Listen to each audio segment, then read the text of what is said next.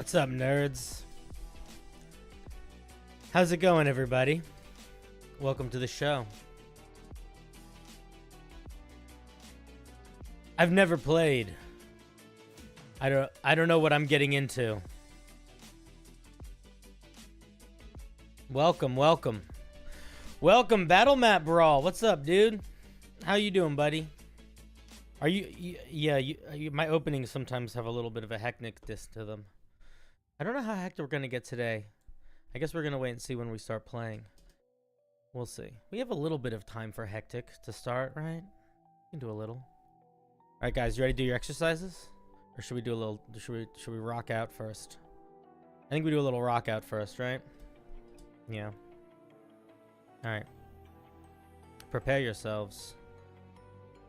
Get a little exercise in. Battle Map Brawl is a very cool creator. If you guys don't follow them, you should follow them.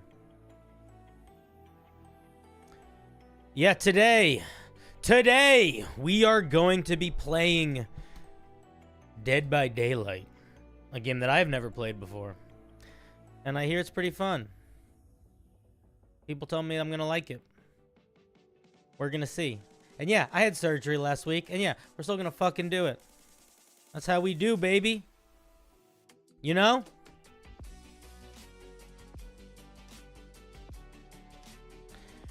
We don't stop, can't stop, won't stop. And we're going to make it through. We're going to kill all the people. Or survive. Or whatever the goal of the game is. That's what we're going to do. Together. Forever. Okay? Okay? Alright, we gotta calm down a little bit here. Oh, good. The music's over. Perfect timing. I didn't even do that timing on purpose. That was an accidental timing. How am I doing that? If you want to hit me up and I'll tell you. It's very easy. It's just fucking around in OBS. It's surprisingly easy. It just takes a little bit of time. Oh my god. Okay, guys, so here's the deal. We're playing Dead by Daylight today. I've never played it before. I don't really know what the game even is. I understand the concept that you are playing like the teenagers in a slasher movie and you're trying to survive the night, but I don't know like anything else. I know that somebody plays the monster and there's different monsters and maybe I'm assuming they have different powers. I don't know. So basically, you guys have to tell me what this fucking game is before we start. What's the deal? We gotta learn fast. Never played it. Zombies, though. Okay, so we know that there might be zombies. There's a tutorial. We don't do tutorials, temporary name. Ash is one of the survivors. Groovy. The tutorial will show you. The tutorial won't do anything. I skipped it. I decided I'm not going to do the tutorial. We don't need tutorials. I got my little scissors that can become 2 little knives. So I'm ready to be a slasher if I need to. Or to defend myself. I have a water bottle for drinking. All the characters, including the killers, are in the entity's realm, essentially competing in trials. Click flashlights. Okay, we're gonna click flashlights. What else do we need to do? This is the kind of advice I need. I shouldn't do the tutorial. Okay, good. I was planning on it. The killers can be anything, really, so don't be surprised if you see Resident Evil characters, Ash, Michael Myers. Okay, I'm not afraid of monsters. I love monsters. There's a big spider god. All right, that's cool. 4 players against 1 killer. The killer can't be stopped no matter what. You can use a torch to blind them. Okay, there's 5 generators. Repairing all makes 2 exit doors open. Okay, so we got to run around and we got to repair stuff. And then we got to get out. Okay, we got to run. We have to not die. It's hard. Great advice. Hide. Okay, we're gonna do a lot of hiding. Oh, I'm hitting buttons on my computer. I'm not intending to. I have to do tutorial or I can't play. I just clicked skip it. I just clicked exit. I clicked exit tutorial and then I was in the game. It's definitely not forced. If it is forced, there's going to be egg on my face when we start playing. Have I seen Barbarian? Yes, it's fun. It's a good movie. When you play a survivor, your goal is to turn on 4 generators. Okay, yeah, so are there a difference between the survivors? Or are they all the same? Like, do they feel mechanically different? Just run if the killer finds you and try to outmaneuver them. Okay, okay. All killers have unique abilities. The Nemesis is the only killer that make the map spawn a zombie. Okay. They have different perks, yeah. All right, what perks do they have? Which one do I want to play? You guys know me. Which one do I want to be? Which is the survivor for me? Or should I just roll with the punches and not worry about it?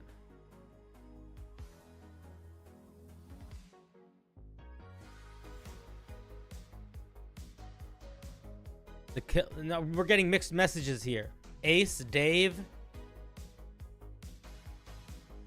Meg, roll with the punches. All right, I'm getting a lot of good advice. You only have the trapper to start with as a killer. I would say Dave or Ace or Meg. Oh, I thought the survivors were the same. My bad. I forgive you. You don't know the game.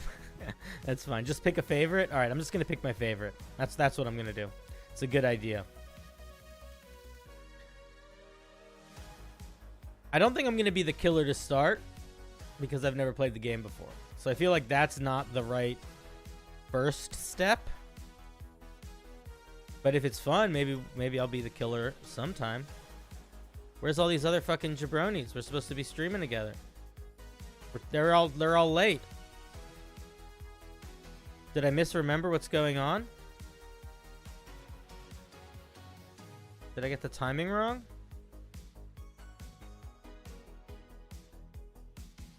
No, I didn't get the timing wrong. They're just all late. Oh, here comes Delta.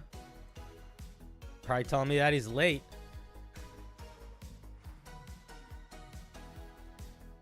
All right. The starter killers are the Trapper, the Witch, the Doctor, the Mandarin, and the Hunter. Also the Wraith. They dip you. Survivors technically are the same when you get high level. Okay. You can buy killers, though, so don't worry. I'm not going to buy anything right now. I already bought the game. What was the kind of the game sort of like? Not this one, was Evolving Monsters. Oh, that game was called Evolve. That game was fun. I was sad that game didn't do well. I really liked that game. Aloha, Dark Steel. How's it going, buddy? I don't know what that guy is talking about. There's no such thing as a Mandarin or Witch Killer. I don't know either. Meg Thomas. It's the only survivor that can heal herself without a med kit. I'm not, we'll see. We'll see. I'm not always the healer. I'm not always a self-healer. I'm often a self-dyer. If you're being chased, chuck a pallet down to block their path or stun them with good timing. Okay. How do you stun them?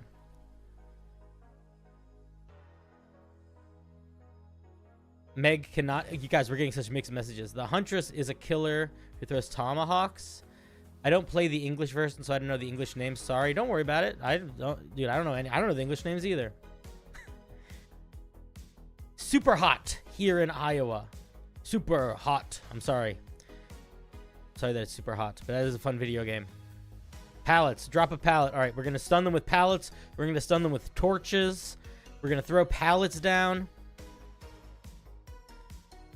If we time it so the pallet drops on them, it stuns them. Is it a... How is the movement? Is it a little slower, sort of like a Dark Souls game, or is it pretty fast? Like when I'm going to do a pallet drop, what's the deal? It's fast? It's pretty smooth? Okay. You want to see flashlight save first game? I don't even know what a flashlight save means. So I am not, I'm not sure if I'm going to accomplish that. But okay, so we're not doing like timed slow movement. 1 hour? We're not starting at 5?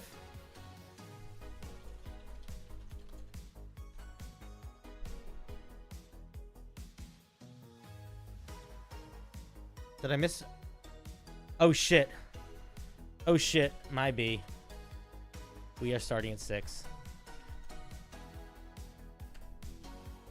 I dumb. My bad! Alright, guys. We got a little bit of time to hang out. We got a little bit of time to hang out. We're not starting the game till 6. But that's fine. That's fine.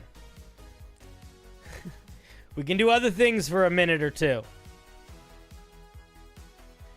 We could do speed brewing if you guys wanted. The hour's enough time to play the tutorial? When's Zach coming to play? I don't fucking know, man. He's been busy. He's gonna come hang out soon. He's gonna come out, hang out soon. I could do some matches to get the gist of the game. Okay, I'm gonna leave it up to you guys. I'm happy to do whatever for this next hour. So let's do a little poll. What to do? Do we want to do some like homebrew reviewing from the wheel? Do we want to do practice the game, or do we want to do? What was the other thing? Speed brewing. All right. What do you guys want to do? Vote. Decide. You guys can pick.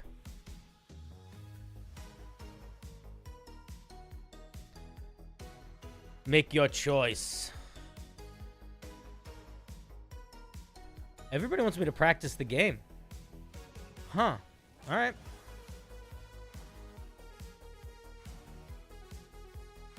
All right, I guess we'll practice the game.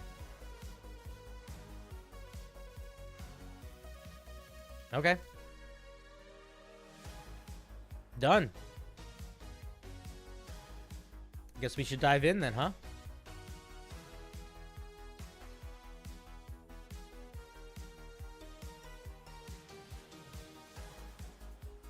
Boom! Let's change the music. Okay, is my camera in a good space where it should be?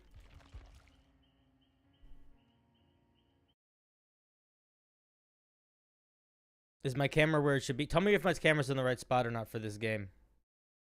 I'll move it where it needs to go. It's good? It's an okay space? Okay, cool. Alright, yeah, we're gonna just fucking dive in then, I guess.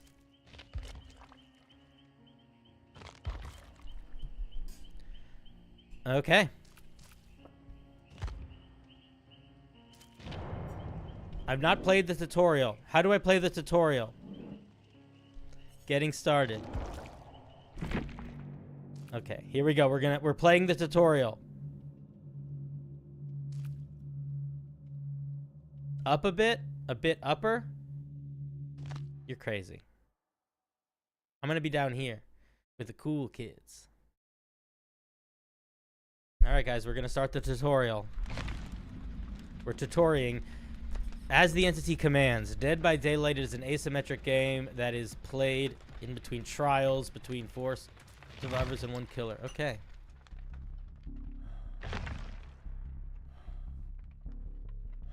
Do I know Magic the Gathering? I used to play it, but I haven't played Magic in years. As a survivor, you must hide from the killer while repairing generators to power exit gates. This tutorial will teach you the basics needed to escape and survive alive. Okay. Look at me. I'm a handsome fella. I look a little tired. Why can't I see my face?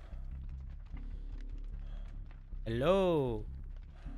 Okay. I can walk. I can run. Can I run forever? Scratch marks. When you run, you leave scratch marks that are only visible to the killer. Walk or crouch to prevent scratch marks. Okay. Vaults can be performed faster while running, but can alert the killer to your location. Go to the window. Okay, we're going to the window. Here we go, guys. Doing a slow vault. Oh, I left some cracks. Go to the generator, and to repair it, click. Skill checks. Tap the skill check button when the pointer passes over the success zone. Hitting the solid part adds bonus progress, but failing the skill check removes some of the progress and notifies the goal. Okay, we'll figure it out. Okay, we're repairing. We're repairing. Oh fuck, did I break? I messed up. We're repairing. Where's the skill check zone? I missed the thing.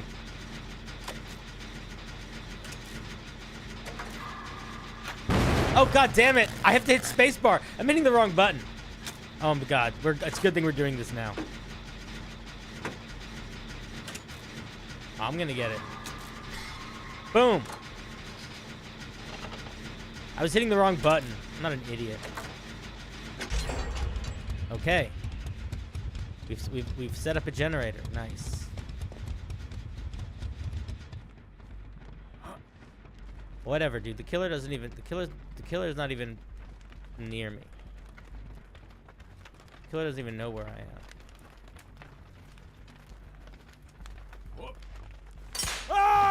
Oh fuck. I've been caught in the trapper's bear trap. Each killer has unique power that you must learn to avoid. Okay.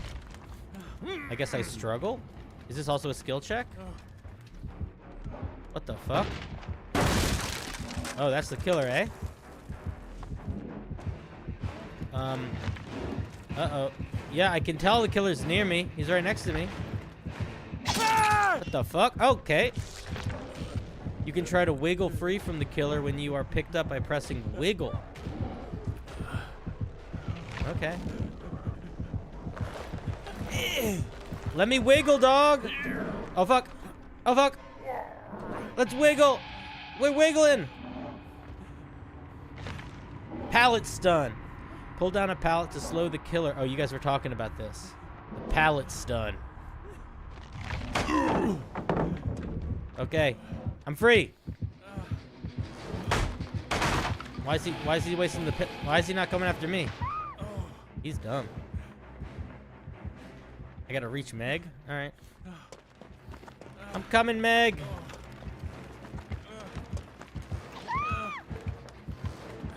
I'm pulling down a pallet.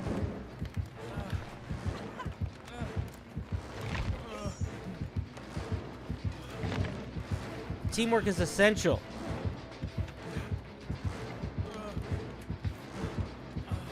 Teamwork is essential. Teamwork is an essential part of the game. Okay, guys, we have teamwork, and it's going to be essential. You need to unhook survivors when they have been hooked by the killer. Hey, Blaine, what's up, buddy?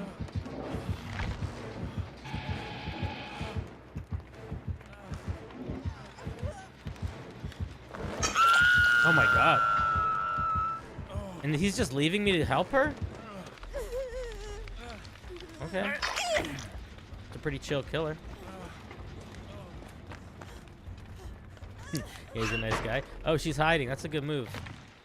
Lockers are a good place to hide, but be careful you aren't seen going in. Okay. Where's the fucking locker? Don't run. You leave spikes or something. Okay, we're hiding. We're hidden. Oh shit. You didn't see me come in here. Oh, you did. Hey, buddy. Walk whenever you get in a locker or it makes noises. Oh, okay. I've been oh my god. Okay, you can try to escape from the hook on our own, but it's very hard to do. Okay, I shouldn't attempt to do this normally. I failed. Alright, I'm gonna wait for Meg.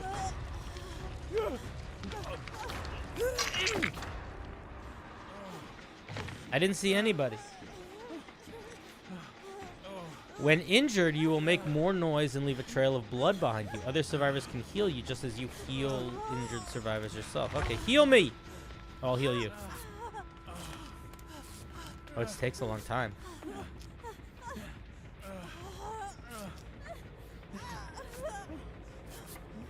Oh my god, it really takes a long time.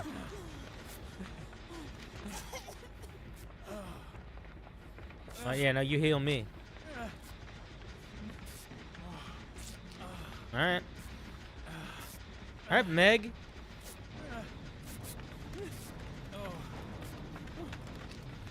You're thinking about getting this game? I'm thinking about getting it too. Teamwork. As a survivor, teamwork is crucial. We talked about this already. Working with others helps speed up the generator. Okay. Where'd you go, Meg? Where's the final generator? Oh, it's right here. Alright, let's repair it. Oh, fuck. I fucked up. I forgot I have to hit a button. I'm sorry. Oh, God. This is going to be so bad. The skill check is kind of a jump scare. Healing also has skill checks. Oh, God. This is going to be bad. Once enough generators are repaired, you can open the exit gate and escape the trial. The killer's not going to come back. They don't know where we are.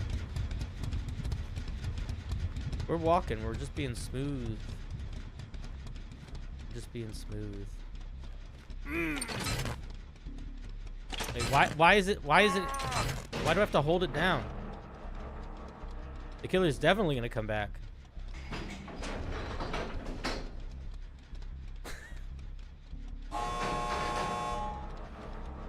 Okay, here we go. I don't see any killer. End game collapse. End game collapse is triggered once the gate is opened by a survivor or the hatch is closed by the killer. Escape the trial time before time is up. Otherwise, you'll be killed. Alright, do we just walk through the door? Why am I still standing here? What the fuck is that?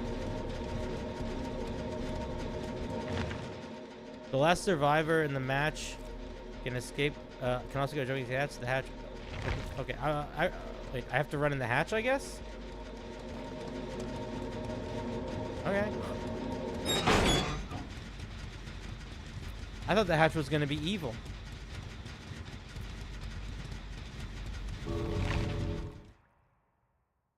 Did I win this? I win the tutorial?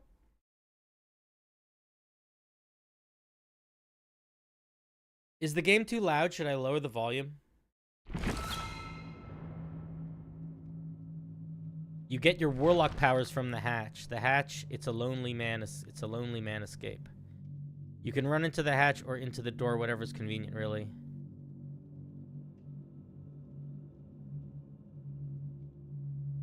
It does look evil. The volume's good. The noise, the sound's not too loud of the video game. Oh, I got you. Okay. Should we try the killer tutorial? Yeah, for sure.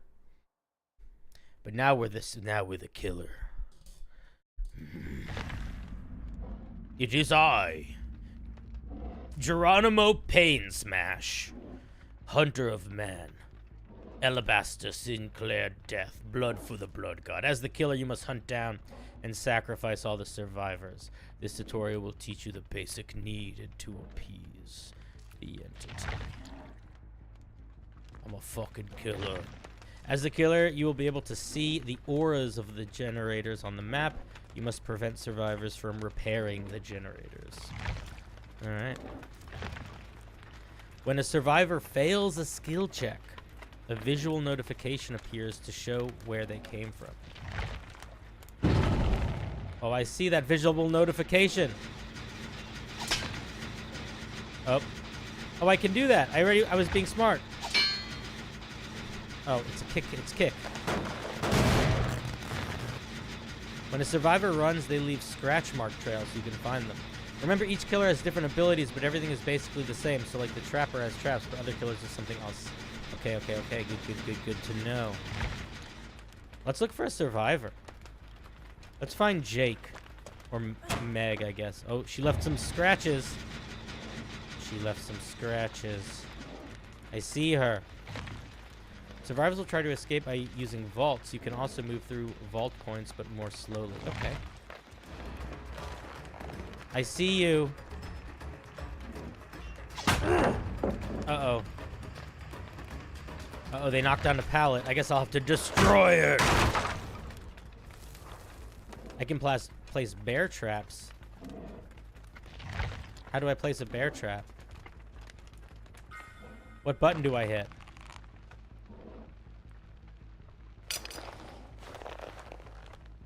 Oh, I guess I have to hold it. You gotta hold everything in this game.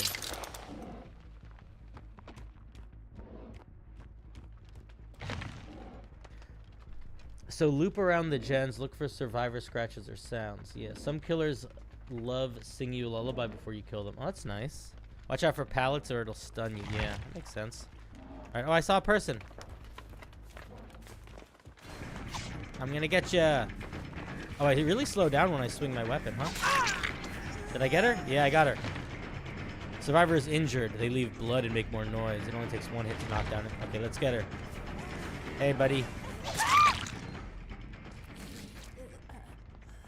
Pick them up, carry them to a sacrifice hook. All right, come here. Hey, dude, what's up? Let's go to a sacrifice hook.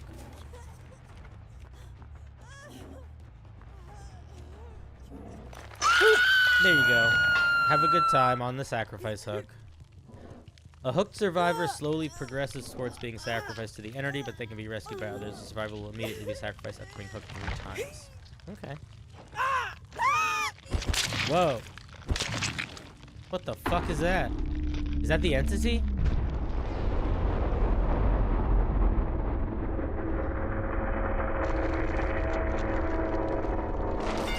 What the fuck? Click M1 for a quick swing that doesn't go far, or M1 for a lunge that goes farther but longer cooldown. I think you mean something different there.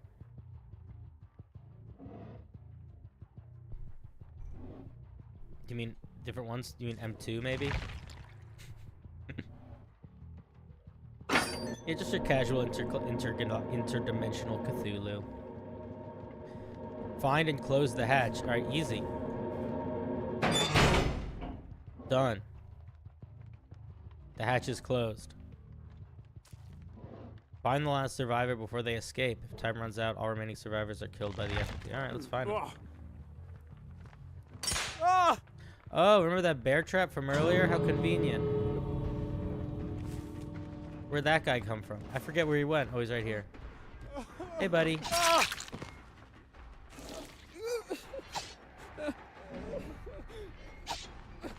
Why can't I just pick him up?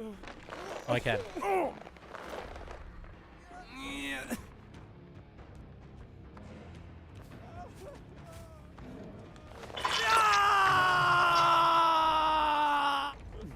Quick press is quick slice, long press is lunging slice. Okay, cool.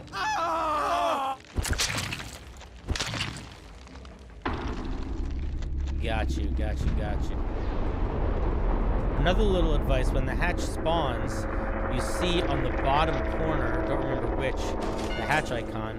When in proximity of it, you hear a particular sound. Okay. Alright, I think I know how to play the game now. Feel like I've mastered it. Yeah, this is the tutorial. I've never played before. But now I'm a master. Now I know how to play it really well. I'm probably the best person at it now. So, you know, things to think about.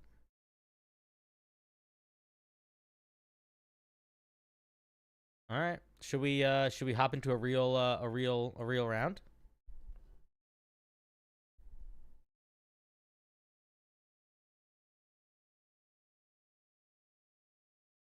All right, let's do a real one.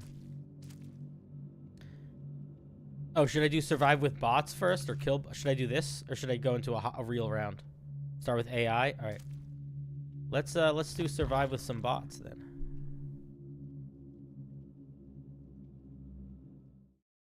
So I'd start with bots so I don't die immediately. I might die immediately either way. That's very likely to happen. Don't lose to bots. I'll lose to whoever I want to lose to. Thank you very much. Free country. America. So, you know. You're not my boss. You're not in charge of me. If you lose, you get a free surgical. A free survivor. I want to get a free surgical. Give me one of those.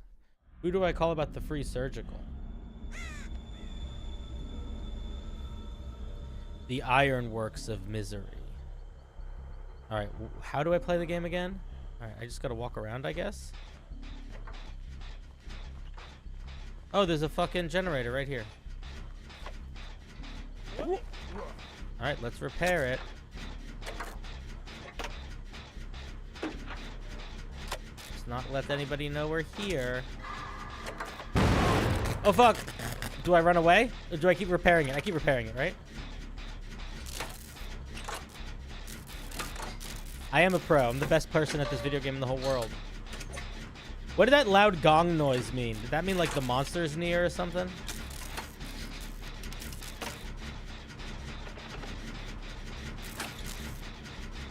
I don't see a killer. I think we're chilling. I think we're good. I think we got it. Definitely no killer coming. Oh, fuck. I fucked up so hard. Okay, it's fine. It's fine. It's fine. Oh, my God. I'm so bad at this.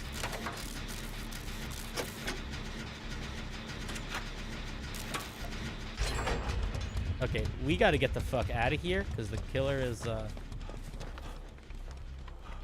definitely knows that we're here.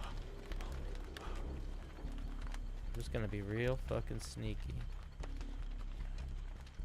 What if I just hide for a minute?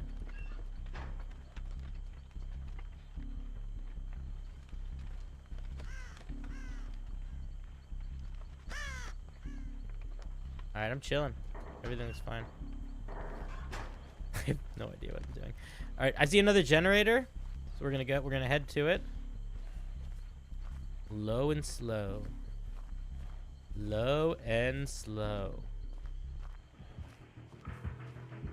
Oh fuck. Can he see me? Yes, he can. Okay, here we go. Oh, okay, here we go. Oh, there's not anything there. Okay, we're going this way. We're gonna go this way. This is just the generator. Let's go up here. He can't climb, right? Oh, he can climb. Here we go. Where's the pallet? These all look like they should be pallets. Wait, is he not following me anymore?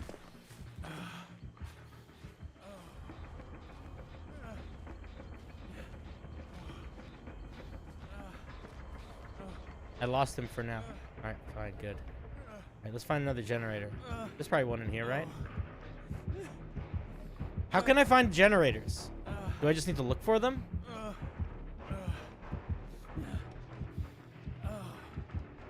I still hear my heartbeat really loud. Oh, that is the killer! Run away! Where's the pallet? Oh, God. Oh, God. Pallet! Fuck you, bitch!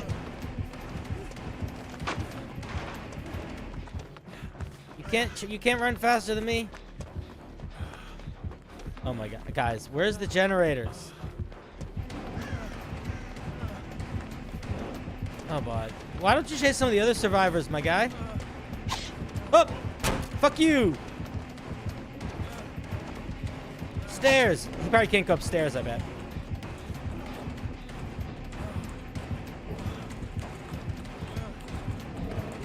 Oh fuck!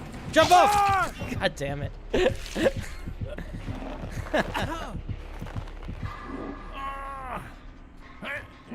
I'm gonna escape this.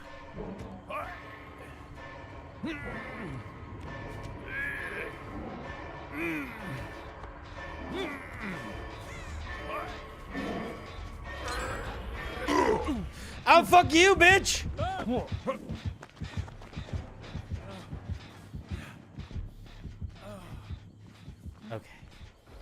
Okay, we're good. We're good, we're good, we're good, we're good, we're good. Where's another survivor? Okay, yeah, that generator's on. I see lights. I'm gonna head towards these lights. I'm killing it? I'm doing well? Hey, buddy. Heal me. Did you turn that generator on all by yourself? Oh, Meg, you're such a buddy. I was giving you a hard time earlier. I apologize. Do you need medicine? How do I tell? You're just running. All right. I guess I'll just follow you. Should have let the AI lead me. Why are you running? We're leaving spikes when we run. The fuck was that? Oh, he broke the generator.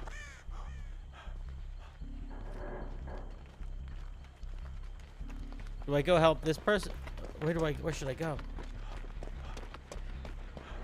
I'm gonna go to the generator he broke. I love your channel, Gongzula. Look for the unlit lights. Okay. I'm looking for unlit lights. Oh, that meant the generator was done? Oh. Pfft. All right, well, that's good to know. All right, let's go. I see lights that are unlit. I see no killer around. What is that? What does that mean?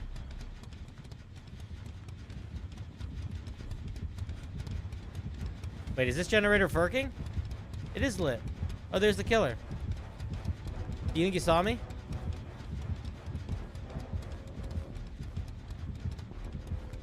Gates are open now. I have to escape. Alright, how do I escape? Look at this person. He doesn't see me. Oh, fuck, he sees me! Let's fucking get out of here! Where's the gate? Where's the gate? Where's the gate? Where's the gate? Where's the gate? Where's the gate? Fuck you! Look at that! Did you guys see that maneuver? I'm sick! I'm nasty! Gongzula! Thank you for the 2. Where's the gate? Oh, he can't fucking get past me, dude.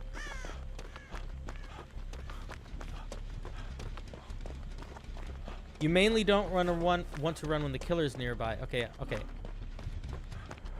Okay, where's the gate? Is that the gate? I'm not turning. I'll never turn. Behind me?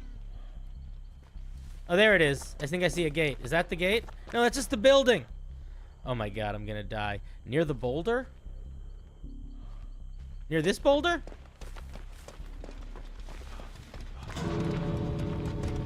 Oh, hi. Alright, I'm gonna lose. I don't know where the fucking gate is. Wall.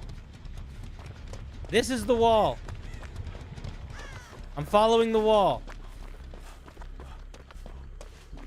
Behold the wall. It will guide me. I'm looping the border, guys. Hey, buddy. You can't fucking... I'm not even afraid of you anymore. I can vault like a motherfucker. I cannot put the... I can't put the killer in a chokehold. You're lying.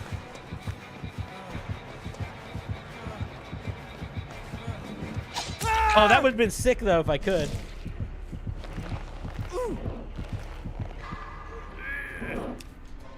It's okay. I'm going to escape, guys. I'm an athlete. We've established this. Oh, god damn it. I'm not an athlete. He got there too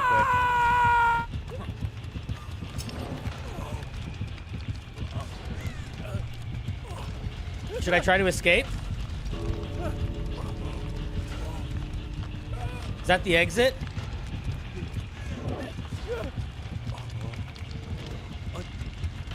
But no, I don't have any allies here. I could try to escape, but everyone's telling me I shouldn't. I'm gonna wait till the last minute, because there's the exit. Help me! There's an ally. I see the ally. Oh, they're gone. What the fuck? Oh, it got me. I thought I had more time.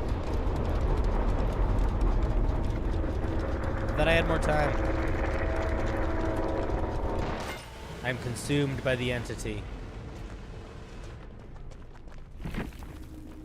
Alright. 4% success rate. So you're saying there's a chance.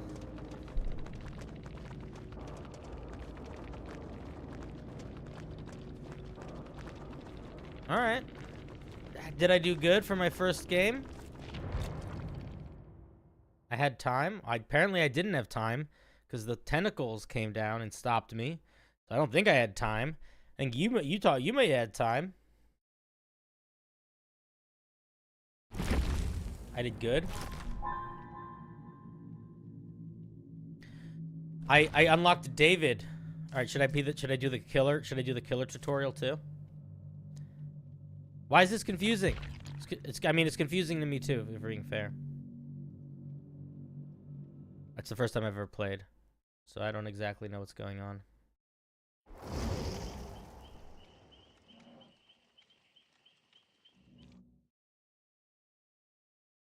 I'm gonna burp soon. Excuse me. All right, I don't exactly remember what we do as the killer. We just have to kill everyone, right? Just walk around and kill everybody. We can do that. Blaine, they're joining us at 6. I got the timing wrong. I fucked up. We are starting at 6. But that's okay. It gives us a little time to practice, so I'm going to be really good at the game by the time we play together. All right. Okay, I'm a killer. Killer. I kill. It's my moves, my lifestyle. Let's set a trap. Can I set all of these traps? Can I have like a lot of traps at the same time?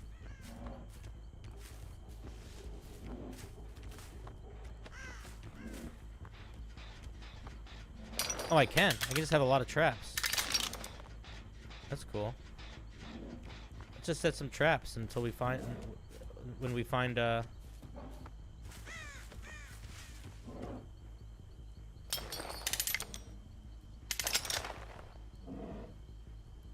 Focus on finding the survivors? Okay, fine.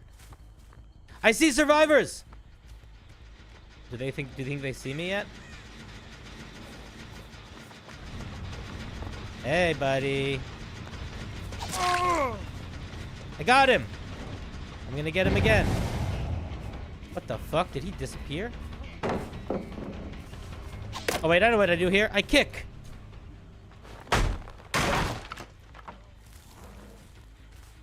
Where'd he go? Where's the blood trail? I was told there'd be a blood trail. I hear sadness. Wait, there he is! Oh, you son of a bitch. I'm coming for you. Oh, I see so many.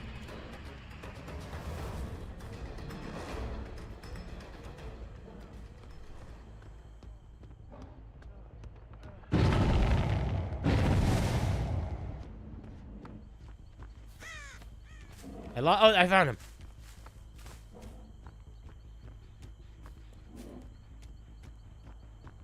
I see spikies. You see them?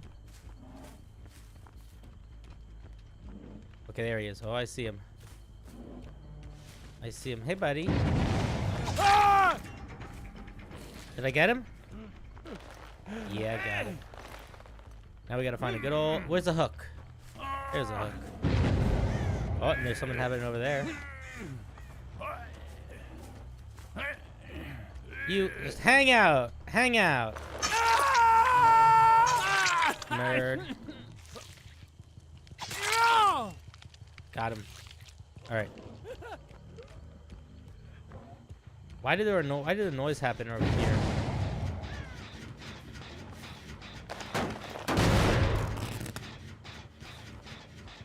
Damaged.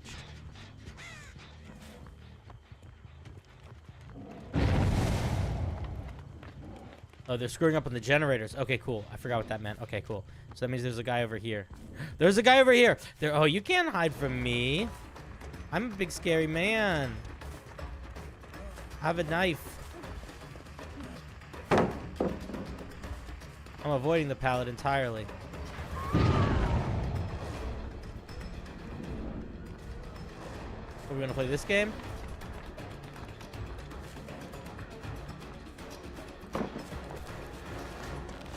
Fine, I'll destroy your fucking pallet. Oh, they're quick. They're quick, the guys, the humans.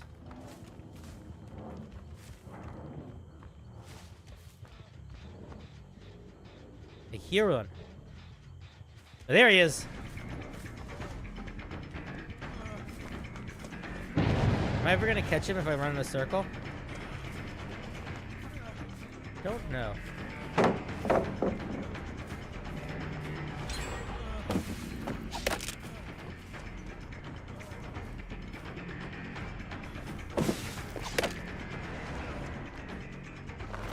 The main survivor tactic is looping. Okay, good to know. Well, he looped his way out of my vision. I don't hear him either.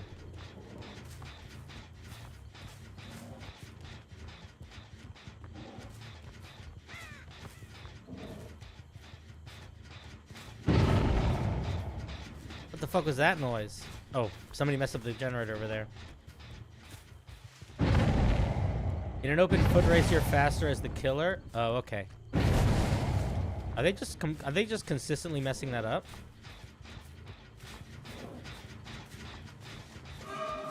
Open foot race? That's sort of what this feels like right now. Gotcha!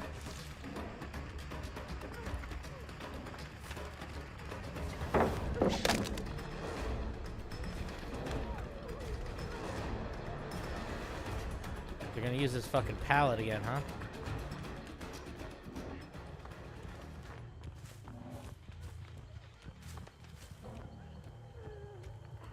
What's up, lady?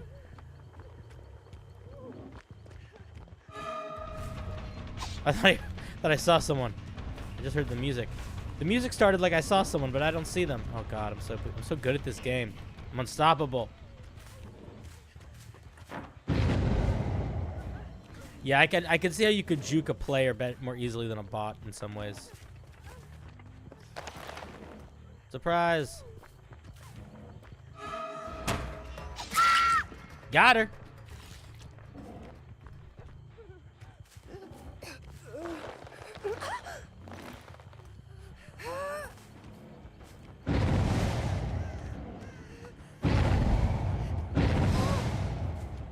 Put you up here.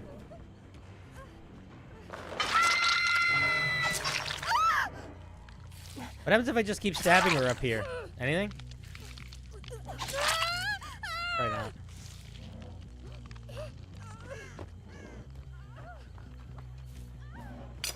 Just set a trap.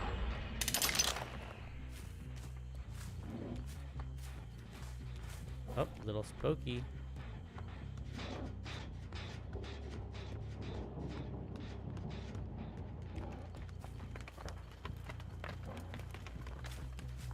Do I hear? Oh, I see someone!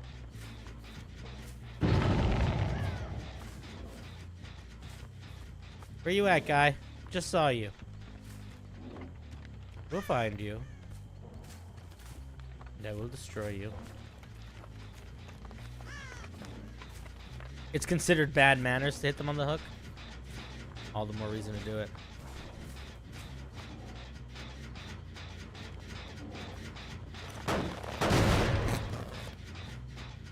Does damaging it do anything?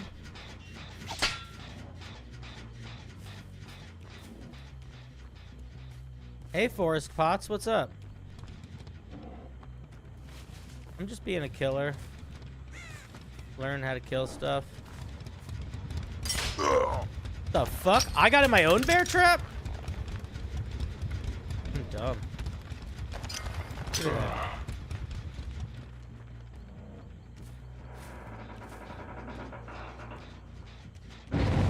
Oh, there they are.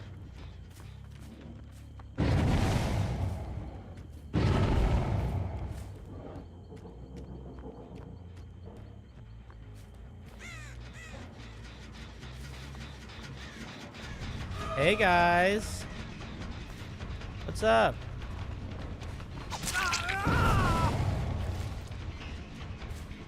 What's up, dude? You gonna use this thing probably? Not anymore. Where'd you go, buddy?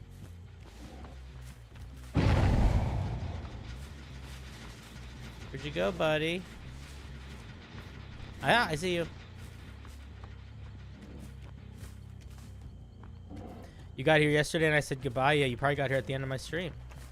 I hadn't even started. I had finished. Hey, dude, what's up?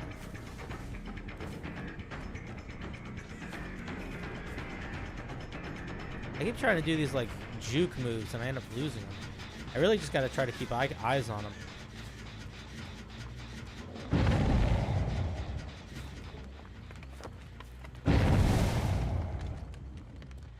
All right, here we go. We're gonna get him now. Hey, dude. Hey, dude. Hey, dude. Hey, dude. Hey, dude. Hey, dude. Hey, dude. Hey, dude. Hey, dude.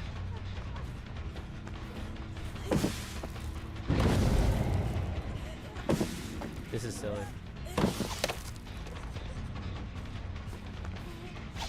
There we go. Got it. Hey, buddy. No, I don't. Pick her up. Pick her up. Why can't I pick her up? Pick her up. There we go. Bots are literally loop god. That's okay. It's good practice.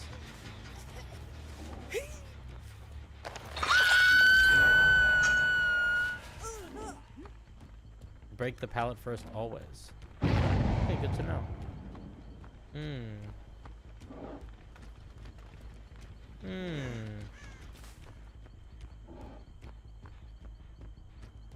Maybe that was too far a direction to go.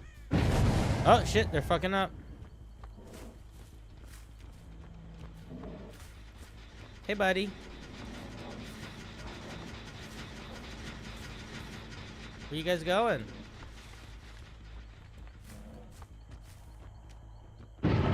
Hey, buddy, where you going? Hey, buddy.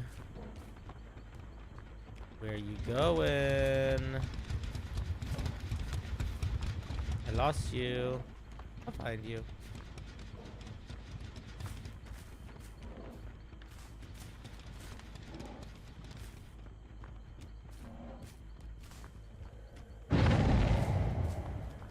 I'm probably going to be doing this till like 8 or 9. And then we'll be doing homebrew. Oh, here we go. Everybody's messing stuff up. Hey, guys. Hey, how's it going?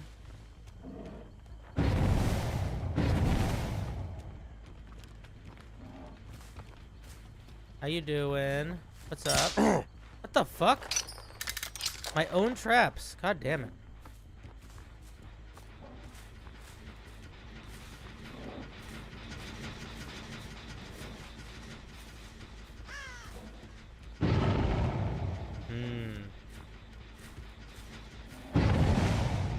I'm colorblind. The red's hard to see.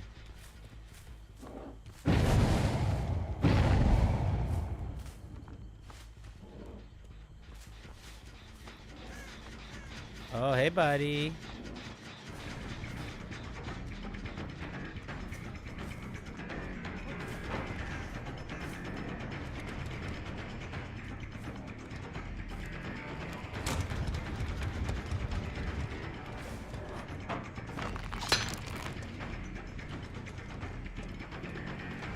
Hey, buddy.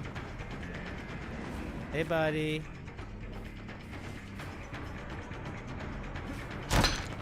I thought I got him. Hey, buddy. Oh! Ah! There we go. You're not as good at me at the vault game, buddy. I'm the vault master.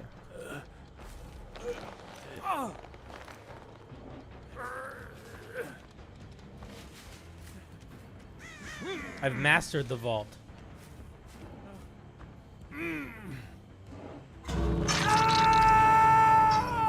Alright, the entity. What does that mean? What do I have to do? What's happening? How much time do I don't know. Oh, the entity's here. Hey, buddy. There's now a time limit, right? The gates are open. What does that mean? What do I have to do? I have to, like, get them before they get to the gate? Oh, I see them. Alright.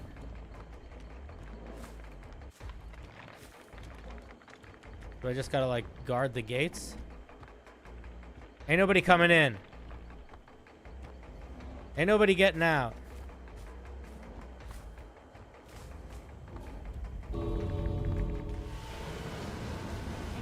I'm not sure what happened there. There's 2 gates. Oh.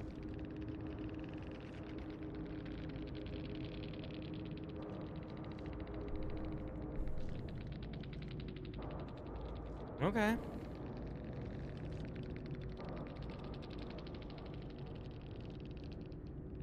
Yeah. See, if there's 2 gates, they can just come to another one. All right.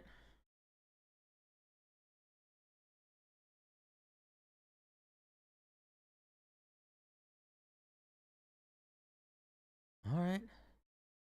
Should we try oh, I got a new guy.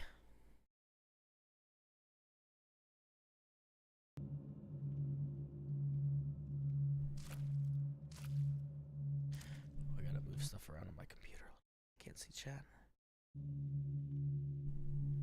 Scroll up in the chat a little. Why? Hit the generators that are loud. Kill the pallet right away. Head for the generator fails. Turn on colorblind mode. Is colorblind mode an option?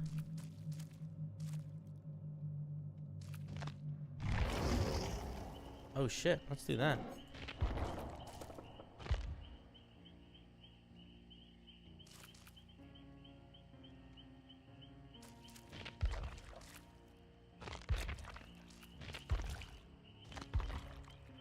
I think that'll be what I need.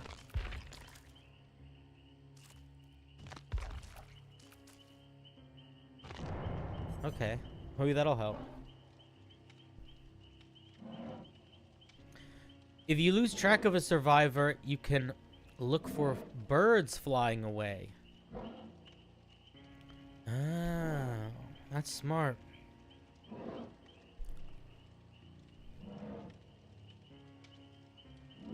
Set the intensity first.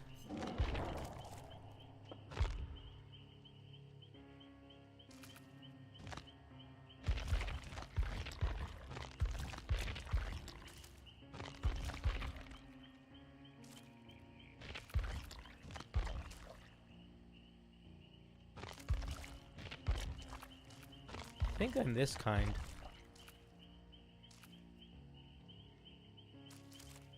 See how that does. Let's see how that feels. Maybe that'll feel good. Yeah, I'm a little bit of a nincompoop, guys. You don't know that about me now. Can't help you. I could make I should make my face a little bigger.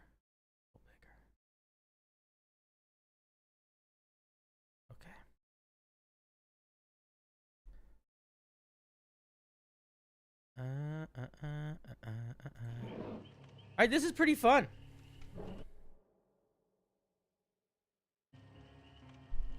The orange blood is also canon in the DBD universe. It's plague funny. The plague is funny. Alright, cool.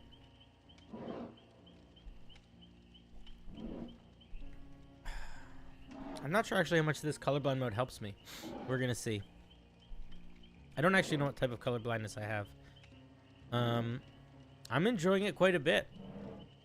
I like I think I'm surprised at how I've enjoyed being a person, like a non-hunter more than a hunter. I thought I would enjoy being the killer more. The killer seems more tedious in a lot of ways.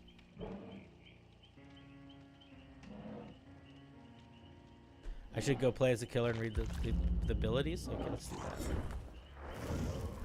Alright, so this is a killer. What is this? Existence? What the fuck? What is this tome?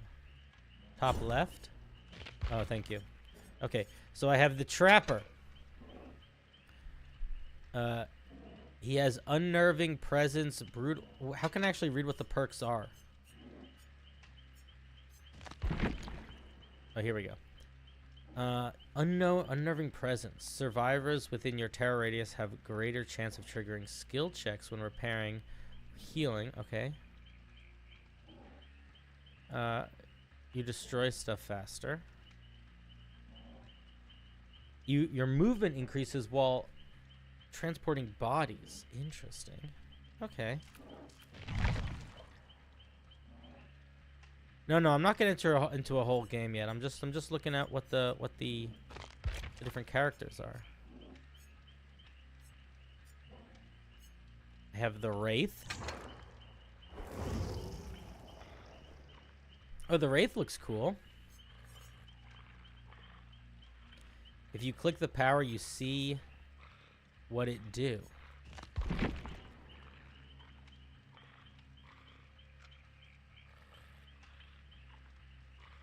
What power? Predator?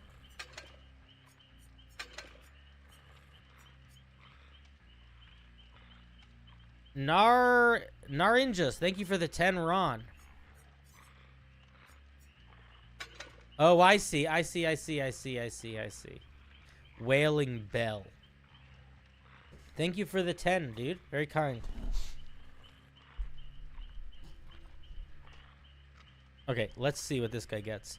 A heavy cast iron bell imbued with ancient powers allows its user to enter and walk the spirit world. Press and hold the power button to cloak. What is the power button? Guess we'll figure it out. And then hold it again to uncloak while granting 1 second burst of speed upon reappearing. And it can be heard. Okay. They increase movement speed, near total invisibility, and the undetectable status. They can't attack while cloaked, but they can interact with objects. That's cool.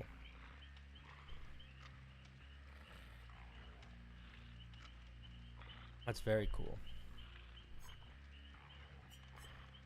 And what else do they get? Fresh blood marks are considerably more discernible.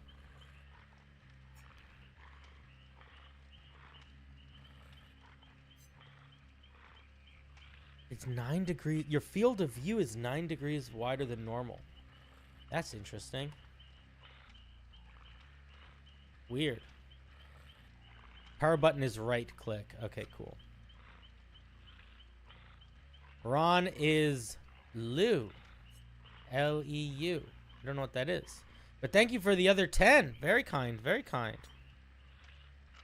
So it's easy to do the attack than ability or vice versa. Gotcha. That makes sense. Okay, the Wraith looks cool. What's this bunny person? Which one? How do I know if I have access to them? Okay, I see. It says available at the Steam shop. So which are the ones that I don't have access to that look cool? I don't think I'm going to buy any. But I'm curious what they are. Doesn't this guy... No, I don't want to buy it right now. Go back. Doesn't that guy look really similar to the other guy? No, stop it. Doesn't that guy look really similar to this guy? The hillbilly? Very similar. This is the Huntress.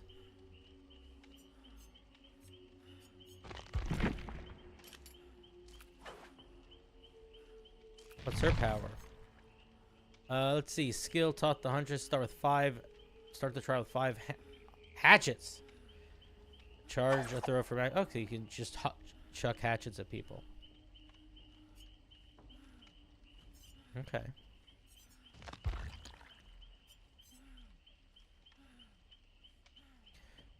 You can count about 4 or 5 Ron for $1. Well, I appreciate all 10 of them, buddy. 20 of them. The nurse is very hard. Why is the nurse very hard?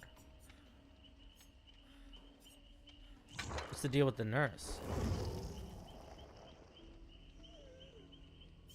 Oh shit, I think we're starting here. I'm gonna grab... One second.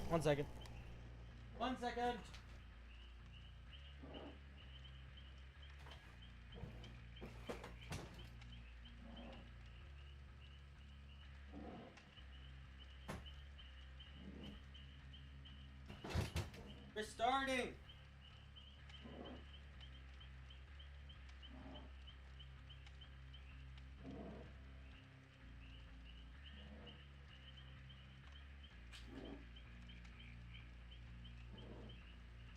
Gotta get in the call. I'm late. I'm late for the call. This game Hello. every day for the past like week. And you never invited me. Hello, hello.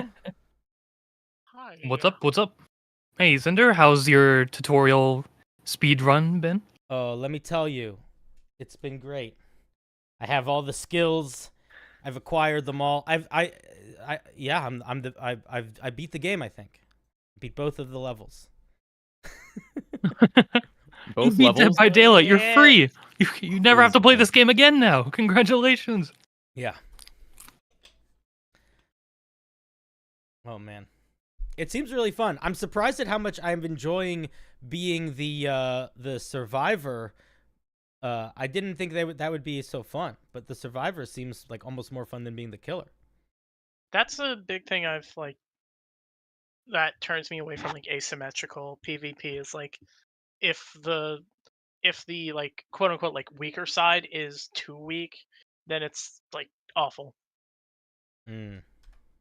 Yeah, DBD is great until it isn't, because you can blame literally any aspect of the game that you want and in a way technically be right. So the more you play, the more nothing becomes your fault. That's usually not true, but you can usually use that excuse. And people will believe you. All right. Like, good. oh, killer is too strong on this map. Oh, item is too powerful. The generators are getting done too quickly. It's very funny.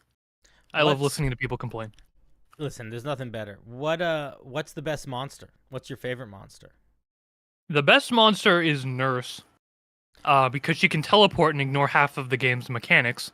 My favorite is probably the Trickster, because that's one of the only killers I bought the DLC for. Which one is the That's- trickster? That's why Steve Harrington is the best survivor. Think like a BTS member, except they wear yellow. That's the Trickster. And they also throw knives. They're pretty cool. Okay, okay. Only thing, all I know is that I opened up this game, I saw it. They gave me a trailer for Nicolas Cage, and I want Wesker. Wait, And have you I never also played want this to game unlock before? Wesker. I've never played Dead by Daylight before. The only This is thing gonna be crazy. is It's gonna be the the best. I'm Friday excited. the 13th game. I played Either that. of you played this game before? Oh no. This is gonna be a weird time. Cinder and Delta haven't played this game before. So yeah, this is gonna be fun. Okay. Give me 2 seconds because I still need to go live. I'm about to. Are we live on Sally's? Yeah, I'm live. Is that cool? I Okay. can deafen you Yeah, guys no, if you want. No, that's not cool. I don't want to be heard on the internet. Oh man. Let my voice be heard. Uh, I will not be silenced. It's also going to be fun because I'm going to ask so many, like, how do you do this? And no one's going to be able to answer me because I'm playing on my PlayStation because it's crossplay and I didn't want to buy it again. No, we're gonna be able to answer you. It's a space bar. You have space bar on PlayStation, right? Uh-oh. Yeah, it's the touchpad.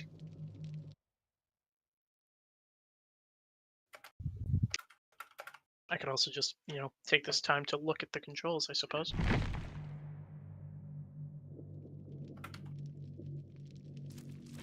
Moving? Oh, that's too difficult.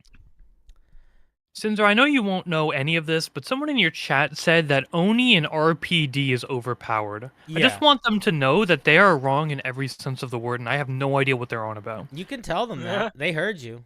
And listen, I don't know who said that, and I don't have feelings about it, so I agree. I'm out of. I mean, I don't want to come off as rude, but I'm just like I wouldn't say that to their face, but yeah. Shit, I forgot I have to have a thumbnail now. That's gonna be my least favorite thing It is about the worst streaming part on of YouTube. It is the worst part of it. You just get, like, art to use as a thumbnail for each one. What? Like, No, I'm just gonna Like a- I'm gonna like use the little default spirit thumbnail. dudes. What? Ah! No. I just I'm gonna use spilled little water spirit on dudes from myself. Spirited Away. That's a No, good Princess idea. Mononoke. That's what they are. It's from Princess Mononoke. Yeah, I've definitely heard of that.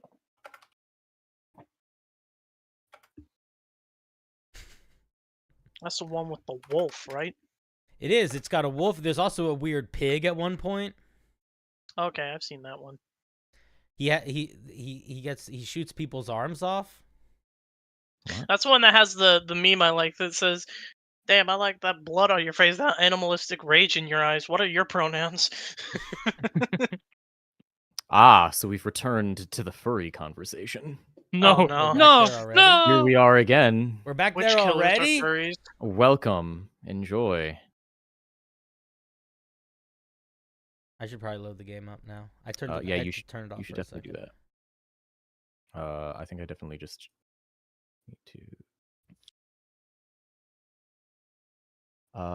I'm gonna hope that this is the correct URL because it might not be. Connection error. What the fuck? Are you guys Yeah, I'm live? getting that too. That's weird. Oh I'm- God. I Did we was just getting that decide- too. servers go That's why I down? turned the game off and back on. Oh! Did we just decide to stream when Steam was doing their updates for their servers? Hey, Are we Oh, those is it? people? It's Tuesday. It's Tuesday. Yep. All Yep. right, team. All right. Beautiful. Let's break out the Killer. backup plan. So, Delta, tell us more about this e-girl furry that you met. Huh? What were their pronouns? What were their pronouns? It just doesn't work. Oh my. We just picked the exact incorrect Yeah, timing. we That's so literally funny. the That's moment so it could have funny. been. We Yeah, we are those people.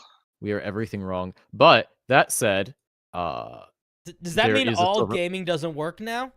yes, because all gaming runs off of Steam. Wow. Beautiful. On Steam for a little bit. It won't be long, Yeah, That's it'll only so take a few funny. minutes. Wait, a few But it minutes. is and very that's fine funny. then. Yeah, I've we'll be never fine. caught a Steam issue like this. I'm always lucky to either be playing single player games or just multiplayer on days other than Tuesday. So I didn't even know major shutdowns like this happened with Steam. Yep, once a week. Hilarious. Ish.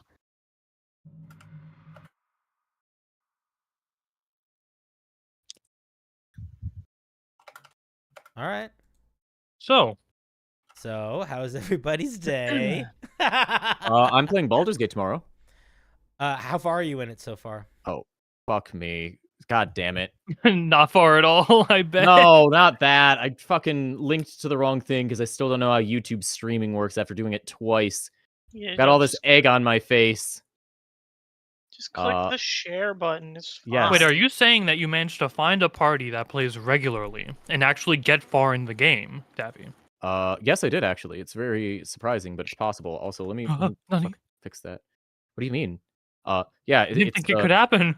see, if it in a perfect world, it could have been you, Blaine. You could have been the one, but I had a group that I thought was going to be consistent, and they're not. oh, Blaine, look at you. How am I supposed to guess which one You- will be and which one won't? You thought that I would abandon you, but it is because you did not believe in me. Your lack of faith disturbs me. My green screen disturbs me right now, though. Holy shit, this is the worst. I need a new camera so fucking bad. What's wrong with your green screen? I don't know. Look at my Greening too channel. hard. Oh, you got some fun stuff going on with your hair. Yeah, look at that. Look Greening- at that. It thinks that I've got green highlights like my Baldur's Gate character. Yeah. It's weird. You know, I never actually checked. If I talk over here, does it is there stereo for the stream? So I talk over here, and I imagine you can hear me a little bit better in one ear. I'm gonna talk over here, and I imagine you can hear me a little bit better in one ear. But I wonder if that's the same thing for the YouTube stream. I don't know. It sounds the same both sides, Yeah, honestly. both- Okay, well both you're sound very lying to me. similar. You're lying. I don't know why you're lying, but you're trying to fib. Was this Unless Discord is doing something to your audio. Yeah, Discord might be doing something. It might. We can That's blame true. it on It could be Discord. compressing it. Yeah. God The damn. monster's too strong Hey. for that level anyway, so it's fine. Recognize that I have hair. Oh my god, it's even doing it to my hands. It's because I'm overexposed. That's really what it is. I think if I turn my light off, maybe it wouldn't do that. Maybe. Yeah. Damn. Look at this connection. I'll be right back. I'm gonna do that. I also want to get. Why this is one Nicolas thing. Cage gonna be in Dead by Daylight? What's going on? Why not? I think you mean Nicolas Cage is in Dead by Daylight. Yeah, he was brought in as one of the survivors. I'm really disappointed because I thought for sure they were going to make him a killer. That I would have was been hop- amazing. It should have been both. Nicolas Cage fights off Nicolas Cage. Give me a second. I'll be right back. Exactly. I don't think anyone would have a problem with that personally. Yeah, imagine having people to play Baldur's Gate 3 with. I will not. Cinder, with the amount of Baldur's Gate 3 stuff you've been talking about in your shorts, I feel like you've been getting pretty far in the game. Dude, I have not. I haven't. I'm my highest level character is level 3. And I have barely scratched the surface of the plot. I just really like the mechanics and this. I don't know. It's really fun. I've gotten into Act 2. The thing is, and it's a lot of fun. Yeah, what I like the most about it is that all of the parts of D&D that I feel like you can't really put in a video game because they require a certain amount of like improv and role play and making stuff up, they have replaced with like very gamey mechanics that are very fun in a game. Like all of the different elemental interactions, throwing stuff, jumping. Oh, it's so good. So good. It's really I can't cool play until the game. enemy does it to me. Oh yeah. I can't play the game on any mode other than easy because my groups like to be a little bit goofy and we're getting punished way too hard in normal. It's very hard. It's a hard game. Silly. It's a silly game. What, DBD? Or No, we're Baldur's talking Gate about 3. Baldur's Gate. Oh no, I decided to immediately pull all of my friends into tactician mode. Yeah, I'm gonna. I've never played the What game. the? Yeah, I'm playing tactician mode. I'm playing it weekly. We're gonna go all the way from start to finish. Blaine, you could have been on the gravy train, but it left the station. I'm sorry. How many party members do you have? Do you already have a full group? Of course I have a full group. No. That was the first thing I did. Dang, what a shame. Dang. Opportunity costs, right, Blaine? Shucks. Eh. Well, I get the pleasure of being able to do things like do work, you know? Work is fun. Work is fun. Work is fun. I'm not working gonna- right now. I love Yeah, I'm- scripting every day. What is your thumbnail from, Jojo? No, it's from It's Yeah, from it's from Princess JoJo. Mononoke. it's from You Princess, weeb. Princess Mononoke. Don't listen. It's from JoJo's. It's from One Piece. It's the One Piece. That's the other anime that everyone talks about that I haven't seen. The One Piece. So I heard that I heard Boruto had a time skip. I jumped off of Naruto somewhere in the middle of the war, which I'm pretty sure most people did, who jumped off and didn't stick around. So I did not pay attention to anything Boruto was doing. But not only are people starting to say that it's actually good, but I guess it had a time skip, and also Naruto was sent into the Shadow Realm, and everybody thinks Boruto did it, and they're all hunting him down. And people are comparing the outfits of teenage versions of Naruto and Boruto. I don't know who Boruto None of- is. Is that none of evil you are- Naruto? oh, Is God. Boruto Yeah, evil Naruto? Yeah, it's like a Mario Wario situation. Okay. It's like a Luigi Waluigi situation. Okay. Wait. Okay. You've got because you've got this person that everybody likes because he's an underdog, and then you have this other one that everybody hates because he's off-putting and weird. But then we've started to grow to like him. We started to get used to him a little. Let us not forget that Davy watches more anime than I do. That's true. I absolutely do. Which is And yet to he say that- pretends not to be a weeb. 100%. I definitely watch more Can't anime let than them- you do. Can't let them know. Mostly because I've seen the anime that you watch, and I would never watch that because I watch a different class of anime. How dare you? Wait. Yaoi. Wait, what defines... Okay, as somebody who doesn't know anything, what defines a different class of anime? Yaoi. The classification. Yaoi. Okay. That's fine. There we go. All right. What is yaoi? That's Oh, literally I'm glad just you asked. Take me down a tunnel. What's the Okay. what's the yaoi? Well, that's Gay? part of it. Gay animated porn. Okay. But doesn't And have that's to be. it. It doesn't have to be animated. Doesn't have to be animated. Also, That's not what I was gonna doesn't- say. doesn't necessarily have to be porn, but it There we is. go. That's what they're there for. Okay, so it's gay animated porn, but it doesn't have to be animated, and it doesn't have to be porn. But it does have to be gay. That's the big bit. Okay. It absolutely has to be gay. If anything, This that's is the most that's the important main part. People will argue what the definition really is. They are looking at older texts. Those texts don't matter anymore. We've moved on. Language has evolved. It just means gay. Okay. All right. Yep. Yeah. I'm glad that you've come into this. I can show you some. Perhaps not the latter two parts. Maybe I can show you some after of the good ones. stream. Maybe after Mhm. stream. I feel like it would distract from the entertainment of I stream. feel like it would be best if I showed it to you, and then you could show it to all of your viewers. But like maybe we could go for what's one of them. There was this one anime from when I was a child that was all of the world nations that fought in World War II personified as like just as just like anime people. And I remember when I was a child, all of those characters would get shipped together, and I'm like, wow, this is a gateway drug. I remember Hitalia because in high school we had an anime club, and we started out. We watched Attack on Titan, and after every like set of Attack on Titan episodes, we would watch an episode of Hitalia. That's such a And weird I'm like- mix. I'm like, Especially man, like Flash. like time zones. You know what anime I watched recently? Because as much I should preface this by saying that despite Blaine's jokes to the contrary, I don't actually watch a lot of anime, mostly because I don't watch a lot of media unless it's usually like a psychological type thing. Or it's 'cause- yaoi. Yeah, or it's yaoi, but that's not when I'm trying to Yep. watch TV. Yep. You're always watching something. So with that said, I found something that like when I watch anime, it's usually because it's already a concept that I like, and not because it is a bunch of people that all look the same but with different shows. So I watched Evangelion recently. Oh. Recently, I know so many people that are getting into Evangelion recently. It boggles my mind. I don't What know is why. what is the quirk with that show? I What's up, got Trigus? tired of Yeah. seeing it on Buddy. Netflix, watching the Shinji stare at me, judging me. Stop giving me those eyes. I mean, I'm gonna get a Evangelion meme in my YouTube every other day, but I'm still not gonna watch it. All of my friends are like, "Yeah, you need to watch this show, but be careful, it'll fuck you up." And like, has it? I- Does it? Not really. So the issue is that it came out in 1990, and it was very good for the time. But it's one of those shows that, while foundational, it holds up. It's just not as interesting because the very cool things it did in 1990 have then been expanded on, and cooler things have come out since. So I did a disservice to myself by waiting 30 years to watch it because shit happened since then. 1990 was 30 years ago. That's crazy. Watch better mecha anime. Watch Gurren Yeah. Lagann.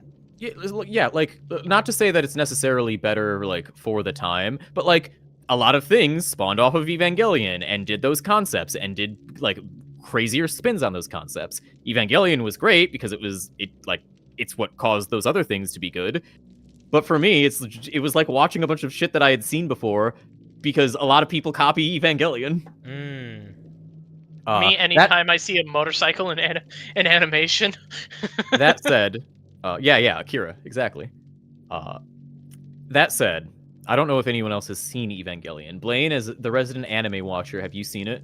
I watched one episode, then in the next episode, I sped it up like ×2, and then the third episode, I started skipping large portions entirely, waiting to see if anything interesting would occur, and then I stopped watching entirely. Yes, if you go into that show expecting it to be an action show, it simply is not. And that is like the thing that confused me the most going in, is like I think they stopped the first episode right before he gets into a fight, and then the very next episode, the fight begins. He gets, like, the main character in his mecha gets, like, one shot, and then it cuts to him in the hospital. You just missed the fight. It just doesn't happen. Loser. I mean, they show it later, but that was my favorite bit, is that you just don't get to see it. It's because they're telling you, hey, this is not a show about robots punching monsters. If you came here to see that, you're done. Loser. Davvy's gonna hate to hear this too, All right. but I was watching somebody else watch Evangelion, they were on like episode like 6 or something probably. And I was listening, and the only thing I remember that I hated so much was how loud the cicadas were, and they wouldn't stop buzzing. God. Are there a lot They of wouldn't cicadas? stop.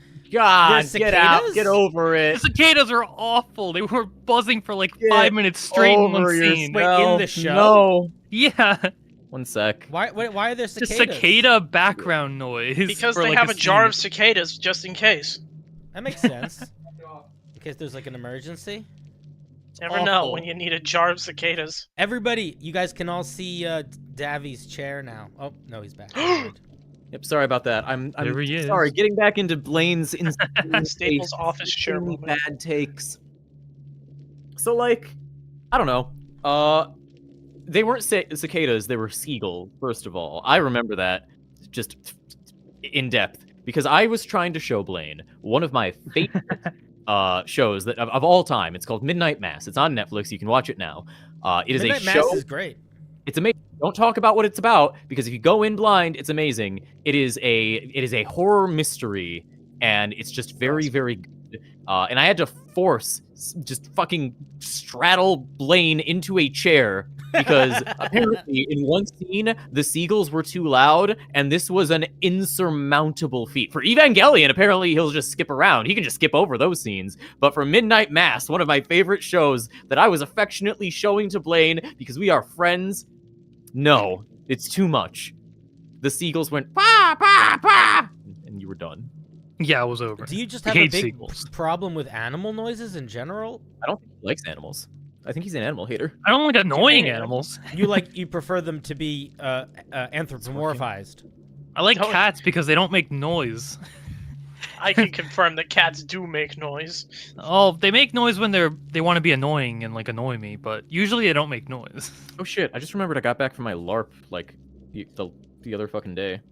Ooh. The only reason I say that is because I like felt something in my pocket. I'm like, what the hell? I don't put anything in my pocket, and then I pulled out like a stack of LARP money. Ooh.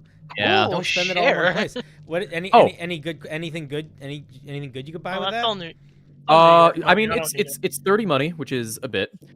So here's the fun thing, Delta. You'll have context for this, but in the world of DR, there are skills you can take, and one of those skills allows you to, at crime meetings, give a fence. A fence is a person, for those of you not in the nomenclature, that takes things and then sells those things illegally. So you can go to a fence and you can give that fence 3 items, up to 3 items, and then that fence will sell them for the amount of money that you have like set for those things, right? I did that. I did that with a thing called fungal flour. It is flour made out of dead people that you put in food to make more food. It's a very skeevy thing. That's why I'm using a fence, so nobody gets to know. That's the whole thing. Either way, I tell this fence, bro, sell for 20 money. I have 3 of them, so I should be getting 60 money or my shit back, because I'll take it back. That's fine. And then I wait the whole day. I wait the entire event, and I don't hear back from him. So I go over to like the staff area, and I'm like, hey, where'd my fence go? And they're like, oh yeah, none of your stuff sold. And I'm like, okay, that's fine. Where's my stuff? And they're like, yeah, it's somewhere in here. I think it's over in like a different area of the staff land. And I'm like, okay, I'll get it later. So the whole trade goes by. The game is over. I meet up with one of the like directors of the game, and I'm like, hey, so I lost some shit. I would like it back, please. And he's like, oh, no. It got bought. It got sold. And I'm like, oh, that's news to me.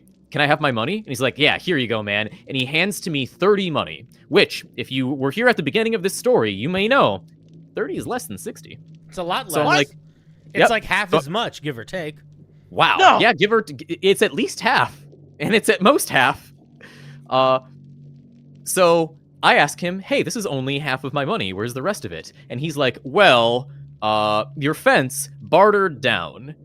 And I said, really? I didn't know that they could do that because this is a skill.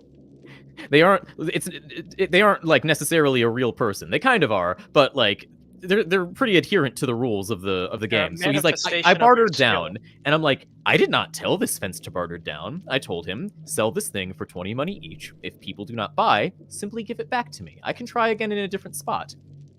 So I'm like, okay, he bartered down. How much? And he's like, 15 per. And I'm like, that's not the worst. You know what? 15 instead of 20. Like, yeah, I'm losing 15 money overall, but like at least I'm getting 45 money. Yeah. And then it hits me. Wait a sec. I didn't get 45 money. You only sold 2 of them. I only got 30. Yeah. So I thought what Delta And that's thought. less I'm than like, 45 by at least correct. 15. Exactly. Wait, so they told you you made more and then gave you less. So this is the thing. No, he didn't make more. He sold each of them for 15 instead of 20. So it was less than what I had wanted, but at least I got something. And so I thought what Delta thought, which was, oh my god, they forgot to sell the last one. Where's my last one? And the guy's like, no, you sold all of them. And I'm like, but I only have 30. And he says, yeah, the fence took a fee. He took like 5 money per thing. What? And I said, really? Is that so?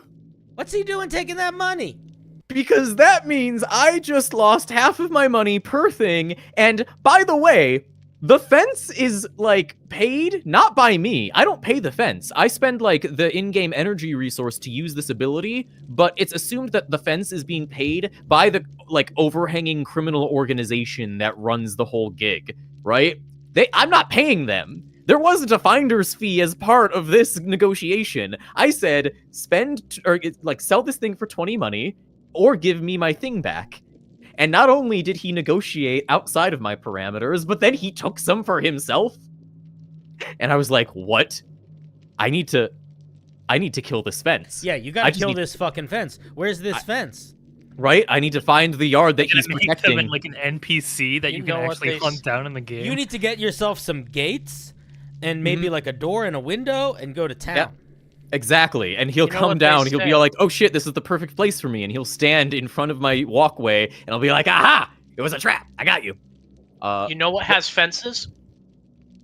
The symbol for the neighborly association. Oh, that makes sense. But Blaine, to answer your question, in the rules of this game, so there's 3 tiers of criminality. The first tier means you can do crime. You're allowed now. It's okay. The second tier is what lets you like hire a fence to sell shit, and the third tier lets you like start missions on your own. So you're a master now. You can start the missions that everybody else is allowed to go on. So if I wanted to, I could cause a fuss by like sending in a mission for the criminals to hunt down the fence that stole my money. I just didn't expect it to happen. It was the very, very end of the game, so I couldn't deal with it in character. I just got handed the money, and I'm like, you know what? This may as well be what happens. This is very silly, and now I have a story. And I have a cautionary tale for anybody who tries to, like, sell to a fence or work through a fence. Always try to make your deals up front. That way you know what you're getting. Yeah. Also, Always wait, why not have a start a plan to kill mission? them. What? Yeah, why not start a mission to hunt this fence down? The reason why is because this particular game wasn't at my home chapter of Michigan. This was in New York, which is 10 hours away. So while I normally am a vindictive character who does not like getting ripped off, I don't want to spend 10 hours worth of real money and gas The to anger get will like fuel you. $15 worth of in-game money. Yeah, It just that's fair. That's fair. Me driving to New York to mug the guy who stole $15 from me, right? that would be the pettiest shit ever. And part of me wants to do it just because like that's funny. But Just so happen to go to New York again. yep, the next time I go to New York, I'm gonna fucking like put in a plot request and I'll say, hey, a while back this fence fucking stole from me. I want my money back. You know what else I want? Dead by Daylight. Can anybody like check their Steam? Oh, yeah, it's I'm up there. checking it right now. Yeah, that's good now. Okay. Oh, it's Ah, good man. now because I've been pressing it and it's not been work. Oh, I need to like rejoin Oh, Steam I was or about to whatever. say- How do I do that? I would say close by Dead by There's Daylight nothing because my more Steam powerful. says I'm online now. No, my Steam says I'm disconnected still, so I've got to fucking Dang. go through Task Manager now. Yeah, and go through tell the it- task manager. shit. It's that Central Standard Time difference. I'm gonna go pee, but I'll be right back. But it looks like Good it's luck. loading for me. I'm gonna try not to miss. You're saying good luck, Yeah. But I as mean, if it's good. a task. You wish your friends safety and piss. You never know what's gonna happen in there. Could get ugly. I say that anytime someone goes to do anything in DR. I'm just What? I'm just Wish your I friends say- safety and piss? no. I say good luck, don't die, no matter what they're doing.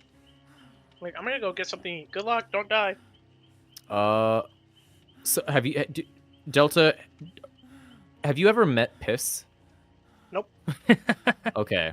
So Piss is an That a organization. character? What the? No, Piss is an organization. It's PISS. It's at the Michigan chapter of my LARP.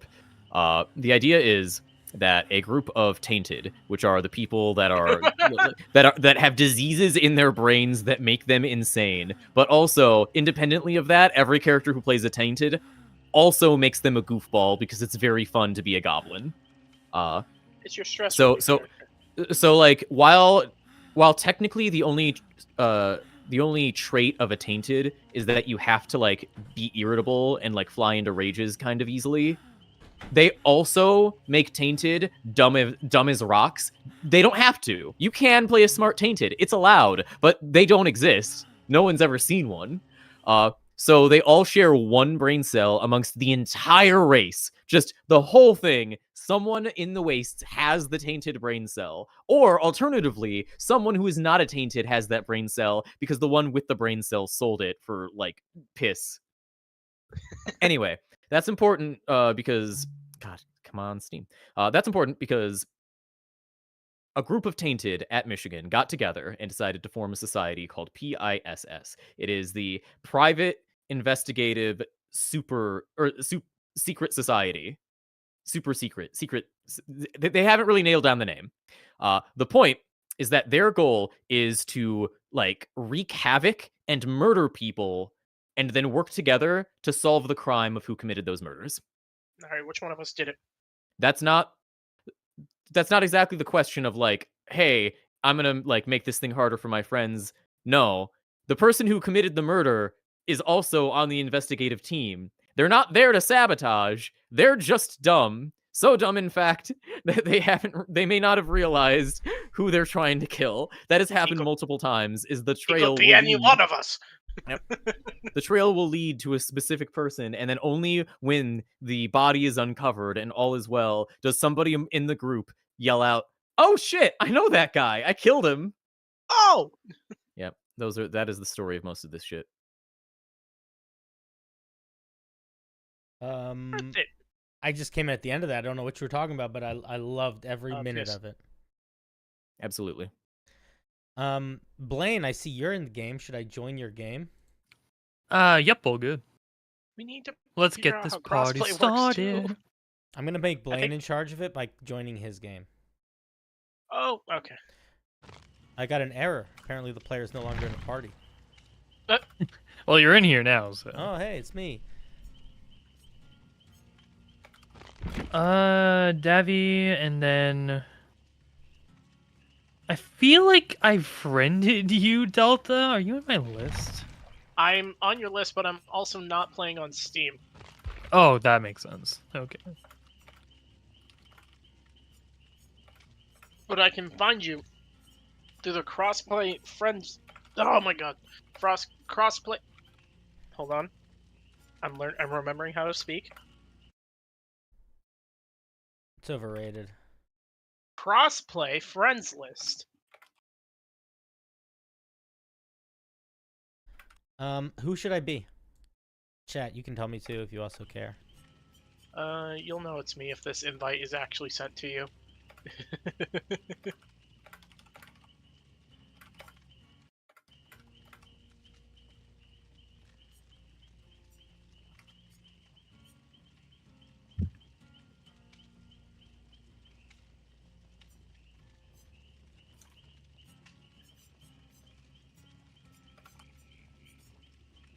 Be Bill? I should be Bill?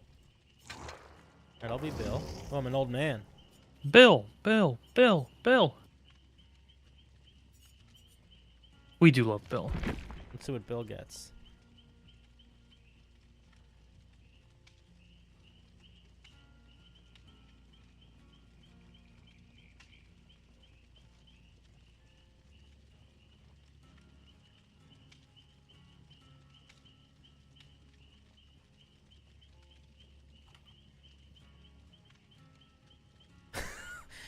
I'm not Bill Nye the Science Guy. I'm just Bill. I'm old man. I'm old man Bill. Please work, DVD.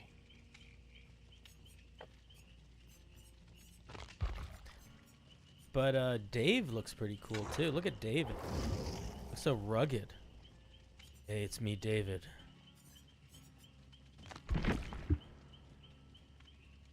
Give me 2 seconds. All right, now what? Bill is extremely loud. Okay, good to know. Same. Wait, were you guys saying Bill because Bill was a bad? I think my chat's trying to fuck me up. Everyone's saying, everyone out there saying Bill is loud. Bill Nye the Science Guy? That's not a. Oh God, I don't want to be a character that can heal themselves. That's who cares? Sounds like cheating.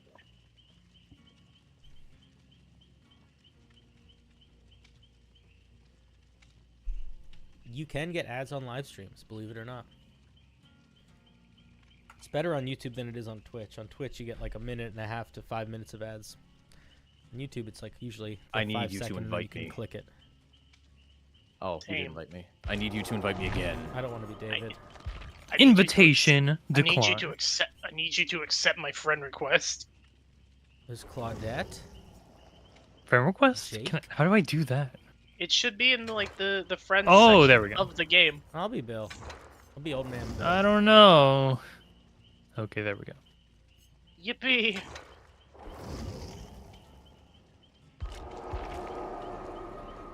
We did it. We're here. Only 40 minutes delayed. No, we're good. It was all a part of the plan. We did exactly Alright, what we're here to do. I'm All No, right, I ready don't up, know. and you can play with your perks later. I've been trying for like What do you mean? 5 minutes to get my I'm Bill. Bill, Bill, Bill. I'm Bill. Dee die. Wait. Can we point out real quickly that we're playing with Delta Heartless? Okay. The explanation for that is funny. You know what's difficult? Trying to get the name Delta on anything online that has So like why a Heartless? So I have a friend who's Who's really Um, into Kingdom Hearts?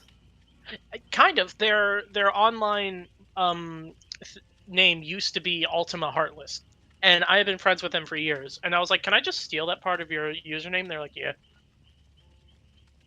and that's it. So now, anytime Delta is taken, I just go Delta_Heartless. Also, I really like dare Kingdom you. Hearts. You do like Kingdom Hearts? Want to talk about the Kingdom Hearts lore? Oh my god, let's talk about Kingdom Hearts lore. Oh my god, let's talk about Kingdom Hearts. Dude, don't you love the part where Roxas was Sora's nobody, but he didn't look like Sora? He instead looked like Get out of Ventus. my head, get out of my head, get out of my head. But not Vanitas, who did look like Sora, but was not Sora's nobody, or Roxas, or Ventus's nobody, or anyone's nobody at all. In fact, he was just a guy who kind of looked like Sora.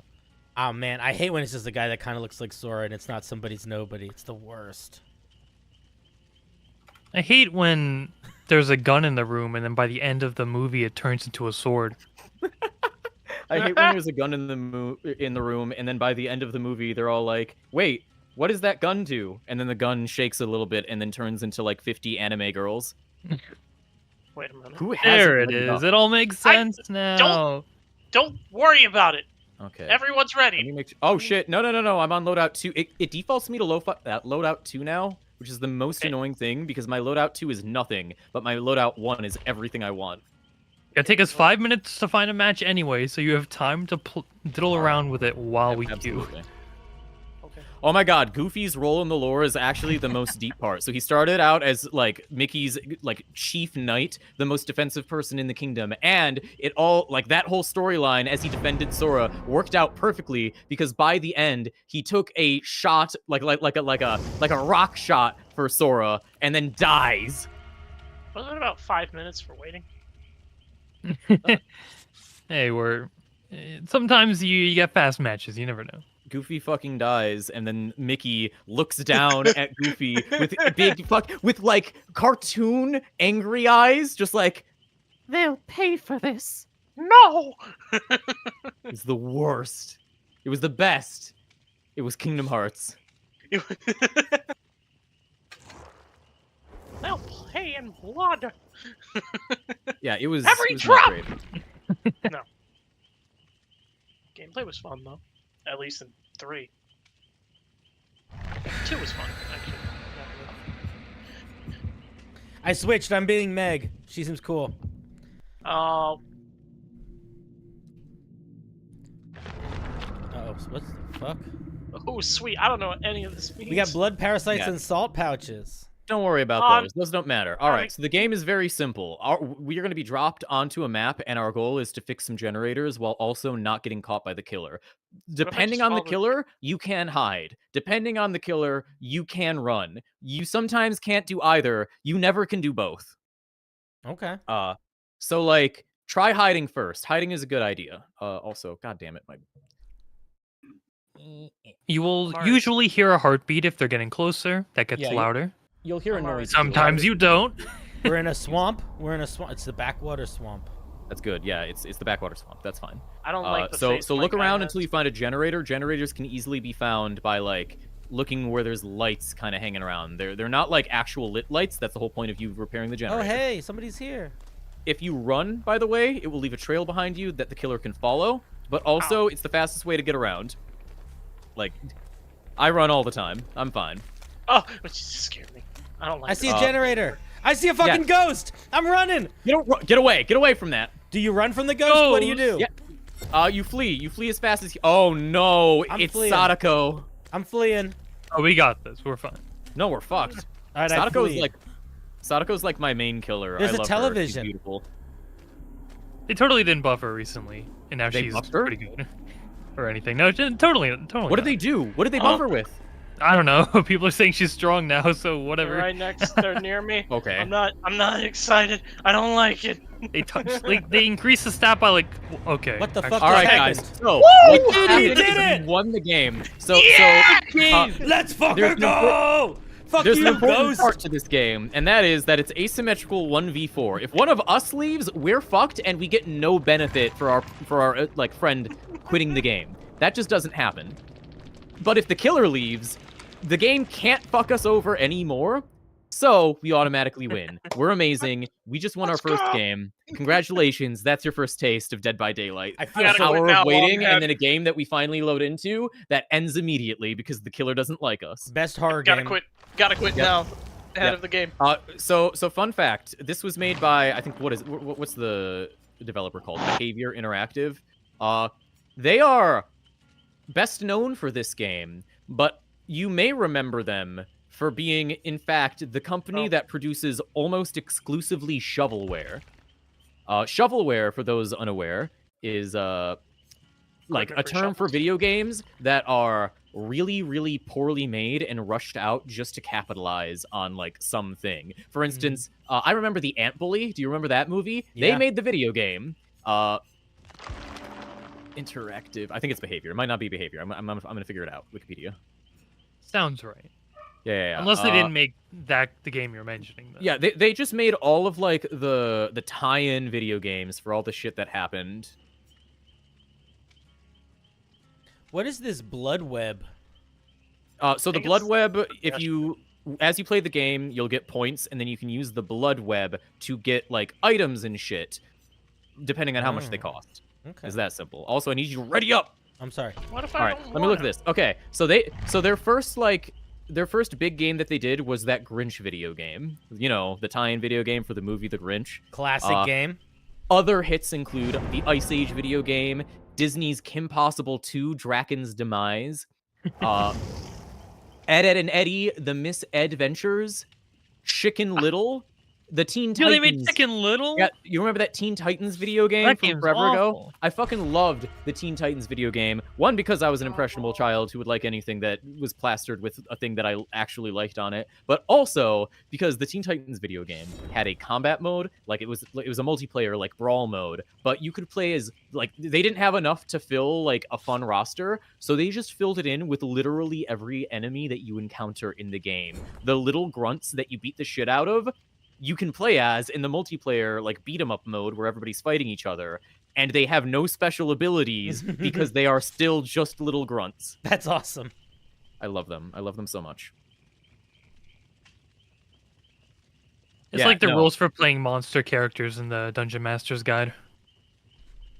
There's Yeah, no yeah. bare bones, basic random They're wonderful. So fodder behavior, minion. I just checked. Yes, they are behavior.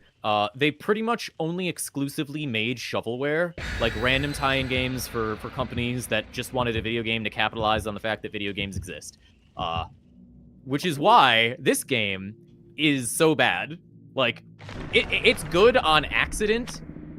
This was them just trying out a fun thing, but literally every fan of the game will tell you that behind the scenes, the code for this game is spaghetti code, which is a term for random pieces of code that are made to fix a thing that aren't like that don't like bounce or that don't like build off of other things of code. They just kind of are their own thing, and then because they exist, you have to pay attention to this one little thing forever as you make all the other bits of code. And if one thing breaks, if something breaks, you have to go through everything to figure out what the fuck it was because none of the code works together to tell you. It is Like that. spaghetti code. It's like how TF2 has that JPEG of a coconut that if you remove it, the game doesn't work. Exactly. I want linguini code. That's I beautiful. I like this character of mine because it said they were a gambler, and I am a sucker for luck-based characters. Yes. But their smirk is killing me. I look like Harry Dubois. I should turn you up because I just realized that you're super quiet. I mean, not I like am a- crazy quiet, not enough for me to recognize it until now, but... I'm a quiet individual. Oh, what the fuck? Wait, What? Blaine, Hello. you are also Steve the Harrington? Am I? Yeah, you got. I am. We got Oh, two Steve I found- Harringtons. I accidentally a prestiged generator. 2 Steve because I thought that I was trying to unlock perks that turns out were like base kit for everybody. Oh, I gotta hold it. So, actually, you were doing a normal thing. You did Prestige 2 Steve, and you unlocked all of those perks. The issue is that Dead by Daylight had a licensing dispute with Stranger Things, so they had to get rid of that DLC, which means you can never play as the monster. And Demogorgon, right? yeah, the Demogorgon, and you can never play as as Steve or the other one that I can never remember the name of. But because those perks still exist and they didn't want to just lock out the abilities forever, since the characters aren't anything. they're just coming fucking this random. way. They're coming this way. Cinder. why They're do coming you, this why way. do you think that? Move. It's the Because pig, by I the way. saw them. Where are they? You're on your own. I'm faster than you. No, you're not. I am. It's my power. Dude, I'm wait, is following your you. power you're just faster than You people don't next to them? follow me. Delta. I love that. Do not follow me. Yeah, I'm not following unless you you- anymore, Delta. So unless you already own the Stranger Things DLC, there's nothing you can do. You can never use them. But if you already have it, then I don't congratulations. see. you can play My it all you heart is want. beating like crazy, but I don't see the fucking monster. I don't like this. Have any of you guys seen the killer Anxiety yet? Do you know who it is? Yeah, I just hear them, encountered the pig. they walk away. I I pet saw the pig's them. snout and they let me go. So Where the Nice. fuck? I hear the heartbeat. I don't know where she is. It's giving me anxiety I'm because just I'm in a very I'm lucky repairing a spot. generator like a bouse. We're gonna do great. We're gonna do great. I Just don't look at want to this game. leave. So far, I have not succeeded on one of the skill checks on these generators, just so you guys know. But I'm gonna. Try, I'm I've gonna do it learned. right I've now. learned a. I've just got. Up. Oh, I I've succeeded. learned a disadvantage of playing it on my PlayStation. I can't hear the heartbeat. It's not that I'm wearing my important. headphones. Oh fuck. I'm wearing my headphones. All right. I think I'm safe. I'm hearing a heartbeat, but I'm not really getting anything. Oh, a new generator. I found her. She's spinning around. Oh, they're just memeing. You know what? I got this. They broke. I keep getting the bold like thing in the top right, so it scares me back into the. Oh, fuck. All I know is that's you. You look like you're having fun. I saw him spin. God damn it. Spin with me. Watch out, here I come, you spin me right. Yeah, we're spinning together. We're spinning. I see you too. You spin me right round, baby, right round like a record, baby, right round, round, Round, round. round. I'm dizzy now. All right. I'm not running. Everyone's telling me to run. I'm not running. chilling by this generator. Yeah, have the ability to run faster, does not run. All right, we broke some shit down. I'm happy. Oh, hey, look, Let's go. a little. Come on, Me and Cinder, Cinder are you gonna hang got out now. We're friends We can now. repair together. Teamwork, dreamwork. Thank you, Killer. This is the nicest pigman I've ever seen. Are you guys just hanging out? Oh yeah. So she's taking me around to all the pallets in the game, and you get points if you hit the villain with the pallet. So she's standing right in front of it, and then like motioning for me to drop it on her so that I get points. Freaking! I keep seeing the puppet sitting on things, and it scares me. Hey, get out of here! Fuck off! Hey, Is that fuck the off! killer? That is the killer. Yeah. So it's the pig from Saw. Yes, I know what Saw is. Why do? Kill them. I'm not gonna feign ignorance on that. Did you put a lunchbox down? Ooh, No, he put that's salami. a healer's pack down. Oh my god, I think she's trying to figure. Oh yeah, spin. All I know is that's me. You look like you're having fun. Come on. Ow. All right, let's go. Follow the killer. Follow the killer. Where do we go? Killer, lead us. This game's pretty scary. Yeah, this game is very terrifying. I'm All I quite- know is that's me. You look like me. That's the only bit of the song I know. Hey, it's a little Meanwhile, guy. Elsa is the only one doing the job here. I'm carrying.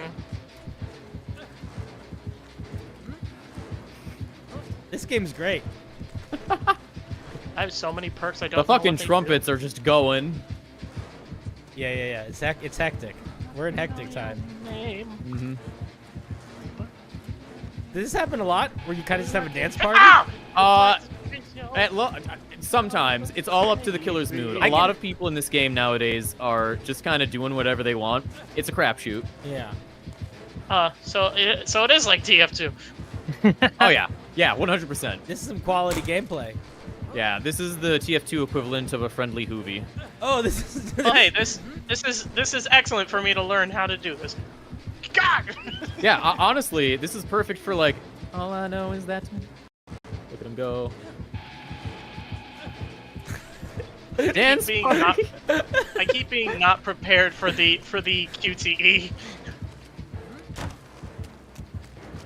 I'm doing loops. Pretty easy. Hold R1 to repair the generator. Tap L1 when it shows up.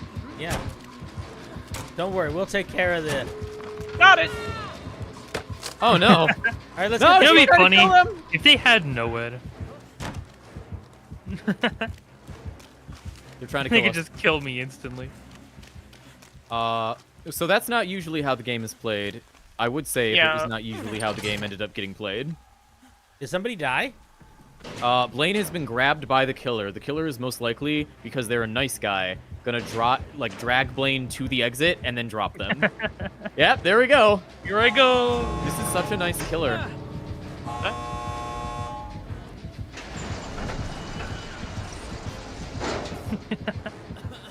Thank you. I'm gonna heal him.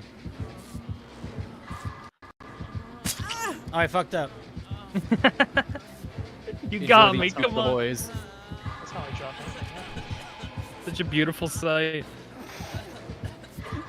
This is this game. This is what this game is.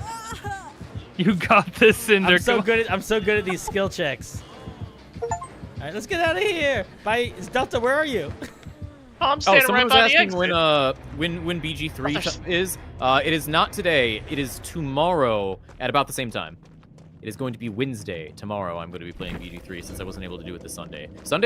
This Sunday I think is still on as well. It's just last Sunday I wasn't able to do it, so I'm going to catch up tomorrow.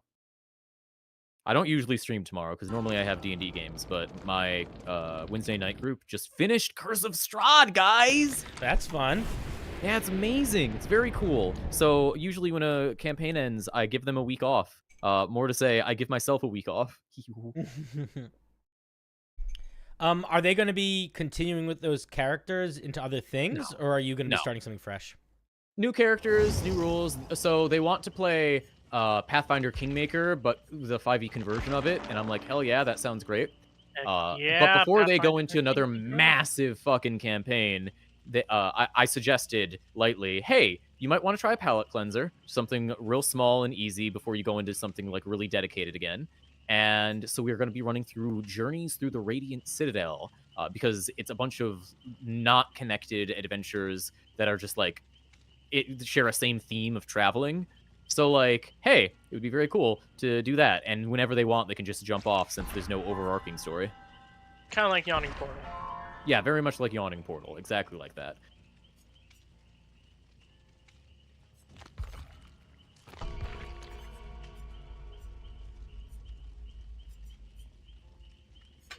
Oh, these are specific to... Oh, the blood buds are specific to characters. Okay. We're finding matches so fast. Oh my gosh. It's because This is we're not normal. It is because they know we're YouTubers and they want the clout. Yeah, they definitely want that sweet clout for sure. Yep. Yeah, Absolutely. they saw I was here. Sally, what's your favorite flavor of clout? Cotton candy. Ooh, that's pretty good. That's pretty good. Blaine, what about you? Dreamsicle. Orange Ooh. dreamsicle. Oh, I love that. Delta, what's your favorite flavor of clout? I don't get clout. I know. Every single person in my chat is saying that Blaine is gonna die first. Why? Ooh. Blaine, Ooh, I feel that's like true. you've played That's this true. game I'm the before. best here. What do you I mean? know, that's what I'm saying. First It's like, kill in the cold I didn't open willingly vibes? sacrifice myself to the pig last time or anything. I kind of want to turn the light on real quick because I'll be right back. I'm gonna turn my light on because now the sun is starting to get low as it does when time passes. I'll be right back. Go, do. Do you give off the Just off the you? Oh, vibes of sorry. the first kill in the cold open? I certainly do. No, I I'm the wanted to- nerdy character I in the wanna- horror movie that dies second, only after revealing how to defeat the killer. Mm. I like to think of myself as the one that's like people think is kind of funny but still gets killed. Like like almost immediately. I like to think of They're like, myself as "Oh, the one who got no." away. The- But in a romantic Wow. sense. Look at the survivor over here. with Thinking he the can killer. survive. I'll take my death like a man. I know it's coming. You might get a serious game. Somebody's like, I want a serious game before I go to bed. You might. You might also get another one where the killer just wants to dance with us. I might walk in on this killer just dancing. That would make this game a 10 out of 10 if there were emotes. I want to see, I don't know, Albert Wesker flossing. Oh my God, we're in Raccoon City. We're in Raccoon City. This is I'm actually one of my leaving. favorite maps. Oh, I'm Oh, leaving. there's I want weird to go to a slime on the good game wall. series. Oh, hello there. Let's go. Oh, let's hi. find I something to do. immediately thought I ran into the killer. No. It's just your friendly neighborhood Scoops Ahoy employee. Oh, jump hey down? there, bud. Oh, hey there, bud. Oh, hey there. Are you looking for some ice cream? I got some for you. $12 a flavor. $12. One scoop. This is like One an scoop. inside $12 building. for one scoop. Mm-hmm. One scoop. $12. Yeah. It's a weird I'm gonna one. ruin this Hey. generator for you, by the way. What the It can fuck? be yours. Holy shit! There's a fucking teleporting bell dude. Yep. If you sign up for our monthly $10 fee for Scoops Ahoy Premium, then Fuck you can outta get here! your ice Fuck cream outta for here! only $10 as well. We'll knock $2 off the price. just And hey, it works with the streaming bundles, Roki and Voodoo. don't mind the horrible screens in the back room. That's just us making the ice cream. Don't you worry. I'm gonna get out of your hands, you fucking mummy. Oh no, you get back in there. We need our vanilla ice. I was practicing my wiggle. No, oh yeah, no, you wiggle all the way right down into that nice pastry machine. You just go in there and it's gonna thin you out. You're gonna Yeah, get you smoked dummy! and stretched You big and- dummy! Get the fuck out of here! Get out of my way. No, I swear. no, buy my ice cream. I don't want your ice cream. Bye. Excuse me, this is the health department. I've gotten I a don't- lot of complaints don't- that there's a lot of like human appendages in your ice cream. What do you have to say I about that? swear. You know what? Honestly, I've been noticing that too. I think my Jesus. boss has been doing So something dumb. weird. Here, You know come what? into the back Actually- with me. I don't want to talk in front of the cameras. Oh no In front of no! the cameras. There's no audio, but I've learned they can read lips. Putting it together, this doesn't seem like a sanitary operation. Oh, sanitary, absolutely. We got the cleanest things. We make sure that everybody takes a bath before we. I'm on a hook. They are wonderful ice hooked. cream in their mouths. They are the bad fairly guy- Oh yeah, close. you're gonna be hooked on this ice cream, bud. Don't you worry. They're fairly close. We The ain't just called monster can Scoops be Ahoy. invisible. We're not just called Scoops Ahoy for nothing. You got, we're like Hooks Ahoy sometimes, as in you eat this ice cream and it's like you're bleeding off of a stump on the back of your neck. You just got stabbed, and oh look at you here. Let me bring you down from that nice yeah, high. I You think I'm clearly had better some off. of our Thank you, weed thank flavor. you. Here you go. Here's a med kit. I think I'm better. I think I'm Bye. better off with the generator. Jump over that. Jump! You fool! Oh, I couldn't jump.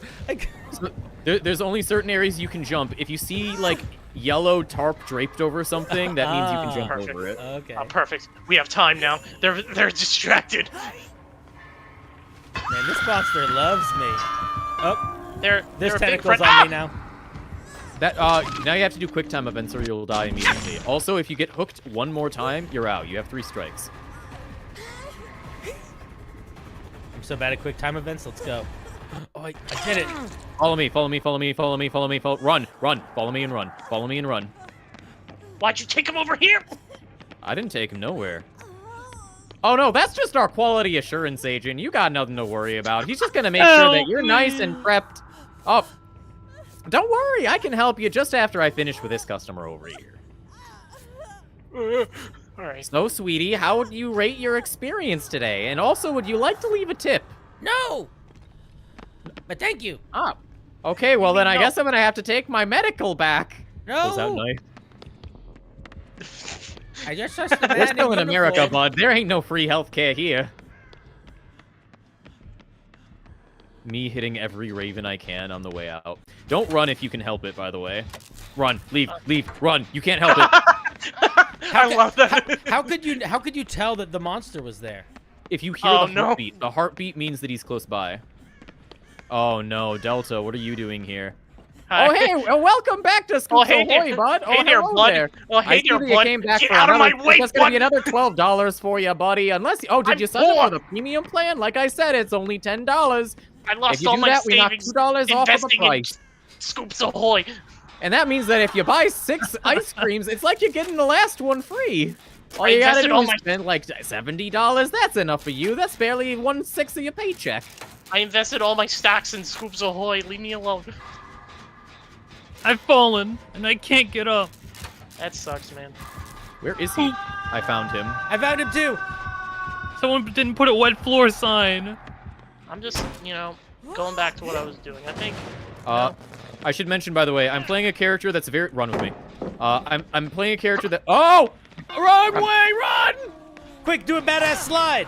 Oh, you did the Yeah. best you could. Run, Just run with run. me, run. Run. Okay. Well, we're doing what we're doing here. You guys didn't want to run that way, so I'm gonna I ran up here. encourage Jenny now. Oh, back to. Hey, back can to you what I was doing. body block for me, Cinder? I guess not. Ask- Goodbye, ask Jackie, They're good gamers. at body blocking. When the marimba rhythm starts to play, dance and sway. Make me sway. I'm hiding. I'm doing my best. I hear the heartbeat. Yeah, so do I. That means he's close. How close? You're- I'll never know. You're not close to me, so that's good. Close. Like a scoop shared between 2 loved ones. All right, they're about to And come to gently me, so placed have. in your moist So there you go. What's Oh. wrong with you people? I need What is help. wrong I with need you? medical assistance. I need medical assistance. Call an ambulance. Call an ambulance. I need a doctor. Okay, I'm Biden. being targeted. Oh, bye there, bud. And I'm the one with the healing perks and the cool stuff. I shouldn't be the one hooked. I don't know why you have healing perks. I got the cool hook perk so I can help people. Yeah, you mean the Steve Harrington perks? I have them too. I have We're them trying to more. explain what kind of But I've character been Steve using was. them, unlike you. Do you Alright, have kinship? with me? Yes, Why I do you do have kinship. Oh, actually, no. I mean, if That's I was legit. asking Ah, that the question, monster! Run, run, what's run, wrong run, with you? run. You guys are downstairs, aren't you? You failed He's twice. nowhere. I didn't fail. I I failed once, and then I saw him, so I stopped trying. He would never attack us. And if he does, you need a body block. He can't catch me if why- I run why a would I circle do long that? enough. I am on last hook, and you haven't even seen I'm the killer. annoying him. I'm annoying him. Because he's invisible, He's Blaine. getting very annoyed. I have very bad... Did you know that I'm colorblind? He's tilted. He's been chasing me in a circle and he just keeps stopping.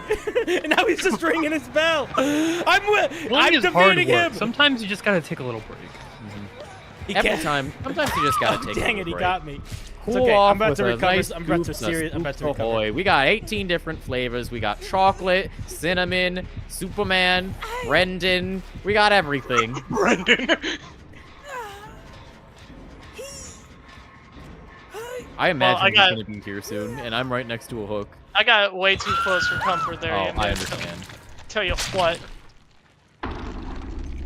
Oh, are you dead? I'm dead. Oh, goodbye. Oh, that's unfortunate. Okay, well, just letting you know that your Scoops Ahoy membership doesn't follow you to heaven. I was taken to the great beyond. And what I hope you cancel your payment plan because it's not gonna get canceled off of your card, and if it goes over, then we just charge you next of kin. Oh, they're just standing next to the generator. That's not very cool. You know, it's because I was strafing them so hard they just stood at me once they missed twice for like 5 seconds and then left me. Okay, I think they're running towards. They're Yeah, I done hear with the me. heartbeat, but at this point, I feel like I'm in a place where, like, I will see never them. guess. They're in the lobby. yeah. I'm just in a, I'm in a kind of hard to get to place with a lot of places to jump down, but no easy places to jump up, so I'm happy where I am. I'm just standing next to a vault spot and waiting, and then I'm just gonna scream.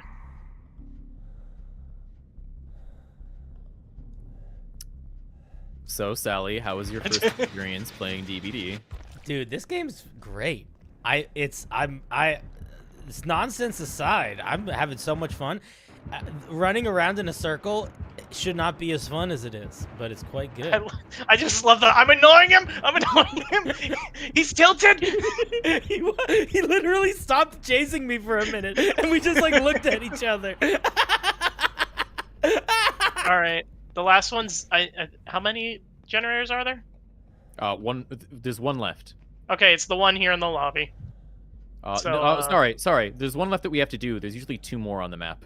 Oh, okay. So, that's nice. So they have to guess. Cool. Yeah, so it's possible to 2-gen yourself, quote unquote, where the last 2 generators are close enough together that the killer is in a really easy spot to defend both. But I feel like that's not what's happening here. Let's get away from this. I'm gonna find the other generator. You know what? That's cool.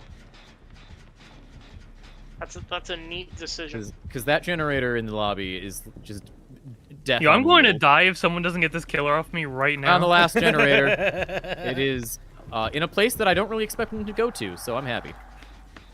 Oh, I found it too. Yeah. All right. All right, let's do this. All right. I'm getting bold, so that's scary. I hate you all. I had the killer for 2 Oh, he's there! minutes. He's there! Run! Run! What? Ah! Oh, I went the wrong way. 2 minutes. Get in! Get over here! Man, I went really fast. Okay, after I got he's hit. knocking over the generator. Just keep moving. Are you Alright. spectating the game right now, Cinder? There's a little spectate button. Oh, I'm spectating. Oh, cool. I'm watching over your shoulders like a guardian angel that doesn't know what they're doing and can't affect anything. Nope. Oh, that was close, Delta. Not exactly. That. Delta, have you found him? Why Yes, they're on me. Why does Good. Delta carry a little lunchbox? Because I was because gonna use it to heal myself. You all have little lunchboxes. Oh, you flummox! You brought him to me! Hey, Jeff, I found a friend. They said they want to got help a- us. Ow. Is the killer upstairs or downstairs? He's downstairs. Okay. I'm gonna go find Blaine because I'm hurting and I want him to take a hit. I'm on the side of the map with the tiger statue. That's fine. Oh, I just gave myself away while cackling. Yeah, I can handle this killer. Even though every single pallet on the map is gone, I can do it. I'm just gonna kill myself a little bit with this. Ow. Okay. Alright. Off I go. Is every single gen done? Which one are we missing? Uh-oh. There's one in the lobby and there's one outside the lobby. I've been hooked. There I'm not has to be hooked, one but more. They're heading Wiggle, for Delta, there, wiggle! there are only 2. Why? I thought that was the whole point Wiggle! of regenning ourselves. Because there's 3 gens. No, 3 genning can happen, but only when there are 2 Oh. generators left to do. Get out of my way. Oh, that's rude. You are a false Steve Harrington. That hurt. Coming this way, I think. I'm not gonna risk it. Are you guys? I'll just- ooh, I'll just- this is a romantic I'll just moment. hang I'm walking on. Actually, no, Davy, you have to go for the save. They're heading This is for the you. AO3 tag self-cest. Don't worry, I'll guide you. They're at me on the hook in the lobby. Careful, they're coming for you. I'm being your guardian angel. Can Look, you I'm flying. chase you Davy and behind I'll me? pull? Yeah, they're Yeah, coming. go ahead. They're still chasing you. They're You'll gonna never keep catch chasing me. you. Leave this area so I can unhook. You'll never catch me. Jump, jump, jump, jump, jump! No! Damn it! My Hey, how's it going? vaulting is not great. I need to vault faster. Ah! Alright. I have good news. He's not chasing me anymore. I have bad news for you guys, though. Oh, I saw a pallet. Nope. Ah, No! I don't know. Get out of this one. Just watch me. Delta, you can do it. Wiggle, man. Oops.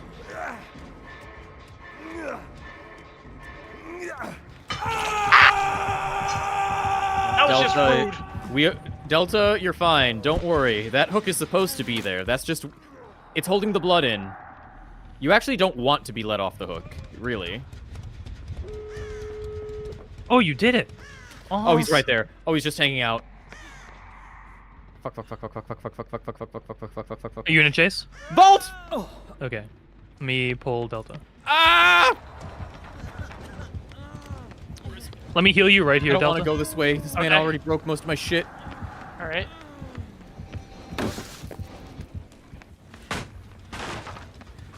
Fuck you. All right. I have haste. It's activated, so I can run faster. Let's go Oh to my the God, he's still back, following me. Exit. This way.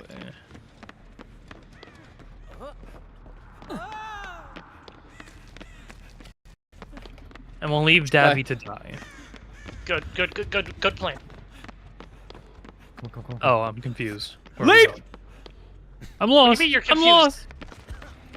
Where Hey! am I? No, this goes in a circle.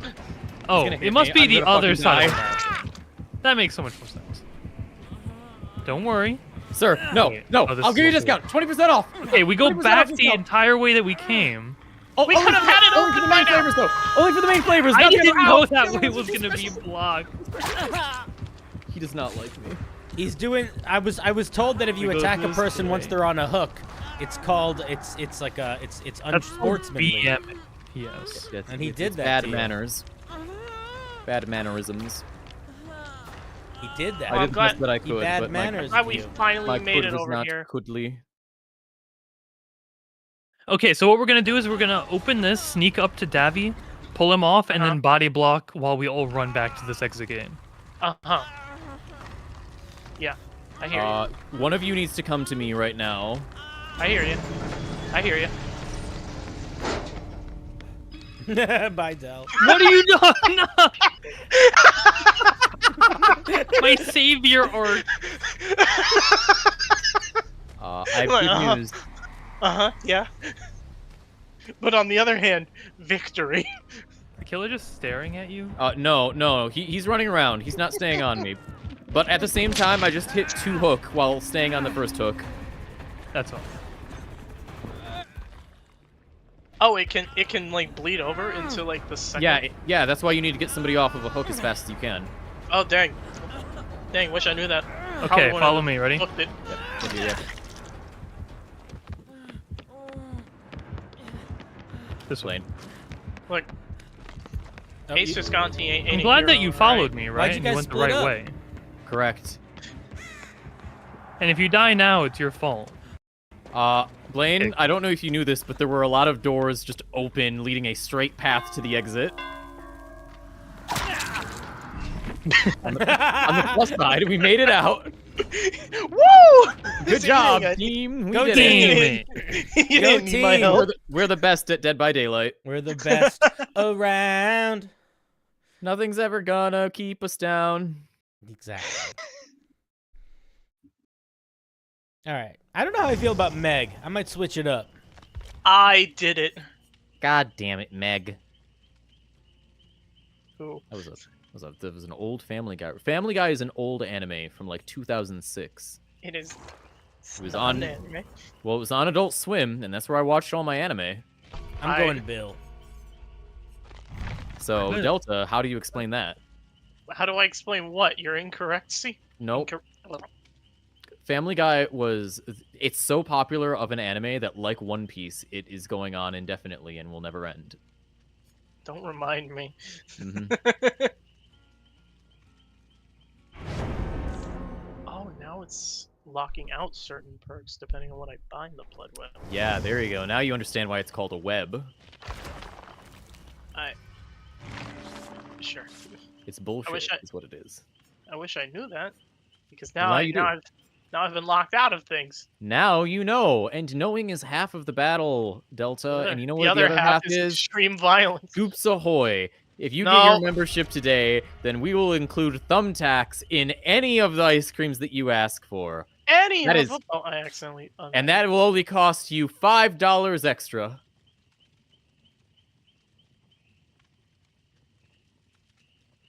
Buy all to get level and use more perks. What does that mean? Yes. Yeah, you Well, don't want have to you guys- buy. That's Have bad. you guys have you guys watched the DJ Crazy Times' new hit symbol, World of the Bass? This sounds like a Davvychappy thing. No, this is real. This is beautiful. So it's a TikTok thing. Mhm. There's this TikTok like skit guy who somebody told him a while ago that all of his characters were pretty similar. So he created a like 90s Eurodance character and then produced an actual fucking song that slaps so hard and has no right to. It's called World of the Bass. Let me look this up. Yeah, you got to look it up. You got to watch it. It's beautiful. And everybody watching the streams right now, you stop what you're doing. Stop watching us. Watch World of the Bass. World of the Bass. Yep, World of the Bass. The first thing Sorry, that shows up sorry, is sorry, Fortnite Planet. Base Sorry, Explained. it's Planet of the Bass. I am a fucking scrub. It's Planet of the Bass. Like Planet of the Apes. I'm a fucking plebeian. I have can't no watch it right anymore. to ever speak the name Eurodance again. I can't watch it anymore now. It's Planet of the Bass.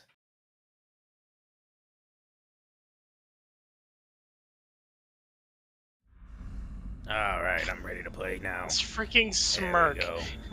Yeah, he's DJ We are- Crazy Times. We are all right next to each other and right next to a Yep, generator. let's do a Jenny. Let's go. Let's Aw, Let's yeah. do teamwork, dreamwork. Here we Yeah, go. I'm gonna go The find rhythm is and sad. kill the killer. The Right, rhythm yeah. is sad. Gotta kill the killer. Oh, careful there, buddy. There's reason. Oh. All right, let's see Is there a here. particular reason? Gonna plug Was that this in here. was that for Put this wire in here. tactic? You save some frames Oh. by that was for Careful All time. right, there, guys, buddy. we're fucking It up is a a little bit. walking nurse. This is beautiful.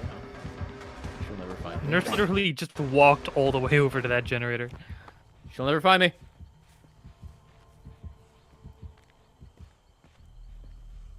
I'm just gonna, She'll never find me.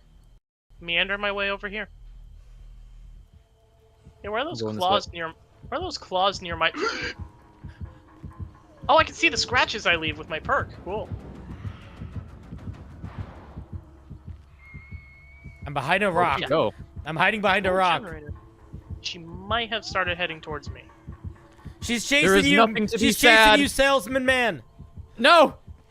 No, Scoops Ahoy ice cream for you! Okay. Me going valiantly back to that generator. defending my Excuse me? cash register from the from the the person trying evil to witch. rob the store. Oh, run away! She definitely sees me now. There Oh, is cool, that means nothing she to be doesn't see sad me. anymore. Oh, wait, she's not following?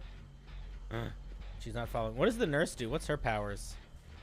She teleports. She's following one That of feels you. that feels like a lot of powers. Blaine, she's following you, buddy. They all teleport in different ways though. Okay, Oh, but okay. she really Goes through doesn't know how to walls. capitalize on her powers, so... Yep. We're gonna play some She games has for one been of very should be bad a little at running around so far. Oh! She's not I used to her looked away ghostly from powers. my screen for a second. It's fine. It's fine. They don't know. They do not know. I think they might know. I think I see them looking. So I like They've this game. teleported. I'm running. I'm recognizing that there's a unique flaw in streaming this. Is that we're never hanging out together, guys. I never see you anymore. So Yeah. maybe once or twice I'll look around and I'll see Delta being chased by an evil ghost off in the distance. Like two ships passing in the night, we ignore each other and move on. I look and I think, where have the scoops gone? Delta, why does your Off he why goes. does your face have little claws around it? Oh my It's god. probably because I'm being chased. I'm fucking up. Yeah, that's what that means. The little claws mean that the Oh killer is- shit! She's here! Run away! As you Oh, can see stick. now, CinderBlocksally has developed some little claws. I wonder what situations he's getting himself Dude, into. she, Oh, sick. I know That the strategy. Just run in a circle. She can't defeat circles. Hey, what does cleansing these totems do? Oh, she defeated the circle. If they have a perk that involves totems, or you have a perk that involves totems, cleansing them will do something. Otherwise, Oh it my is god, simply please be a fun. pallet somewhere. Man, this is so fun. Or something. Something that I can lean on. Help me! We all need somebody to lean. Oh! Why is she still chasing me? I'm an old man! I'll be That's your why. friend. I have been carried. Old This is your nurse, nursing old home man. nurse. Oh, You need she's... to go Oh, back- god dang it! you need to get back to your room. We all need somebody to lean. Thank you for distracting them from me. I guess I got sick of chasing me. I don't know where I am. Or what I'm gonna this be person so is. fast once the gate is powered up, by the way. Oh, man. Is there like a generator? Come on in up. this Fast building? march! Is there a reason for me to be in this dilapidated Why was that one building? so fast? Oh, there is. Look at that. Wow. I'm coming for you, Cinder. The things you'll find if you You say just- that, but I can see all three of your outlines. I'm coming for you now. Da, da, da, da. Da-da-da-da. I love that so much. I've played DVD with my friends so many times, and none of them realize that I have a perk that when I'm on a hook, I get to see where they are. So I say, "Hey, Run. friends, where are you?" And then I see 3 different like silhouettes standing still, working on their own shit, and then like 2 people will say, "Don't worry, I'm coming for you. I'm on my way." Okay, like, "You are where'd you all go, liars." Cinder? Are you still Paper around is the a lot hook? of you. I ran away. I- She's still Oh, I chasing was me. gonna try and heal you. Gehenna No, with no, you. no, no, no. Don't come here. Do the claws around my she's- profile she's ever go hunting me. away? Try and get somewhere with big. Okay, never mind. Oh man, that's. Don't worry, Sally. You're the only person who has been on a hook already, which means you're the most likely to die. So she's gonna target you more and us less. Nice. Is there a generator by you? Is that why you're over there? Oh, I see it. And I see you. I'm coming. Once that bubble goes away so I can see where the nurse is. Uh-oh, Spike's coming. I'm coming. I'm coming, I'm coming, I'm coming. This has been a very relaxing game. I'm coming. I know what she's doing. Alright, see you later. Wee. Are the gates open? Yep, gates are open. They are now able to be opened. The power has been restored. I'm heading They're over not there. open yet. I can run real fast now.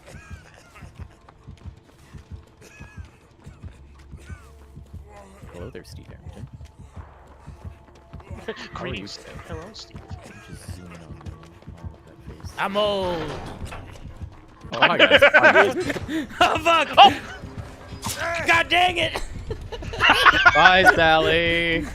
Wait, I'm coming. Okay, I tried. Bye. No, no, she's dumb. She's leaving me alone. I'm hiding. We're gonna recover. They won't find me. You can never recover fully on your own. You can only get to like 99% and then somebody else has to do it. She can't find me. Oh my god, she actually can't find me. Let me heal you. She actually can't find me. I just moved No, up let me heal against you the tree, first. and Have she a can't perk. find me. No, I have a perk that She's if I'm walking. moving, She's walking around me in a I'm faster circle. doing both of these actions. Oh my god, she's literally walking around me in a circle. We're safe. Don't Hey, worry, Sally go. will be fine. Okay, she's still around here. That nurse is our Scoops Ahoy appointed nurse for workplace-related incidents. Any how did I accidents that survive are that? sustained while imbibing our ice cream will be handled by our media She's representation coming this way. team. I'm seeing our her later. HR department. Thanks you. Goodbye. Obsession escape. How dare you leave? You're not Yeah, the teamwork. nurse was heading Bye. this way. I opened the gate. The gate's open. I have good news. She couldn't find me. She's so dumb. Guys, are you okay? That's Sally, are you still there? I escaped. This is so sad. Let's go. Oh my god. All right. Good job, team. We managed to do everything that we set out to do today. That was I applaud fantastic. that. Good job. Sometimes we do all need something. Dude, I can't believe I dragged myself next to a tree stump, and she literally was just walking around the tree stump.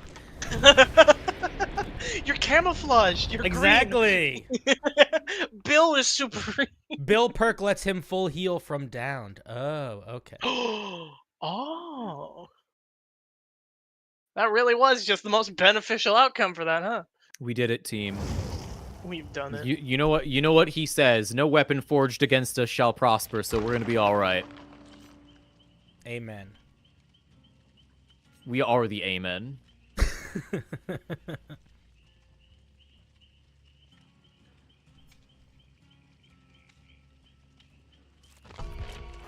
What other perks should I get? I'm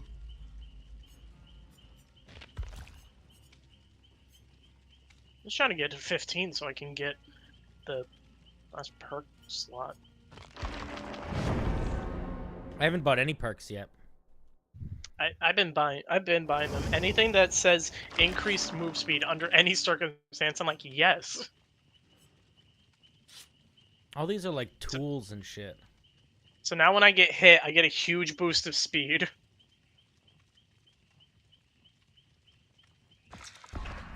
One of them does that. I don't know which one. Whoa.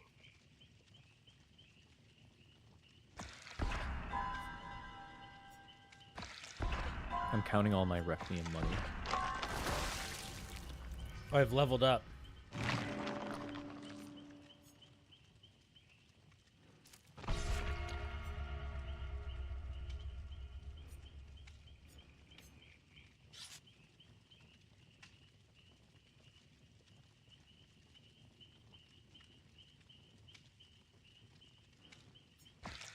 I just buy all of them, you think, guys? Yeah, go ahead. Buy it. Do it. You did it. Ah, well. Perfect idea. Because buying them isn't gonna like put them on you. You just gotta you can apply them after, and then once you reach certain levels, you can have more perks. I think it's and then maximum of 4 perks. Somebody says the killer is going to be Onryo. On The Onryo. Onryo? I mean, it did give a tip for Onryo on the loading screen. Ringu? Ringu? It's gonna be the Ringu. Oh my gosh, not the Ringu. I actually really like Sadako. She's like my favorite character in this game.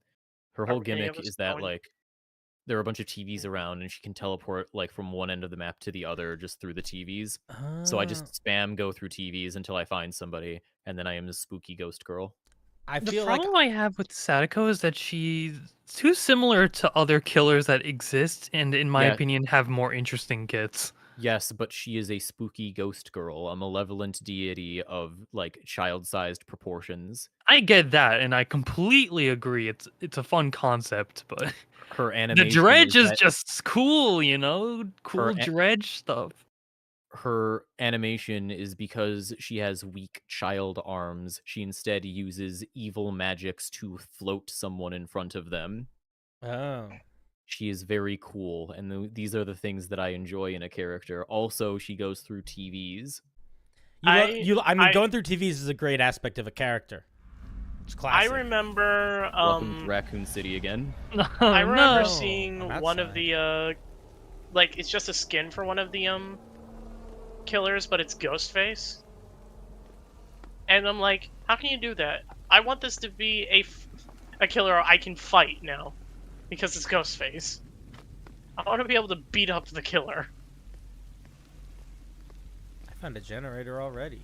I think that's one of my favorite things about the Saw franchise is that their killer is dangerous, but like every movie, the killer gets bodied. Like Ghostface is not a threatening thing because he's powerful. He's threatening because like they get the jump on you. Oh, sick! I've been immediately attacked.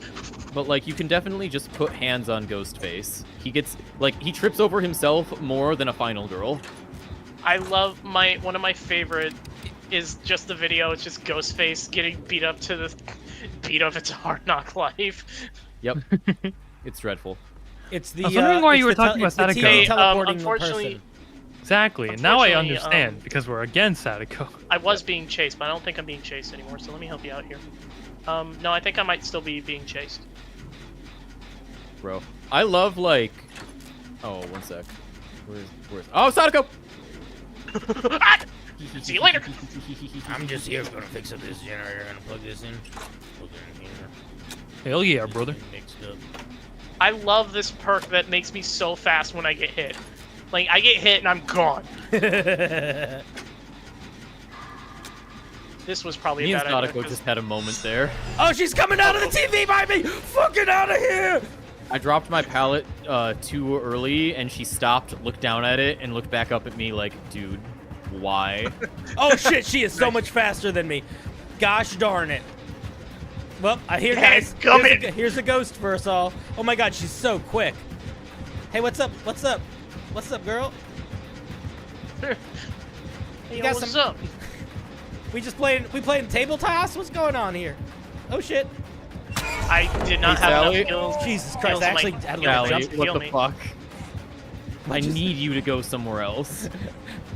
I'm just hanging out. Oh, there's a She left. There's she a left. TV Please leave right the receptionist desk. there's a TV right next to this generator, and they immediately came to the one I was at. That's unfortunate. Oh. Sally? My hands are old!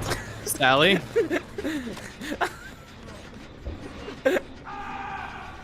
Oh, that hurt. Well, that's unfortunate. Hey, why doesn't I'm my on health pack my heal me? way.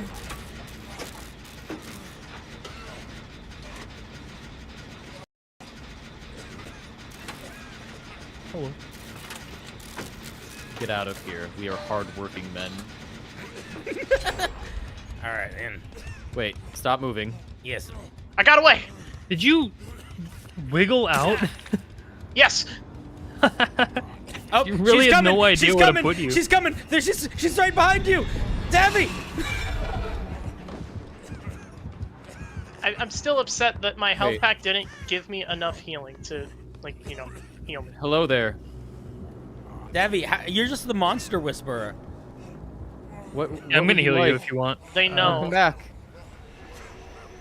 No, I'm the she go? healing person. I think they're near me because I just saw TV static on my screen. Hey, just so you know, I ran all the way here. Welcome, Leah. Ah!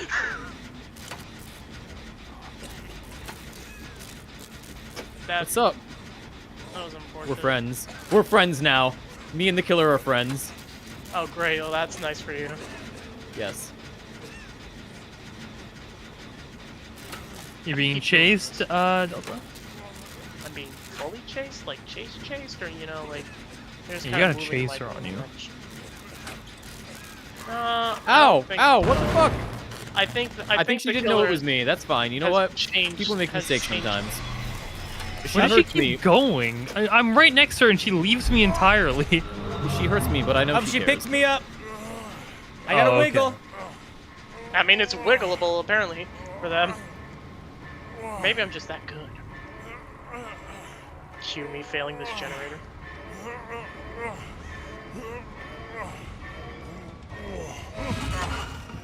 She let me go?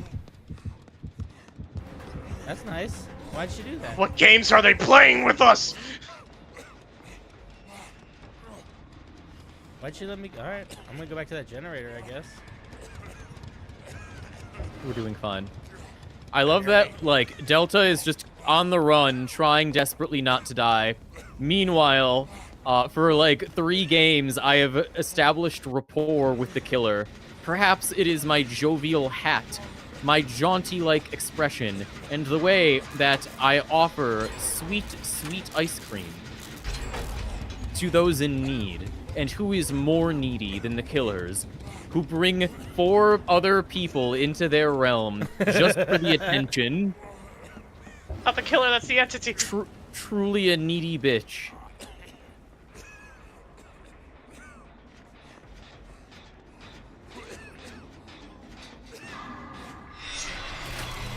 Hello. Hi there. Oh, I got it. Oh, hey. I think I'm... Oh, Hi, let's what's see. up? Ow! Fuck! Okay. That was rude. I'm very close to you. I see all of this happening. I will come help you. I can fix her, it's okay.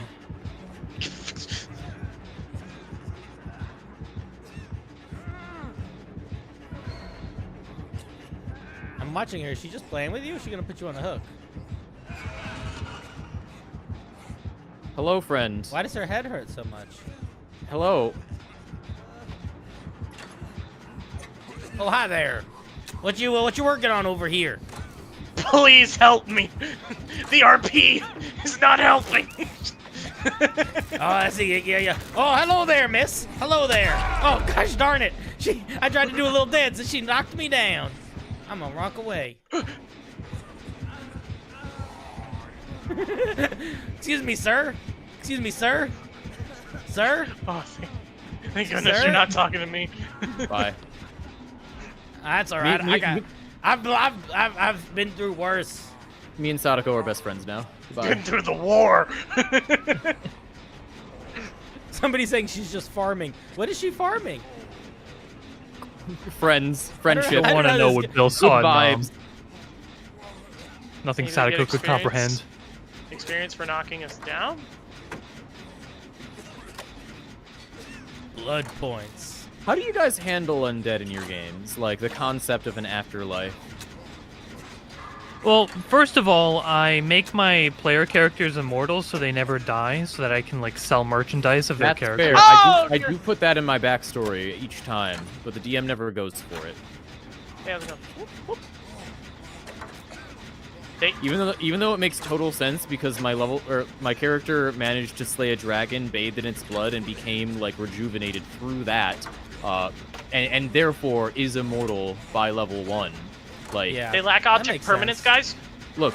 look, very cool, amazing character, like very cool, amazing, powerful characters exist in media. Why can't I play them? Fucking. Oh, 3 of you are one shot now? Why haven't you been doing the tapes? What tapes? If she knocks you down now, she'll kill you instantly.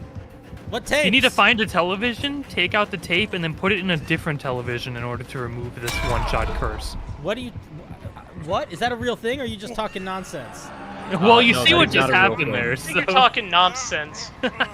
That is not a real thing at all. He is lying to you. He's deceiving you. Sadako would never hurt you. You're like that woman who went to Florida and was told, "Be careful around the alligators. They can kill a full-grown deer." And they said, I don't look like a deer," and then died. Hey, buddy, I'm behind you. Help me. These I didn't knives realize that are Sadako strong was enough- based like that. These knives are strong enough to cut through diamonds. Hey, what's I'm not what's wearing the any altruism diamonds. score? He literally had 3 of you one shot and gave up the match. This is a Yeah. No, It's a I trooper. won. What do you mean? Delta. Hello. You always leave We will be early. friends together. Your wins don't count. What do you mean they don't count? I made it out. That's what winning is. Look at my No, score. This is a team No. game. We win as a Sadako, team. we're a team. Ow! Okay, let's make We're sure a that team. I don't David like your, I Scoops don't gets like out of your, here. your I'm your staying negative with you. attitude. I'm giving Let's you a go. thumbs down. Hey, what's the altruism score and why is it 0? Hey, I wonder why. Hey, who knows? Mamma mia. Mama Survival mio. isn't a team sport.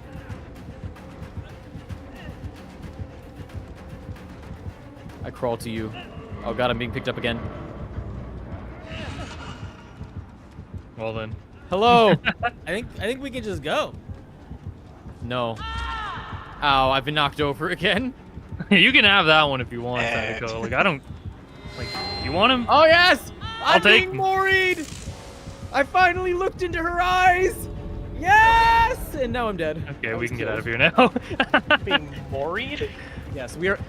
We engaged best friend. Oh no, I got hit! Run away! Oh, so the killer can actually like kill Yeah, you. one shot kill you. It's possible. Yes.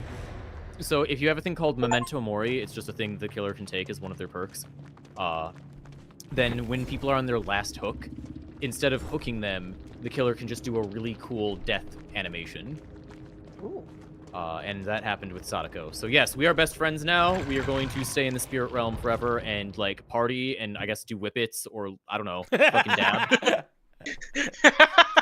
Whippets or take a nap? That's a great afternoon. Yep, I think you mean absolutely. And take a nap. I could use both of those things. Good job. We are a team. I'm ready. Let's go. Hold on, you are so impatient. What about my perks? Not everyone has a perk a perfect perk build like you do yet. I do have a perfect perk build. I have a second I perk have to- slot.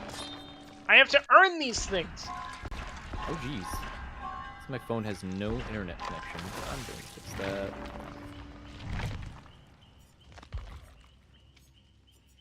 I just need 2 more levels, then I get another perk slot.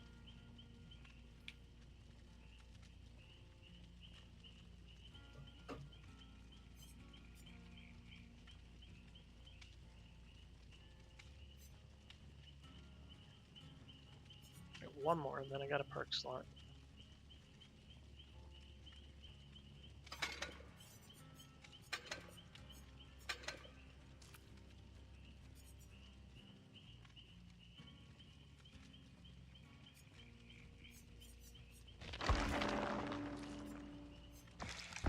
Alright. Good job. Good team. So, what I intended for this to be like a 2-hour stream of getting a whole lot of DBD in, we ended up kind of memeing for the first 40 minutes because Steam didn't want to load. At 8 o'clock, I'm going to get food, so this is probably going to be our last game. All right, that's fine with Alright, me. that's fair. All good. That is all good. That is all fine and dandy. Hey, oh, here we go. Either a little too high. Oh, I'm suddenly reminded. There we go. So, hey, who here is a fan of the SCP fandom? Oh, I love the SCP Foundation stuff. It's fun. Yeah, it's great. Do you guys know about the animated series Confinement? I'm so late to the game on this. Yes, and the weird way it sort of petered out and then Oh, just- yeah. Yeah.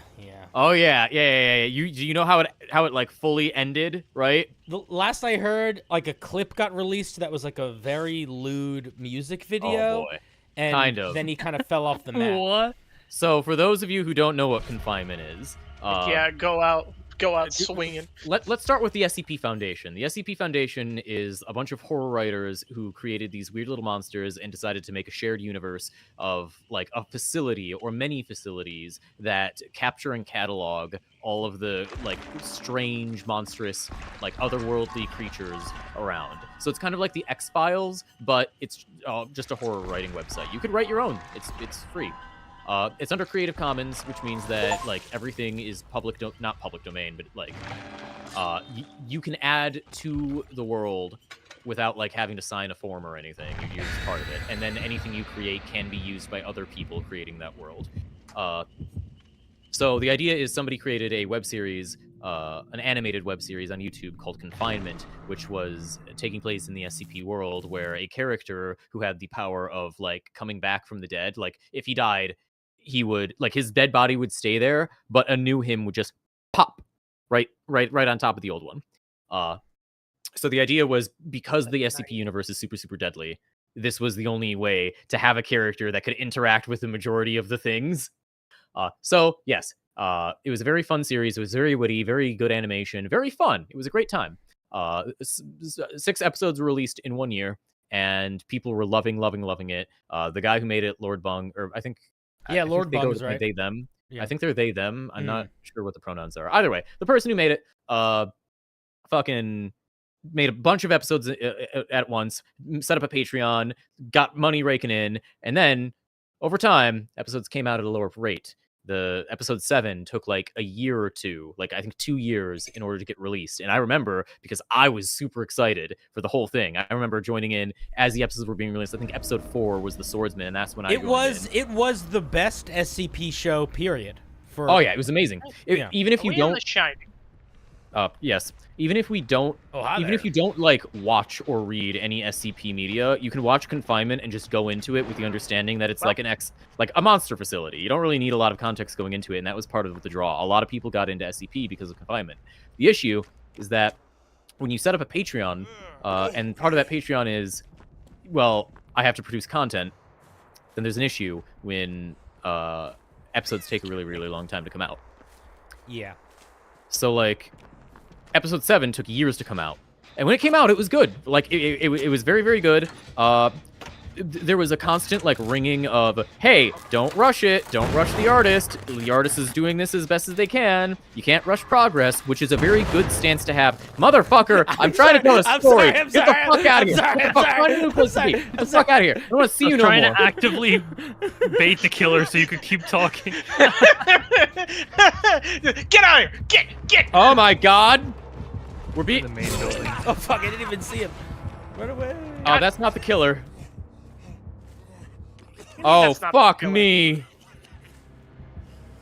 It's a knight. Yes, it is an AI knight. I hate this guy. What do you mean it's an AI knight? Yeah, so that's not the killer. He creates 2 knights that roam the battlefield, and they are issues as well as the killer. Oh. Are they hired by Wizards of the Coast? No, because they don't have Pinkerton labels on them. They are AI though. Motherfucker. I hate this guy so much. We basically have started playing the Texas Chainsaw Massacre because now it's 3 killers instead of 1. It's the worst. Anyway, so Confinement, right? Episode 7 takes a while to come out, but it's still good. And people are all like, hey, don't rush art, which is a good stance to have. You don't want to fuck around with artists because they're already in, like, a terrible position. But then years passed. Years and years passed, and, like, fucking... And I want to say, like, 3 years go by with no sign of episode 8 in sight. There was like a music video and some skits intermittently, and they were fun, but none of them were like the episode 8 that people wanted. I'm pretty sure that like if he had titled, or if Bung had titled some of the shorts as episode 8, people would have just gotten over it and been like, yeah, okay, that was cool. But they didn't. They just didn't make an episode 8. And a little while ago, I want to say some months ago, Bung's partner, I think, got into some controversy, and Bung, like, defended a person that they shouldn't have, who is clearly in the wrong, and the internet got very, very, very, very upset. In reaction to this overwhelming backlash, Bung deleted their entire YouTube channel. Oh! The Confinement disappeared, but somebody, somewhere, somehow, fucking internet, like, the same furries that hacked NASA got into Bung's account. That's not true. I don't know who it was, but somebody did it. And they managed to collect all of the files relating to Episode 8, and the only part of Episode 8 that had been worked on was a shitty, like, animation, like, low-quality animation of, like, Bung... Not Bung, the main character kind of just going around having sexual advances towards all of the other, like, random background characters. It was like softcore porn. It was disturbing. And it was the cherry on top of years of waiting and then finding out that, like, Bung just fucking quit. And the Patreon stayed up. And people just kept throwing money at Bung. It's like, well, don't that suck? They forget the subscription.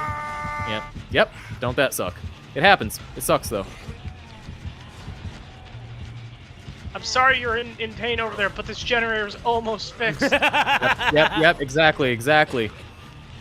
The generator over here is pretty close too. Here, I'm gonna fix this generator. Look out for the knight behind you, buddy. Oh my god, I did it! I fixed the generator. Delta, I'm good. what are you doing here? I'm going to break your shins. How? My shins are Oh my god, filled there's so many of these guys. with Scoops Ahoy brand. Oh god. No, Blaine. That thing doesn't stop chasing you. It does not. Yeah, the knights are terrible. I hate them. Everything about them is the worst. What's up, Delta? Thanks for helping me. Yeah, no problem. Hey, the knight's Bye. coming this way. Oh, bye.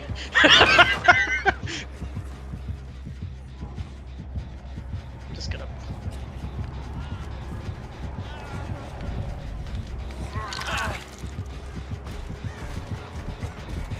Oh, fucking... Gosh darn it. Oh, so that's what the killer looks like. I really hate these knights. I hear you. Anyway.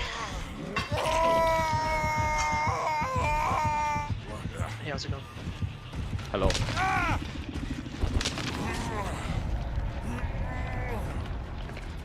Are you... Bye. I have been cursed by a vile... Oh god. See ya, yeah, salsa I can bomb. see why this is annoying. Oof. Yeah, they just never leave you alone. This, yeah...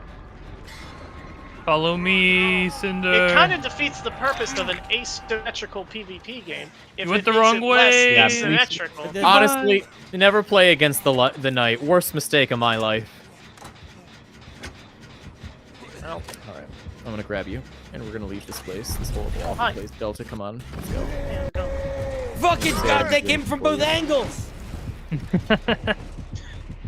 Well, I should Cinder's bring getting tag perks to teamed by find knights the over hatch there, better. and I want to find out what's going on. Like, I'm a little There Oh, we go. curious. the guy came, the real guy.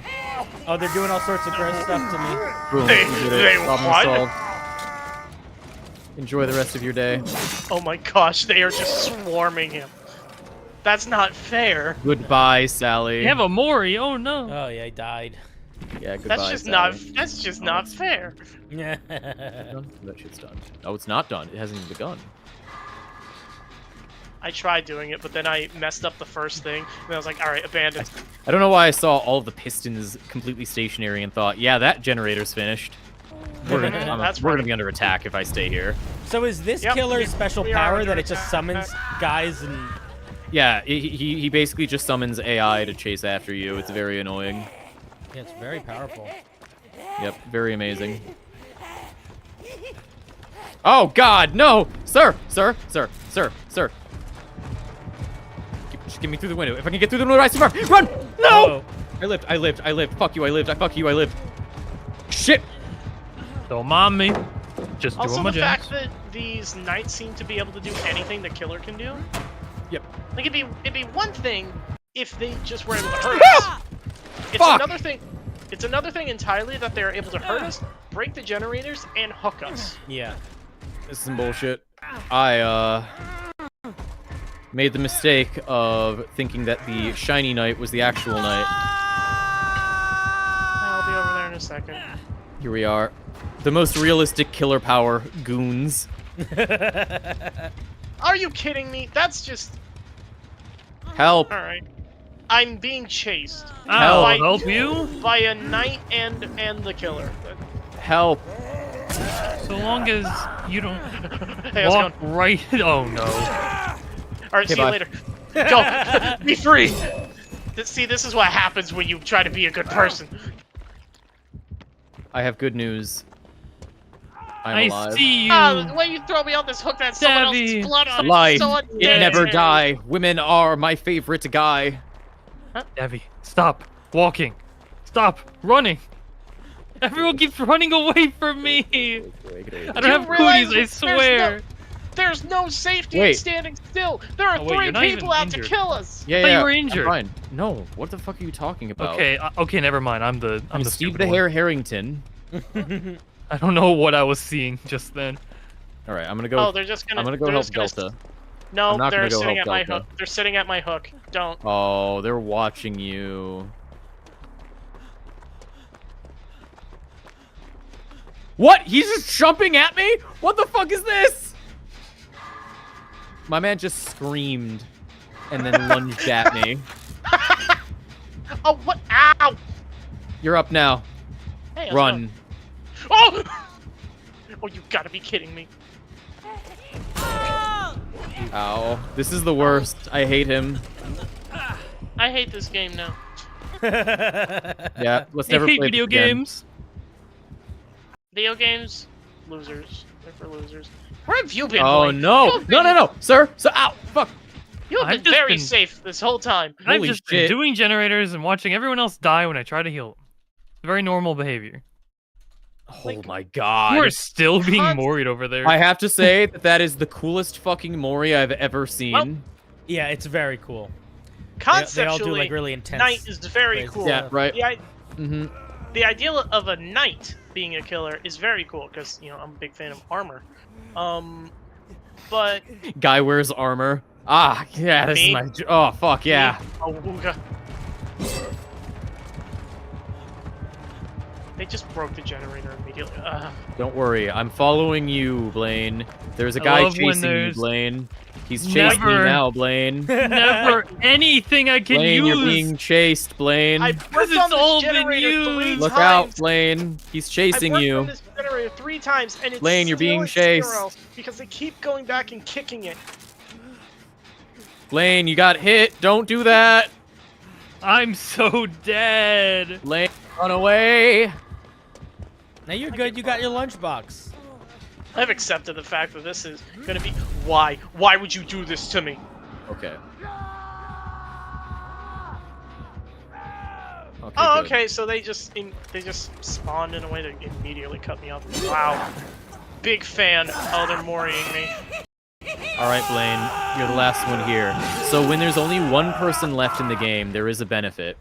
Whoever is still alive is able to, like, suddenly a hatch will spawn around the map. That hatch will immediately free the sole survivor. The only issue is that the killer can find the hatch as well, and if they find it and close it, then the single player is usually fucked. They can close it. Yeah, they can close it. So, like, the sole survivor is still able to complete the game normally, but this is a way for the survivor to complete the game again, just anyway. That would, Like, that to would make it not just completely worthless. But yeah, I don't know if the Knight's minions can close it. That would be fun. I'd love that. They can do everything else.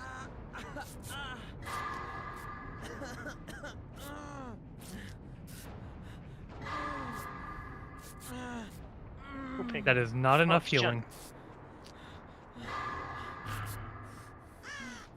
Oh, You're we about did to it, hear me Blaine. pop off. You're about to hear me pop off, Jappy. Oh, yeah? Let's hear it. Ha! Because I'm getting a commission. Oh, fuck yeah! I didn't know that you did art. No, I'm getting a commission. Yeah. Getting one. How much are your rates? I am commissioning somebody. Do you do line I work? don't. Yeah, I'm how- gonna, what kind of line I'm, work do you I'm do? gonna.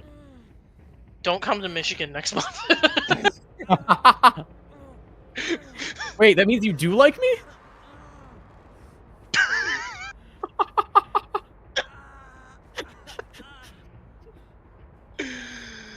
I All right, Blaine, you have to find the hatch. There's no other fucking option. hate. What are you having commissioned at Delta?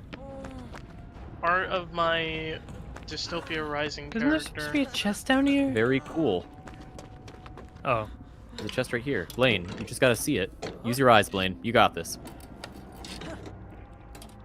Streamlabs has always been a useful streaming thing for me. It's never been my favorite. It's just the first one that I touched and never moved away because I didn't need to. But every once in a while, I'll get an ad that just pops up in my notifications.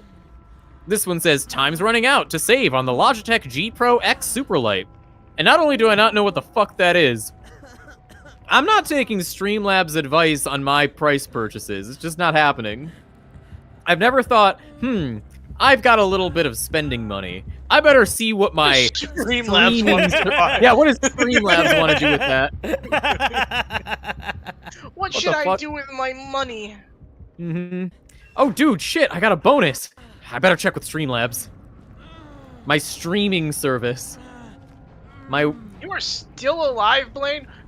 My I'm Twitch not app will tell going me down how without a to fight. I'm gonna make this the worst experience for this killer yet. He's gonna Blaine? find the hatch, and I'm going to escape through an exit door. So Blaine, if you close the if the killer closes the hatch, then the timer will start. Yeah, and then I escape through the exit door. It doesn't open the door. I still have open to- the door. You still have to do the generators. No, I don't. Yes, you do. If the hatch is closed, the doors can be open. No. Blaine? No, I know what I'm doing. Blaine? Blaine, you have to go up there and find the hatch. No. Blaine, you need to find the hatch. Why hasn't the Good knight found the hatch then? I have Not- a guess. Don't listen to them. They're don't listen to the words of the foul speakers. Blaine. Is that really how the game works? Because I don't. Yes. Oh. Yes, find the hatch. You can't just For hide some reason, forever. I feel like I don't trust you, but I'm gonna do it anyway because it's funnier. Startle those crows. Nice. You know what would be funny? If you just scared every bird in a 5-mile radius. Right now.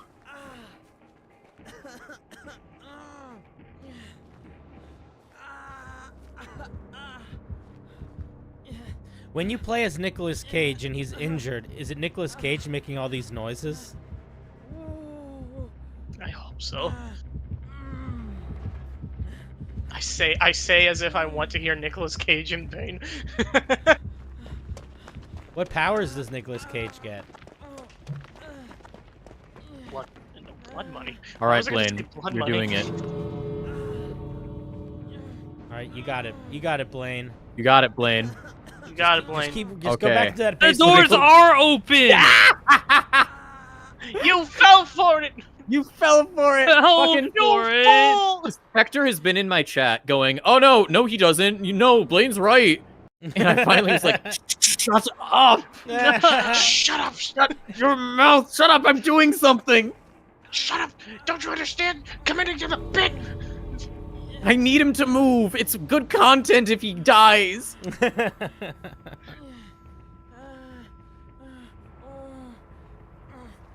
You got I this. think I take the bait now.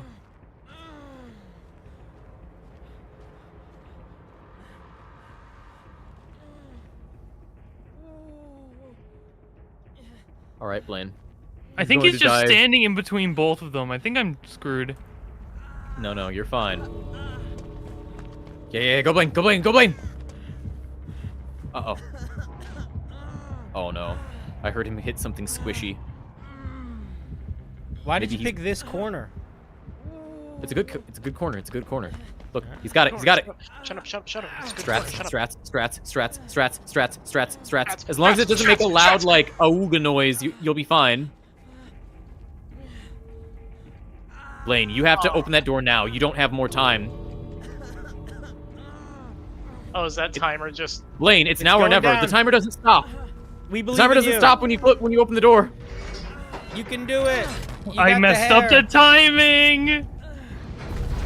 Well, Oh, Oh, I see bye, it. I Blaine. see you, buddy. Goodbye, Blaine. No. I actually could have escaped if I didn't waste time there. I was doing the cool gamer strat. Oh man, Goodbye. that'll get you. Farewell. Spectre messaged me on Discord. What'd he say? Wait for him to close the hatch. Thank you, Blaine, I've for been listening to me. gaslit so bad. Thank you, Blaine. Thank you for being so dumb. I can't trust. oh, this. you're the only one who didn't get moried. All right, thank you. All right, well, that's good for us.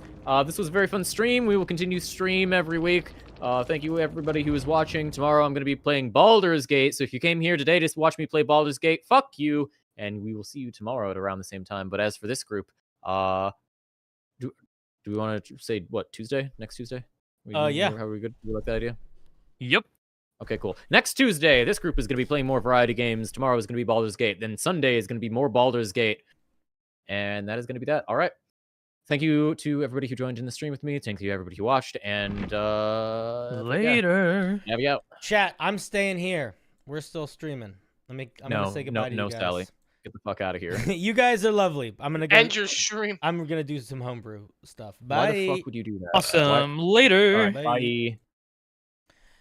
All right, team. Hi. How's it going? Let's change some settings. Was that fun? Did you guys enjoy that? It was fun for me.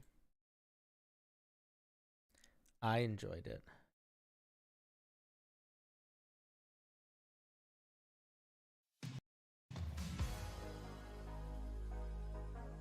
All right, team. We're gonna start doing some homebrew review. How does that sound? Let me pull up the, we gotta pull everything up.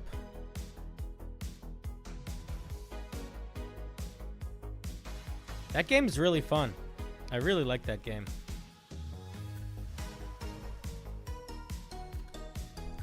I enjoyed it quite a bit. Quite a bit.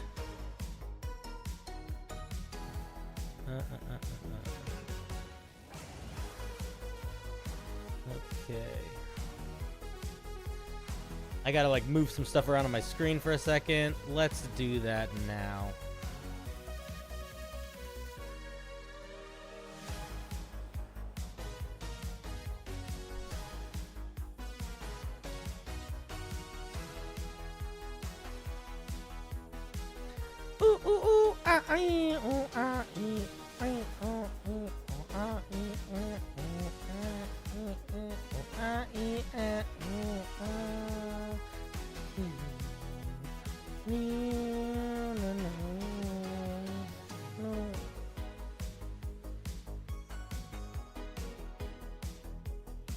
Let's do this.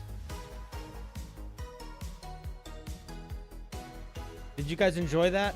I hope so. I enjoyed that. We're gonna be doing more of that. I like those guys. They're a lot of fun. There we go. Homebrew review time! Are you ready? Are you ready, chat? Should I change the name of like my stream and stuff? Probably could.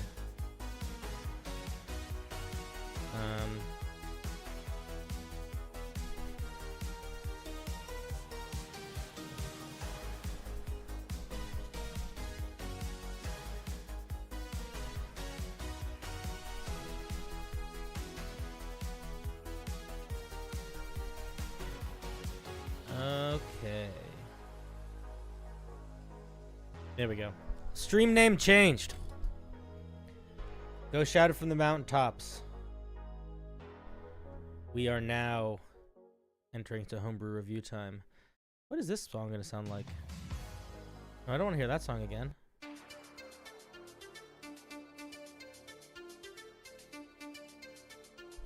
Ooh, this is a good song.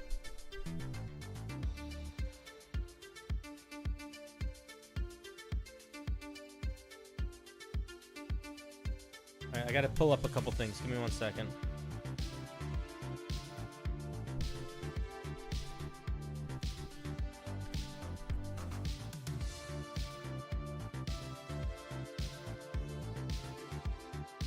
Alright. From now on, you're Ivan Brokenstone? Nice. Oh wait, I have to redo the wheel. Oops, I'm dumb.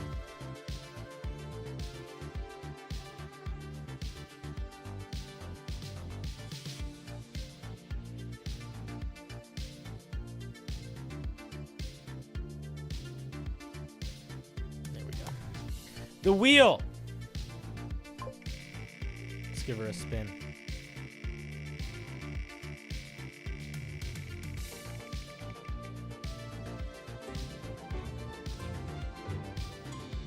we've got a piece from Andre.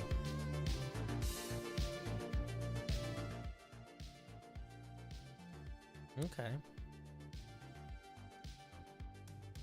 Let's see what Andre made today. This has been created before Tasha's, so it doesn't have the spells in the spell list. The doc is pretty old. I don't care if you bash on it. I've improved a lot since then. Still a good exercise. All right, let's take a look. Oh, you're starting pretty self-deprecating there, bud. I'm not going to read a whole class. You guys know I don't do that.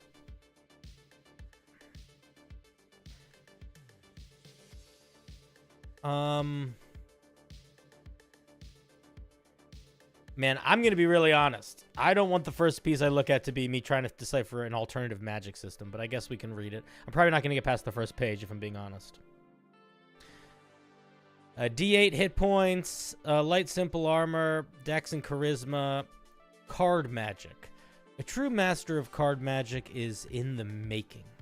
You have collected a number of spell cards. Spell cards each represent a spell found in the card master spell list and are randomly drawn from your deck when needed. See chapter 10 of the player's handbook for spell casting. Okay.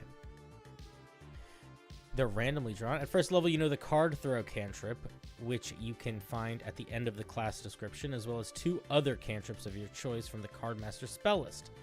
So we just get some cards things. You can only get card flurry cantrip from the card flurry feature. Okay. Odd. At first level, you have a collection of 6 first level spell cards. Cardmaster shows the size of your deck of cards when you use it to cast spells. It also shows what level your spell card is. You add unique spell cards to your deck whenever you complete a long rest. What is this music? No, I don't want that. Let's like I want non.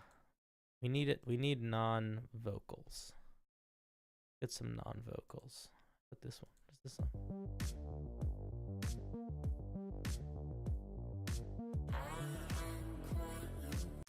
No, we need some non-vocals. All right, let's find some. Let's get a playlist going. Hey, Dice Admiral, how's it going, buddy?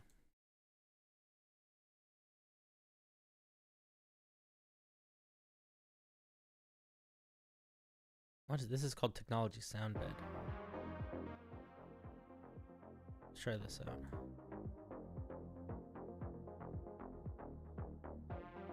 I would like some naan and chicken vindaloo. God damn it. I'm doing all right, Dice. My mouth still kind of hurts from my surgery, but I'm doing pretty good. The number of people has dropped a lot. Well, I think a lot of people did not stick around for the gaming. But I don't give a fuck because I still want to do it because it's fun.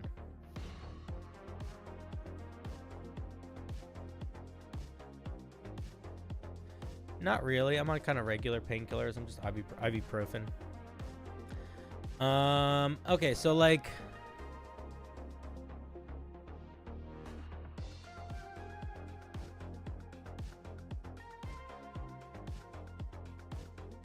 so you basically pick a random, so you basically like, it's like a deck build. You're constantly doing like a deck builder. As an action, you draw a card from the deck, assign each spell card to your deck a number, then roll the appropriate die based on your deck size. And then you have a card hand, and then you can spend, so it's sort of like a random spellcaster. It's kind of an interesting idea. I'm not sure how much fun it would be, to be honest.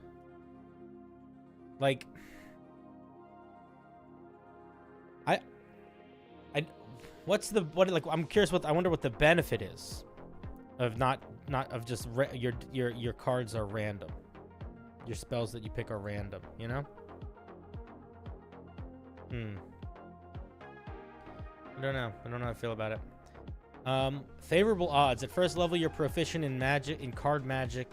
Makes the unpredictable nature of cards in your favor. Spell attacks you make with spells you have from the spellcaster list score a critical hit on a 19 or 20.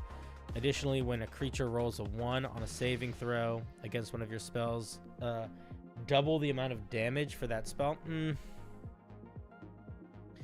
And then on top of that, your proficiency bonus is doubled for ability checks you make involving a set of playing cards. That's kind of interesting. I'll be honest, I don't love that the core feature we're getting at first level is that you can score a crit on spells at 19 or 20, and now people can people can crit fail on saving throws.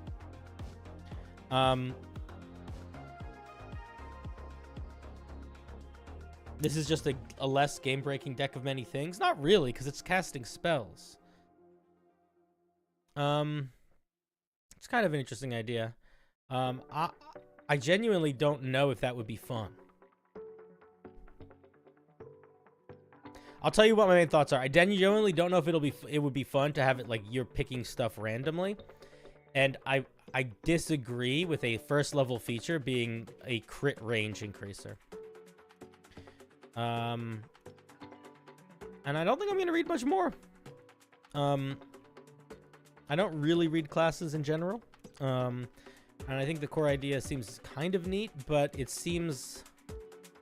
I don't know if I would build a whole class around it, if I'm being honest. I like this is the kind of thing that feels like it could also be a subclass. But an interesting idea, Andre. Let's give Andre a round of applause.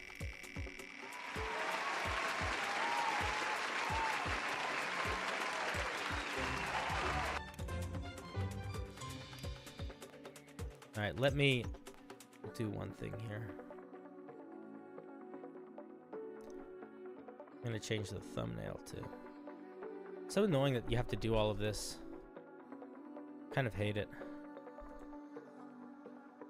Okay, there we go. Thumbnail changed.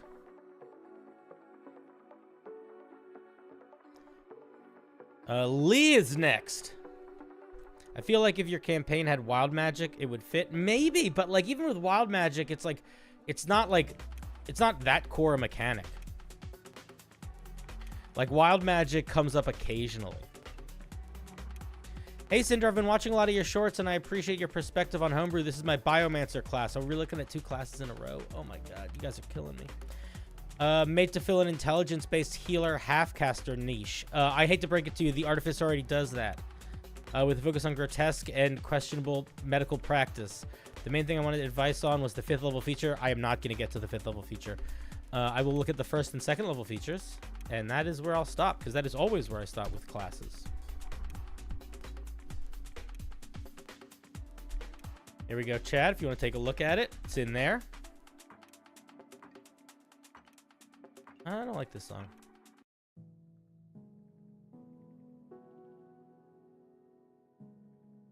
Just joined and I need to know if Blaine was still alive in here. Blaine, we just finished playing. Now we're doing some homebrew review. Everybody lived forever. We all won the game.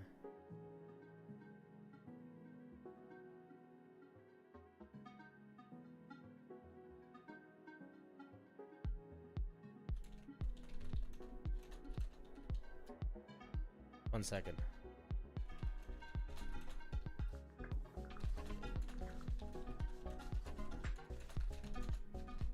Okay. Let's take a look. Another D8. Light armor, medium armor, blowguns, hand crossbows, healer's kit. Intelligence and wisdom saving throw. It's a half caster. Let's see what we get at first level. Fundamental biomancy. The basis of biomancy is a superior understanding of biological systems and their functions. How long have I been playing? Been a DM or played? I've been I started being a dungeon master maybe like 2 months after I started playing. And I think I started playing like a while ago. I don't know, 9 years ago, 10 years ago. I started playing almost exactly when 5e came out. Like the first couple sessions I played were in 4e, and then we transitioned into 5e immediately.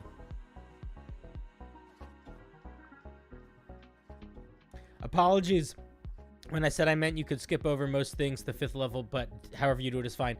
Lee, here's the problem. This is why I'm not going to skip over anything, because if I just read the 5th level feature, how do I judge it? How do I give feedback on a 5th level feature if I don't know what else it is? That's like saying, is ketchup good? And it's like, well, it depends on what you eat it with. Like, ketchup can be really gross or it can be perfect. If you're eating, you know, like ice cream, it's probably kind of gross. But if you're eating like French fries, it's pretty good. So if your 5th level feature is ketchup, I can't tell you if it's overpowered or underpowered or anything, because I don't know what it is. I don't know how it sits in the class. Look at the Paladin, for example. Almost any Paladin feature in isolation, you could look at and be like, that seems overpowered in certain situations. But the truth of the matter is they fit together nicely, but they have to fit together totally within the class. So I'm going to look at your 1st level feature and your 2nd level feature. And the other reason why I like looking at the 1st and the 2nd level features is that if your thing doesn't feel unique and doesn't feel like it merits existence by 2nd level, it shouldn't be a class. It should be a subclass. Or you got to rewrite it and figure out how to make it feel distinct earlier. So with that in mind, let's see what we get at 1st level. You get proficiency in medicine. If you aren't already, you can use your intelligence when you make a medicine check. You gain expertise with medicine, which means your proficiency bonus is doubled. Don't say you get expertise in medicine. Just say the second part. Expertise is the name of a rogue feature. It's not a mechanic. If you're adding proficiency, you gain proficiency in another skill of your choice. I'm kind of curious if at 1st level we get proficiency in medicine, why not just bake that into the skills we get? Why not just get skills? You gain medicine and one other skill. I would just do that. Because it's like at 1st level, you're getting this. Might as well just make it tie into this. As an action, then we have simulate healing. As an action, you touch a willing or helpless creature. What does helpless mean? That is not a mechanical term in D&D. You need to clarify what that means. To accelerate their natural healing. You cause the affected creature to expend a hit die to heal for the normal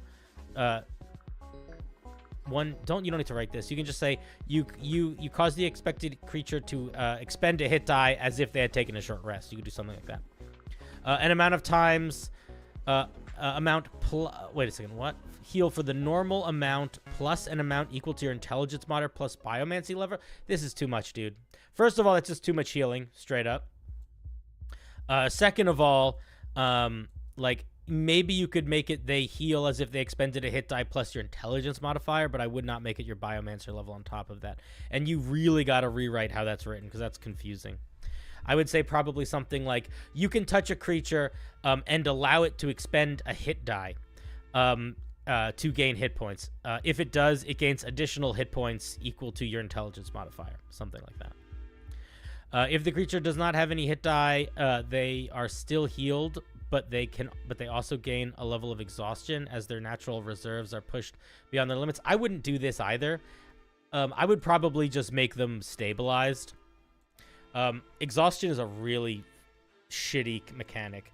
It's not super well designed. It's not really fun. I don't think it makes sense to use it in your design. If you can avoid it, you should.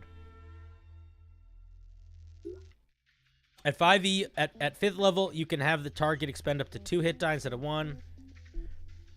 3. Okay, more. Okay. This ability can also be used during a short rest where it instead applies bonus healing equal to your biomancer level on a number of creatures equal to your intelligence modifier that are expending hit die. Listen, I would probably drop this part if I were you, or make it a separate feature and call it something different and write it more clearly. The clarity of your writing is going to be one of your biggest hurdles here. You really got to look at how class mechanics are written and try to copy that language. The other thing that I noticed is that there's no limit on this, which means that you can heal creatures a lot. You can basically anytime a creature goes down, you could just have them expend a hit die and come back up. Here's my thought process. This is too strong. And I also understand the logic of it being a 1st level feature that is resourceless because you want to have a core loop that feels distinct, but your core loop if you want your core loop to be healing, it needs to be resource-based. You can't have resourceless healing. And there could be an argument, well, the resource is their hit die. That is too big of a resource, and it's also, like, not really it's like, it's not going to scale right. It's just going to get too powerful. Like, this ability is just going to be too strong. So you need to either figure out an alternative feature that is healing adjacent that you give them, that is an always-on feature, or you got to put a resource cap on this. Otherwise, it's just not going to work. Why don't we have healing cantrips? Yeah, that's why. I like the expanding hit die, and I like expanding hit die's abilities too. But if I have a level 5 character, I can bring them back from 0 5 times with this feature, and I don't know how I feel about that, because then I could do that to all of the level 5 characters. It's just a lot. You get spells.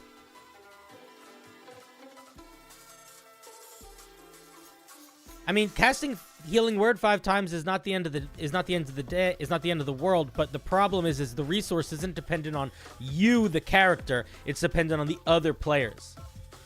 So it's like, it would be like, healing word would be kind of messed up if you could cast it and then it would just expend another creature's spell slot, and every creature had spell slots equal to their level, you know?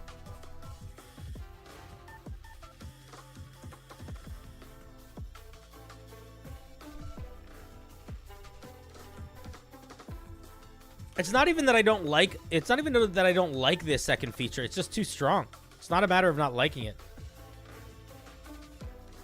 Oh, you mean this feature I won't like. You learn to turn a living creature's body against them, bringing pain and fever and touch. As an action, you can touch a creature to make a melee spell attack. On a hit, the target takes necrotic damage equal to 1 of its hit die plus your intelligence modifier. You can't do a... man, I'm going to be honest. You can't do a class mechanic that is the core class mechanic that is, again, based on other creatures' stuffs. Like, it is not good design to base something off of the hit die of other monsters, the resources of other characters. You want your class to be balanced across the board. This power is like, because monster hit die are not based on their hit point maximum. It's not based on their level. It's not based on their challenge rating. It's based on just their size. That's it. You know, like, should this attack do less damage to small creatures and more damage to bigger creatures? I don't know. It doesn't make sense to me. On attack, they take necrotic damage plus your intelligence modifier and must succeed on a con saving throw or take 1 level exhaustion, which lasts for 1 minute. Yeah, I would just say, I think, honestly, if you're building a lot of this off exhaustion, you gotta just rebuild it. Because the other problem here is exhaustion just kills things in 6 goes. It's just too powerful a mechanic. Do you have a common access to?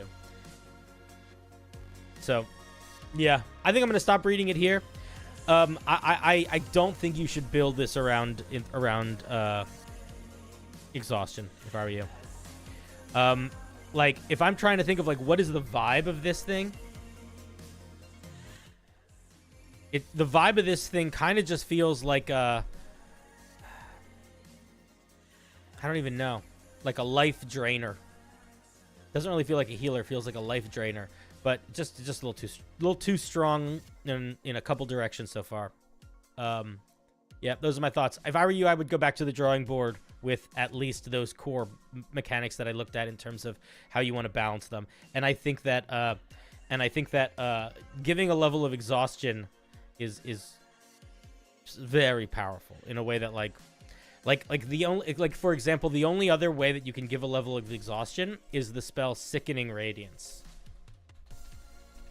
which is, I believe, like a 4th or a 5th level spell.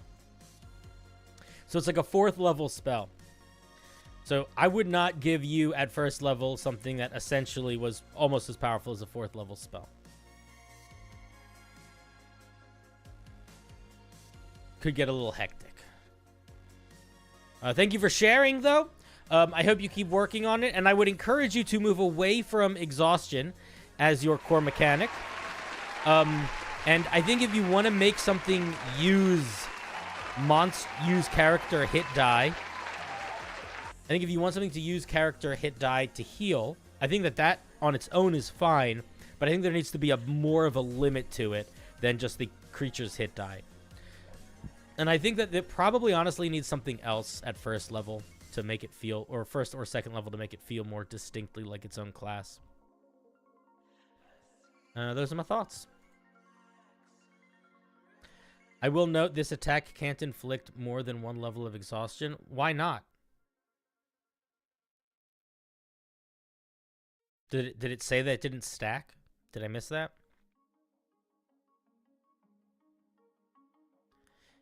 I might have missed that.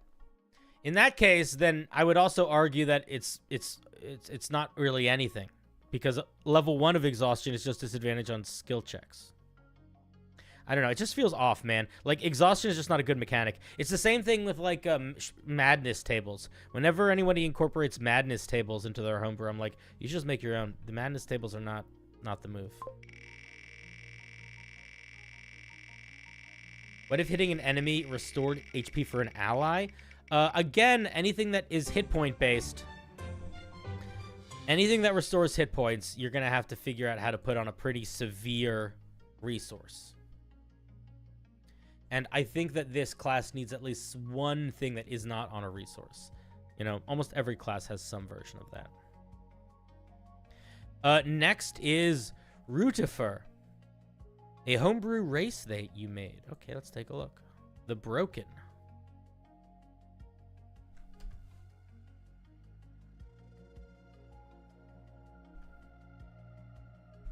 I don't know what you interrupted. Just make it give a -1 to all rolls instead. I don't think that would be a good first level feature either. Or a second level feature. I just don't. Because of bounded accuracy. It's like, that's not... I think that works really well on a resource-based feature. I think it works really well on a spell. I think it could even work really well on somewhat passive features at higher levels. But not at first level. Not at second level. Okay. Okay, so the Broken. So I see you did a -1 to strength, but a +2 to intelligence or wisdom. D&D races don't do -1 to things anymore. They don't do penalties like that. So I would just get rid of that. Welcome, Keith. Undead. The Broken are considered undead humanoid. So they're both? Okay. Undead is a really tricky thing to make a person count as. It will be bad sometimes. Sadness overwhelming. During long rests, you are haunted by your past, causing nightmares, and an intelligence wisdom, depending on what you choose, check. What? And you are haunted by your nightmares and an intelligence wisdom check. You're haunted by an intelligence wisdom check? 6 to 10 based on level? What the fuck does that mean? If successful, you're able to continue sleeping without a nightmare. If unsuccessful, you take 4 damage and wake up prematurely. Short rests do not have this. I'm not even going to tell you how to fix this feature, because this is not a feature that you should give a class. It's just bad. It's just bad. Don't do this. If you want a good, welcome, Keith, to being a member. There are some really good representations of undead in D&D already. The one that comes to mind for me is the Reborn. Where is that? It's in Guildmasters. Yeah, it's in this. Like the Reborn. The Reborn is fine.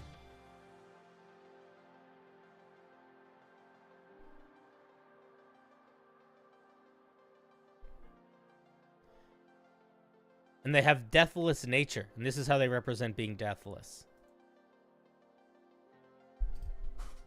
Doing something where you have to roll a die and then you don't get a long rest and you take damage, that would suck so much. Like, that just wouldn't be fun. The thing is, at the end of the day, you really just... The goal is fun. That's just gonna be tedious. Being broken soul means any healing done to you will be halved. Conversely, you are immune to debuffs, and nothing can permanently reduce your max HP. I'm going to be honest here. I think that you need to spend a little bit of time to think about how you clarify your mechanics.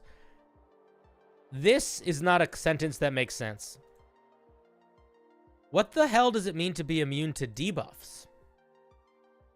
What does debuffs mean? I know what it means logically, but debuffs doesn't mean anything in D&D. Like, you could be immune to charm spells. You could be immune to spells that would change your shape. You could be... But, like, debuffs doesn't mean anything. There's arguments for some spells being a buff or a debuff depending on the situation that they're used in. Would Enlarge Reduce count as a debuff? Because Enlarge Reduce is a spell that is sometimes a debuff and sometimes not a debuff.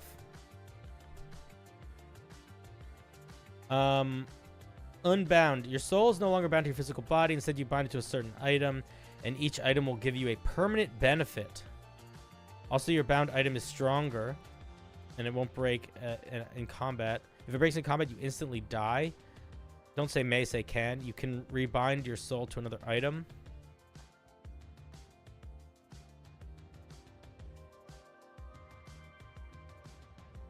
Your item breaks outside of combat, you will have to be rebind it, and for every 12 hours you take 10 damage. Where are these numbers coming from? Why 10 damage? Why 4 damage? Feels very made up. There's no logic to it. Losing all your HP before you rebind it causes you to instantly die. So...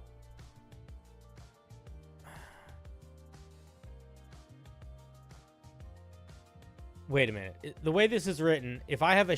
does that mean at level 3 I have a magic shield that gives me an additional 2 AC? I have a +4 shield. Level 3?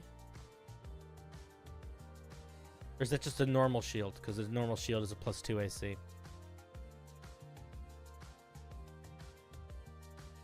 Okay, I'm going to stop reading this here. I'm not going to give you any more feedback other than some... We're going to take a step back. I strongly, strongly, strongly encourage you to spend a little bit of time looking at the races that are already written for D&D. You are going to learn a lot about the power balance of them, how to write them, how to clearly write out the mechanics. And one thing that you're going to notice is that nothing in D&D, no race in D&D gets powers that expand past level 5. So as soon as you're doing this kind of stuff, you're just out of pocket. So I'm going to be really honest with you. I feel like this is a go back to the drawing board situation and think about what is the goal of this race? What do you want it to feel like? Do you want it to feel like a cursed spirit that is bound to an object? Then start there. And think about what simple mechanics you could do to embody that feeling. I would also argue that if you wanted to do that, you could also just be a reborn and go Hexblade, and boom, you're there.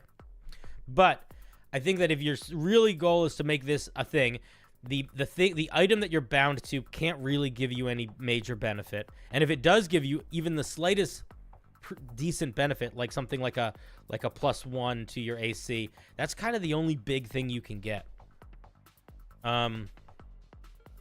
So I think it's a back to the drawing board here. And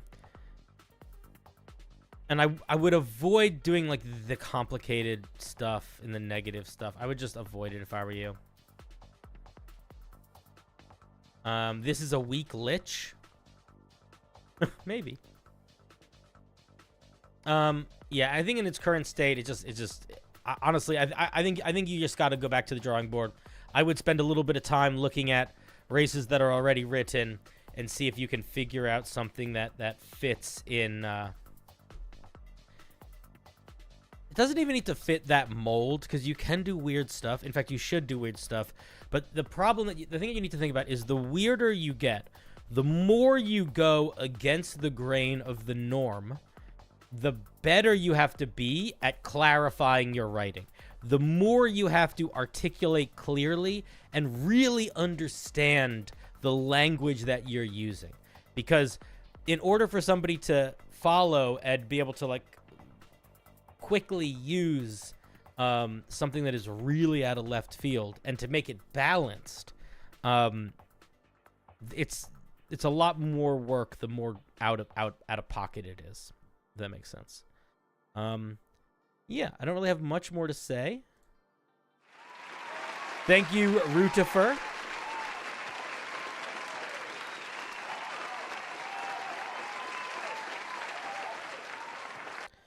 Cinder, do you want me to inform you if your DM's book gets published? Sure. Did your DM write a book?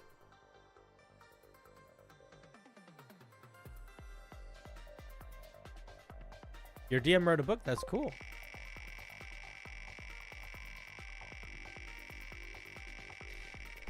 I don't know if genie characters are bound to an object, but they have a bound object. Oh, the unknown. The unknown.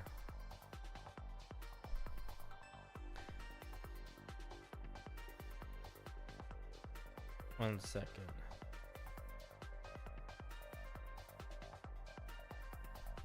He's trying to write a book, or his completely homebrew world.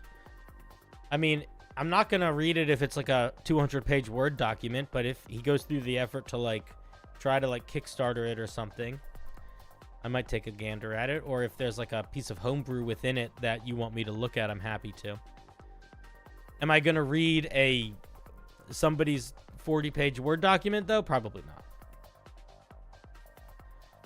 Magic the Gathering has cards for Shadowheart, Volo, and a couple other Baldur's Gate companions. I just found 2. That's cool. You're back once again to give mid-advice and tell bad jokes. Love it. I'm excited to have you. This is the unknown. First time sharing here. Even if I'm a foreigner, I feel like my flavor text isn't up with standards. So beware. It's a wizard subclass that tries to make save or suck spells better. Interesting. I am going to say something now. I'm going to say something to you. I don't care where you're from, the unknown. In my opinion, when you're building a subclass... Hey, Emily. In my opinion, when you're building a subclass, you need to have a specific vision in mind, and that vision can't just be the thing but better. So if this is just going to be wizard but better, I'm going to tell you right off the bat, I wouldn't make it. But we'll see. I momentarily put inside 2 spell lists. Why? Wizards don't get extra spell lists. And I know it's not good, but I don't want to make the subclass work on a single mechanic that also feels like a lot of meta knowledge. In the end, there should be a little explanatory note. I'm not exactly sure. I mean, well, let's just dive in. Let's just dive in.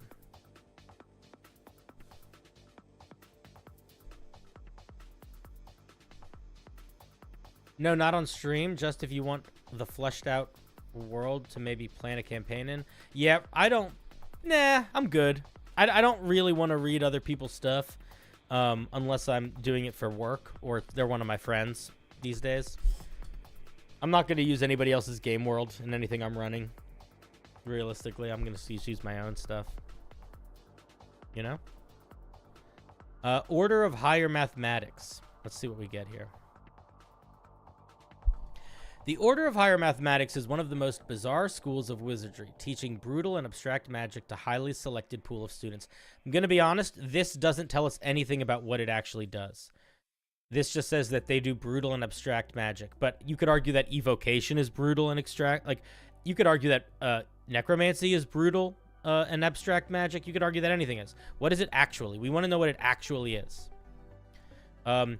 It all started as the founders created a system of simple rules that could be applied in any context, from commerce to weave bending. Now, though, these wizards focus their energy on further discovery of the one formula, the rule that was used to create the order of the universe. The ranks of this order are filled with evil people. Dude, okay, so what does this subclass actually do? Wizards of the Order of Higher Mathematics do what? So the problem with this flavor text is you're not really explaining the flavor. And maybe that's because you don't really know what the flavor is. But there needs to be more flavor. Like, I want to be able to picture one of these guys in my... When I'm reading this flavor text, I should be able to picture one of these guys in my head. I can't picture anything in here. I don't know what this... This just sounds like regular wizard stuff. So I would say that you just need to get much more focused with your flavor. That's a lot of flavor text. It doesn't say much. Yeah, that's what I'm saying. Root of every problem. When you select this wizard school at 2nd level, you can add your proficiency bonus to any intelligence check in which you aren't already... Don't say gain proficiency. It's say in which you aren't already proficient. So you're just proficient in all intelligence checks? But what does that mean? Like, why? Why are we getting that? Once per long rest, you can meditate for 1 minute on a problem. If you do so, you can change the difficulty of an ability check you make to a DC of 10. If you fail, it returns to the previous set DC for anyone else, but you have disadvantage on this kind of check until you finish a long rest. I'm gonna be really honest. This feels a little too strong for a second level feature. Especially on top of you just getting like 3 or 4 free proficiencies with this. So when you're making a wizard subclass, the one first level feature needs to be sort of tied to like the type of magic you're doing a little bit. That sounds like the most broken feature you've ever heard of. Yeah. I can make any DC 10. That seems nuts. Yeah, I would just completely drop this. And I would be honest, I would probably, I think I would try to just come up with something totally new for second level for this. Because what is the goal? Like, this is, like, what is the point of this wizard? They're just better? They're just really good at intelligence across the board? That's not a vibe, you know? A growing series, depleting chalk.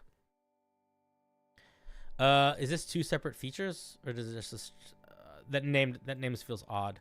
Starting at second level, you don't need to say in this order. You can spend 1 hour of work and 5 gold to create a magical chalk stick. This chalk counts as a spellcasting focus for your wizard spells and gives you this benefit.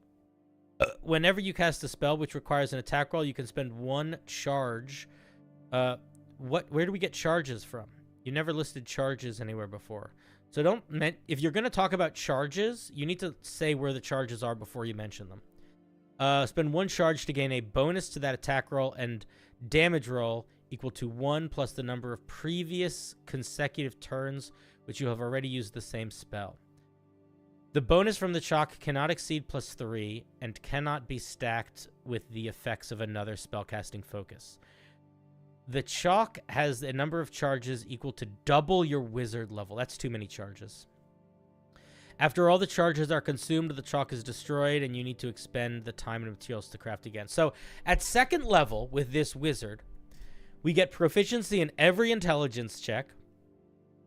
We get magic chalk that we can use to get a +1 bonus to our spell attack rolls. And we can make any DC of anything a 10.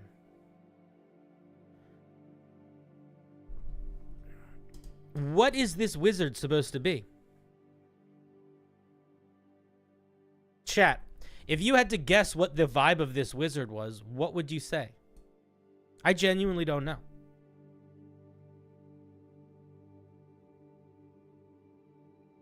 I'm really not sure.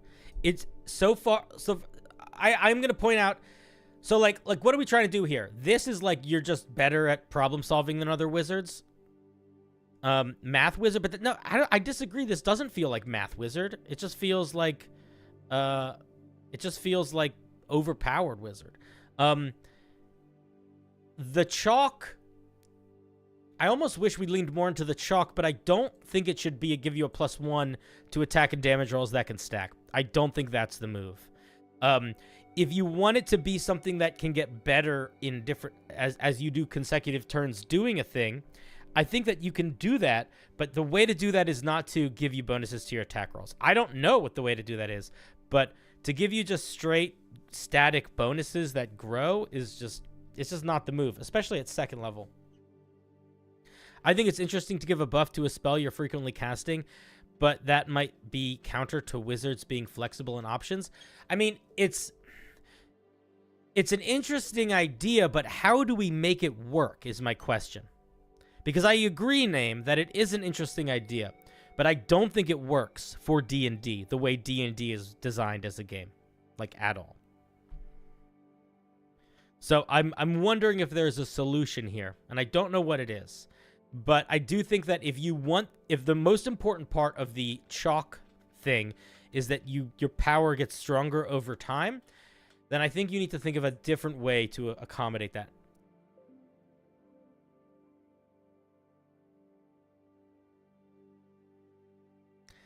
And if you're going to make a feature have resources, double your level is a lot. I wouldn't do that. I would maybe do your proficiency bonus, which would be 2 times. Or I would maybe do double your proficiency bonus if it's really not that strong. And like everything uses that resource. Like the Cyanite kind of works that way, where they have everything is based on their I'm not digging, I'm not feeling this music. Let's change it.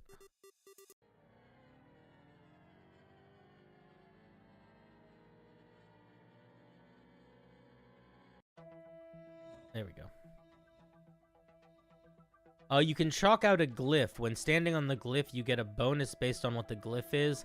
Then it's all of a sudden a super smart wizard. That's actually a really interesting idea, Raymond. Maybe at 2nd level, you could learn to draw certain mathematical equations on the ground as like little auras. And if you stood on them, they could enhance you in certain ways. I like that idea. That would be an interesting thing to do.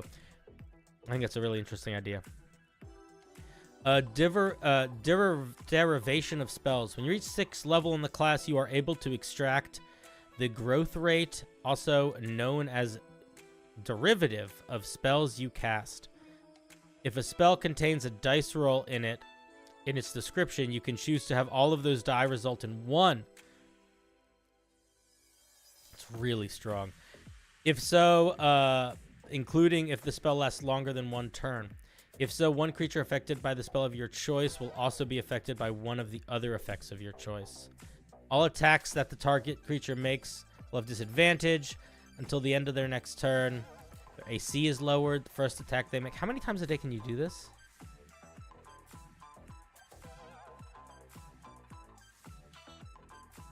You are able to extract the growth rate, also derive the knowledge of spells you cast. If a spell contains dice roll, so there's no action economy here? So this just happens? Okay. I think this first part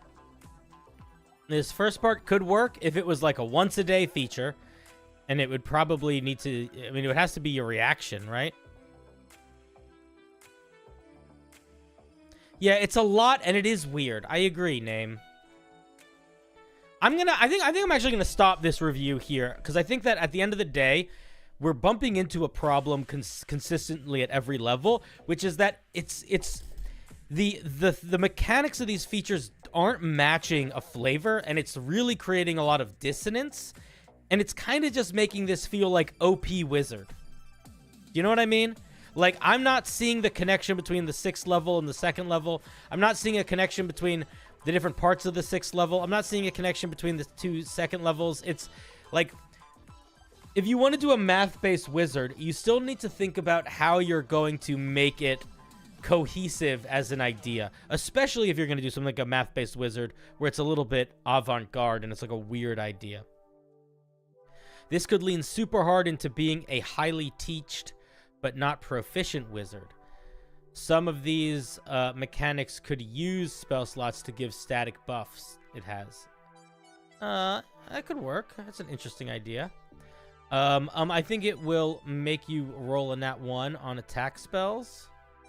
I'm not sure what you're making reference to in that one. Does this not make you roll all 1s on your damage die? No, it does. That's what it says.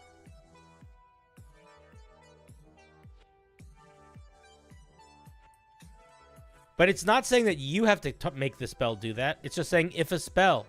It's not saying who's casting the spell. Oh, are you saying that you think this is happening to your spells? So, like, when you cast a spell that deals damage, you can choose to have it do all 1s and then make something else happen. Is that what you're saying?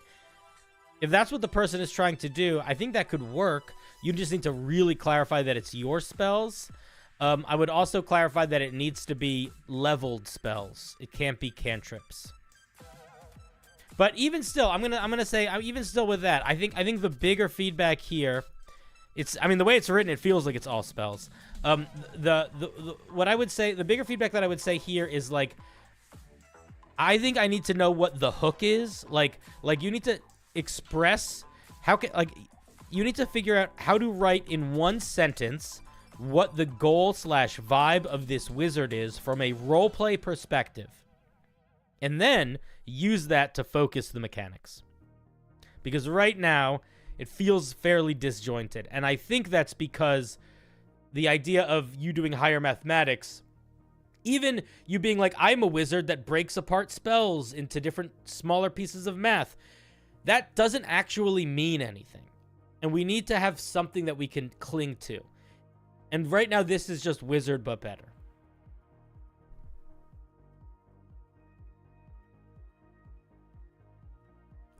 So yeah, so I think you got to spend a little bit of time refocusing it, or just tightening that focus, clarifying what all of this order of higher mathematics means. I think it could. Yeah, that was we did that. That was for a couple hours earlier. We did Dead by Daylight earlier, but we're gonna be playing more video games. I think next Tuesday. Don't worry, we'll be doing more gaming. Don't you worry your pretty little heart. Yeah, I feel like if I were you, I think that we need to know more than just it's big math, and we need a little bit more that we can buy into here, or then we could build around in a direction. And also, just everything needs to be toned down. Like, all of these things are literally every feature I've looked at so far has been too powerful. So I think all of it just needs to be cranked down a little bit. But I do hope you continue to work on it. Let's give a little round of applause for the unknown.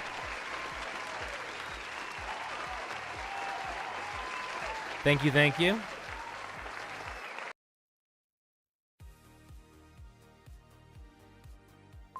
Why are you worried?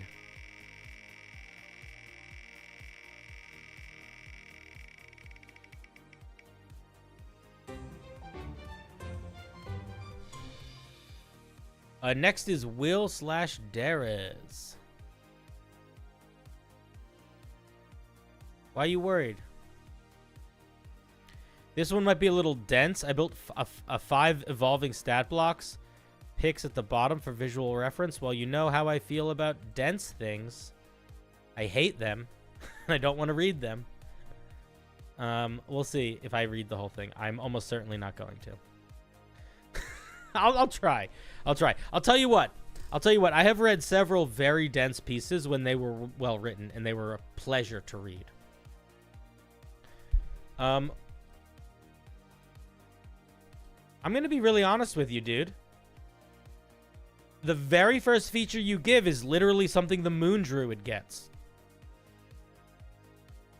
Don't do that. Get rid of this. At second level, Shapes of Old Rulers. When you join the circle at second level, you discover the savage power of ancient creatures in nature and within yourself. You learn to speak, read, and write Primordial. You can expend one use of your wild shape to take on one of the following forms, otherwise following standard wild shape rules. These shapes use your proficiency bonus. You cannot transform into a shape larger than the space you're in. These shapes evolve over time, gaining benefits at certain levels, as this class describes. So this is the thing you can turn into at level... This is so fucking tiny, dude. Your armor class is 8 plus wisdom plus dex. Your hit points are 6 times your druid level plus con modifier per level. Multi-attack, you get some damage. You don't trigger opportunity attacks, and you have pack tactics. That's a pretty strong transform into. It seems like it's like, I'll be honest with you. Why not just be a Moon Druid? Because right now it feels like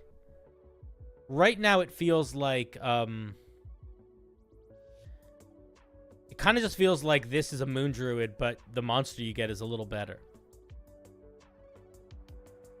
Right? Multi-attack does more damage. Dexterity increases to 18. Speed increases by 10. What the fuck? Oh my god. I'm not... Okay. I see what's happening here. So at second level, you get this form, and then it evolves in all these ways.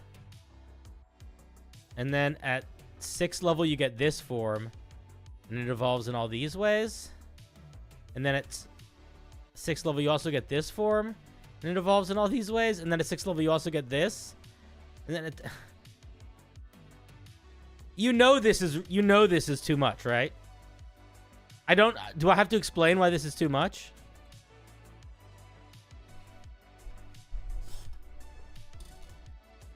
Link, I got you. Here's the link. Good luck. Good luck with it. This is way too much. This is way too much. This is too many features. There's too much going on. This is going to be tedious to read for, like, this is not going to be easy for someone to use. What is the point of it? What is the point of it? What is the point of it? What is it supposed to feel like? I don't know what this is supposed to feel like, other than you get superpower animal monsters you can turn into. I think if you want to do something that allows you to transform into alternative things, I think that that's a fine idea. I think you can either have the thing you transform into grow, or you can gain access to new things that you can transform into at higher levels. But doing both, I think, is too much. Too strong. Disagree with it. I disagree with it from a balance perspective. And I also disagree with it from this is going to be fucking tedious to read and to manage and to keep track of. Ben 10 the character? I mean, maybe, but even with it, if you're trying to be Ben 10 the character, it's like it's just too much. You can't beat Ben 10 the character, and then have everything that you can do evolve too. It's just too much. It's just too much, dude. 1, 2, 3, 4, 5. This is 1, 2, like 1, 2, 3, 4, 5. Having 5 new things you can transform into, that's enough. You don't need to make them evolve over time. And I would argue that that might even be too much, depending on how you break it up.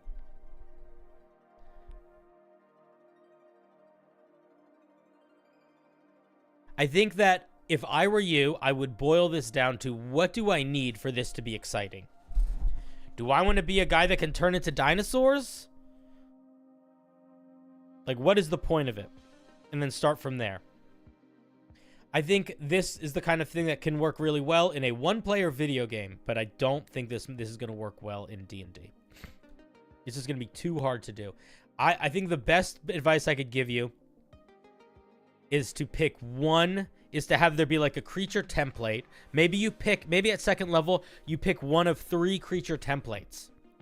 And that's the special transformation that you have.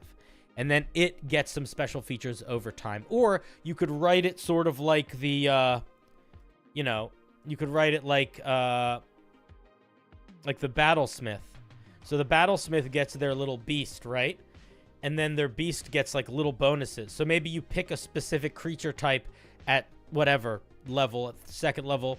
And then at 6th level or 10th level, all of your creature types do a little bit of extra damage. So you don't need to write it out for each individual one.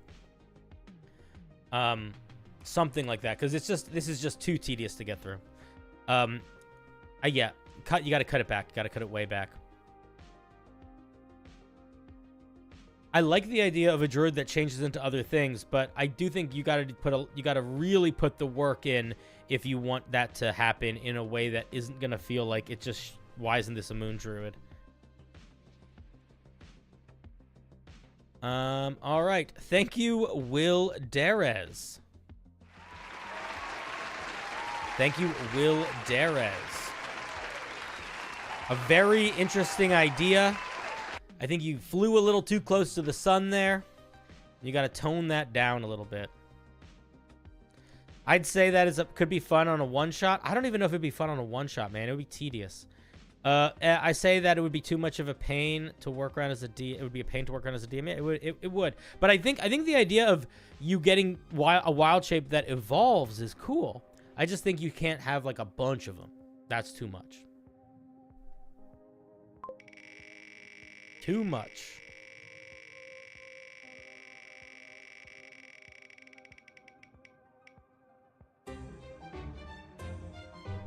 Next is Will.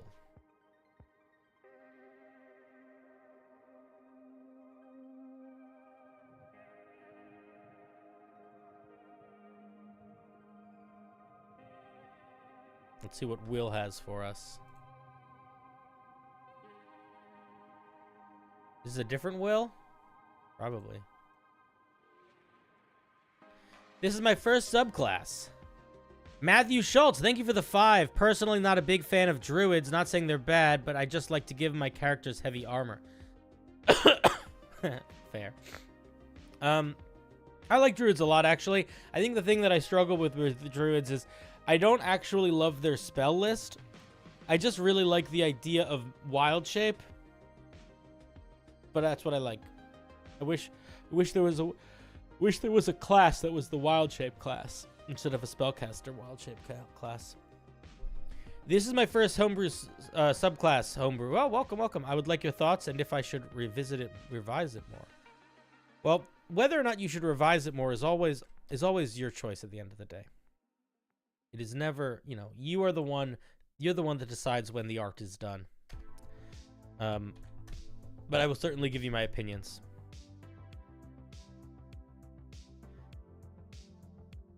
Pax Path of the Apex Predator Barbarian.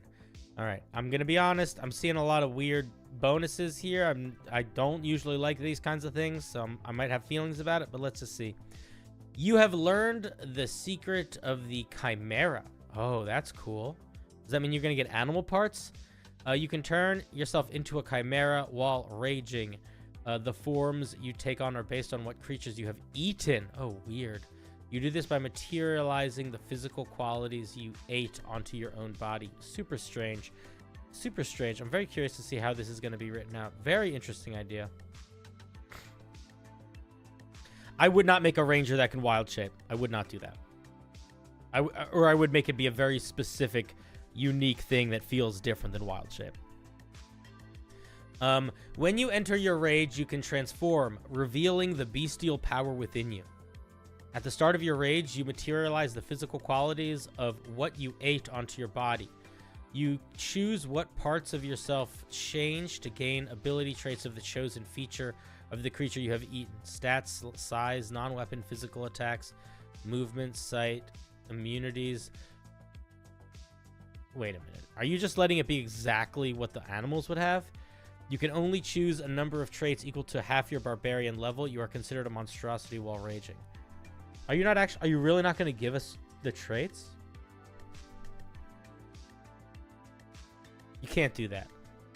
You can't do that. Here's what you do. You got to pick some. This is the way that I would do this if I were you. I would base it off creature type. And I would be like, beasts give you this. Dragons give you this. Elementals give you this. Undead give you this. And then it's like, or something like that. And when you rage, you can pick a thing if it's like something you've eaten part of, and you get a special bonus. So like, for example, if you pick dragons, maybe you get a little breath attack. If you pick undead, maybe you get a bunch of undead resilience type stuff. But you can't just copy the stuff of a monster. You just can't do that. This is not going to work. You slowly become more primal and feral. The more you use this power, you gain primal points, and it caps out at 5. If the spell Greater Restoration is cast on you, lose all your primal points. I would just drop all of this. You have this predator-like aura, giving you advantage on intimidation rolls. At level 10, your predator aura improves. I'm gonna be honest. I would drop all of this. I would drop all of it. It just seems like extra, and it's a lot, and it's like this would be a tedious thing to keep track of. And getting all this attack is not going to be balanced by getting -5 on intelligence and charisma checks, which are almost always your dump stats anyway. Lean into the Chimera stuff. Get rid of this bullshit. Lean into the Chimera stuff. Lean into the you can grow new limbs that do different things while raging. That's cool. Do that. Primal Soul. When you take a bite out of a creature, you can spend a use of Primal Soul to gain one trait of that creature, such as stats. Again, you got to totally rewrite this just so it's like you as the creator have to make a table of what the things are they can get, and you need to write them out, and you need to make them balanced, because you can't assume that they're going to be balanced if the balance is based off of the things they're attacking. Like, for example, for example, if I use this feature and I bite, if I use this feature and I bite a dragon, I get its claw attack or its bite attack. That's really strong. If I use this feature and I bite a kobold, and I get its little bite attack, that's not that strong. This thing is entirely strong or not strong based on the monsters it's fighting. It should not have to be that way. It should be balanced in and of itself. It should have it should have its own balance. It should not be reliant on the thing. This is exactly the same thing that I was talking about, where the other class that had a thing built around doing more damage or less damage based on creatures hit die.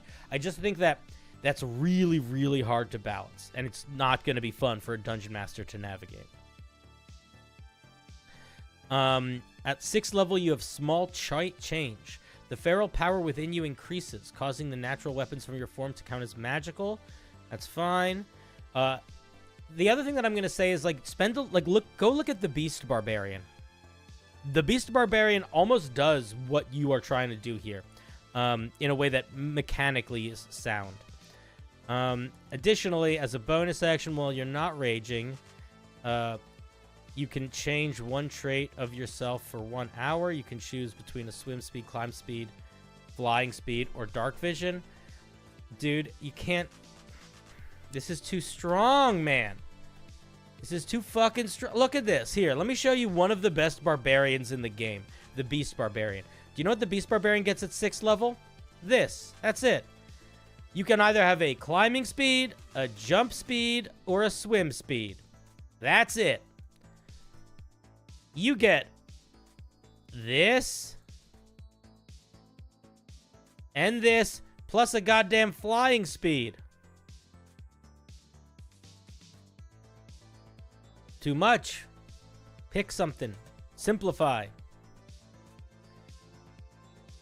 Whenever you hit 10th level, Infectious Fear. Whenever you hit a creature with your natural weapons while you're raging, your aura within you can cause fear in your target. The targets make a wisdom saving throw or be frightened for 1 minute. You can use this feature a number of times to go to your proficiency bonus. You're getting expended uses when you finish a long rest. I think I'll be honest. Being able to frighten somebody is fine. It's cool. We saw a Barbarian the other day that had that feature as their 3rd level feature. I think allowing you to frighten a creature is fine. Frightened for 1 minute is a lot. I would not make them frightened for 1 minute, and I would certainly allow them to remake that saving throw at the end of their turns. Just frightened for 1 minute and no chance of save is a lot. Or no chance of save after the initial failure is too much. Primal Resilience. I'm also going to say, I'm going to be honest here. What does this have to do with being a chimera?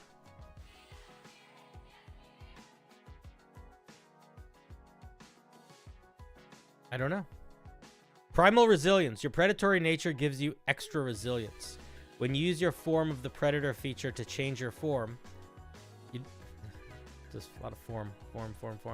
You gain, you can give yourself temporary hit points for 1 minute equal to 2 times your proficiency bonus, minus 1 temporary hit point. Why minus 1 temporary hit point? You can use this feature a number of times equal to your proficiency bonus and regain all expended use when you finish a long rest. I don't think your 10th level feature and your 14th level feature should both be proficiency bonus times per day.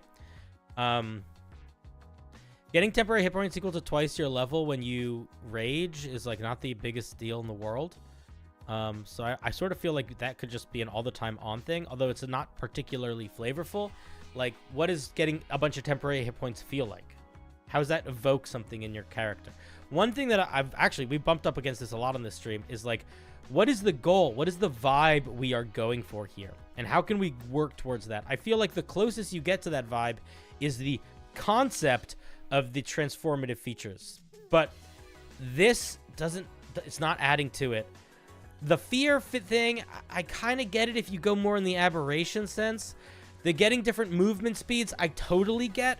But again, it's too similar to the Beast Barbarian, which means you got to make it something unique. You got to come up with something different here. And I think the 14th level feature doesn't really feel like it's matched. Like, if I was going to make a chimera, I would pick creature body limbs that you could, like, grow when you rage. And then probably, and, like, build specific attacks or features for them in the same way that the Beast Barbarian gets specific attacks or features for the things that it grows. I would drop all this shenanigans. And then I would probably...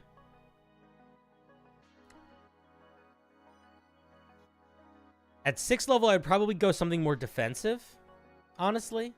I would probably not do movement stuff. And then at 10th level, I would probably do either a big movement ability or like a breathe fire. You know, like sort of like a chimera of like bigger monsters. Like if you imagine like the base ones as being like ram or scorpion or snake. And then the higher ones, maybe you get a beholder eye ray. Maybe you get a dragon breath. Maybe you get, you know, something like that. Some of those more crazy monster features, and you tie them in at the higher levels. That's how I would build this.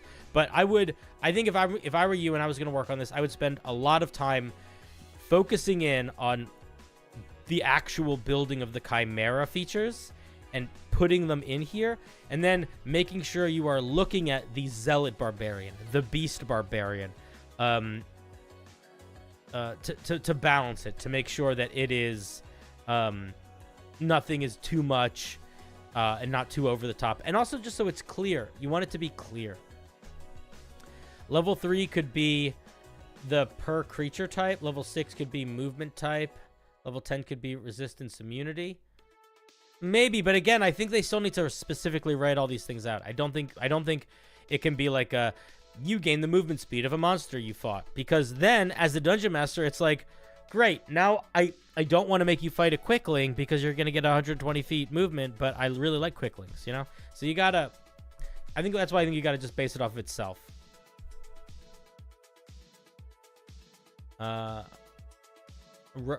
Wacky roper tongue could be. Roper tongues aren't wacky. Roper tongues are regular. The wacky part of the roper is their tentacles that shoot out of the sides. Yeah, I think we're on the same page too. It's an interesting idea. I love the flavor. I love the flavor of a barbarian that consumes things and gains their power. I just think you need to be a little bit more focused in what that actually looks like mechanically. All right, let's give a round of applause to Will.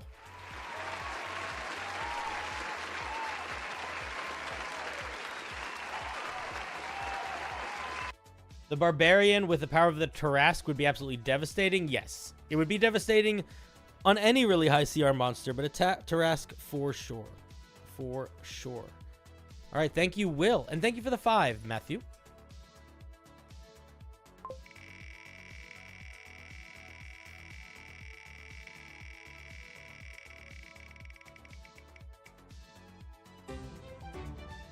Gangamel. That's a funny name. I do this full time, believe it or not. I work twice as much as I did when I worked a regular job for about a third of the pay. I'm still not making as much money as I made when I was a preschool teacher, but I am working a lot more. Hello!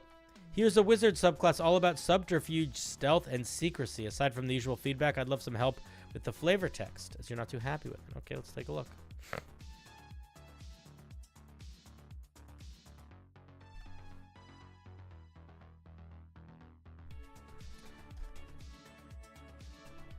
Yeah, Forrest, I would also say that the way you asked that question, it came off kind of offensive. I'm not sure if that was your goal.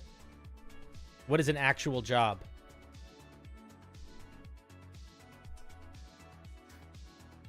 Arcane Tradition, School of Obfuscation. Oh, God, I can't pronounce that fucking word. Obfuscation. Obfuscation. Wizards of this enigmatic school train to use their magic for subterfuge, stealth, and secrecy. They weave shadows and subtle trap-laden spells to move unnoticed and confound those who would stand in their way.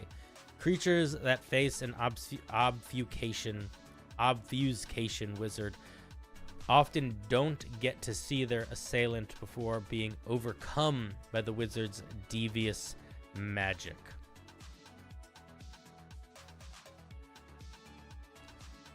So it's an actual job if you're mining salt or digging ditches. All right, fair. Obfuscation. All right, thank you, Joshua. Jackal Training. It's a weird title. I'm excited to see what it does. You are able to hide when you are lightly obscured from creatures from which you are hiding. What?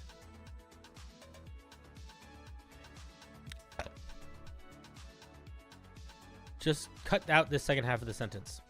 You also gain proficiency in the stealth skill if you don't already have it, as well as your choice of either sleight of hand or deception. Very unusual for a wizard feature, but I'm curious to see where you take us. You learn to modify your spells to aid in subterfuge. When you cast a spell, you can do so silently, ignoring verbal components. If the spell makes any sound, such as thunderous boom or a thunder wave, it is audible only to you and the spell's target. I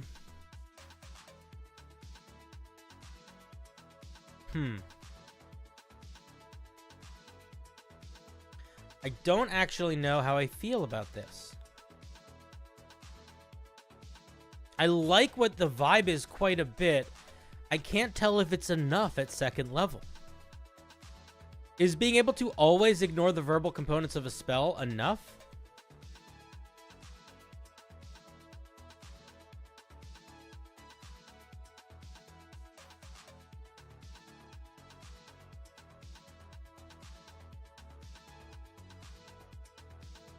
It does seem pretty good. I'm just not exactly sure how good it actually is.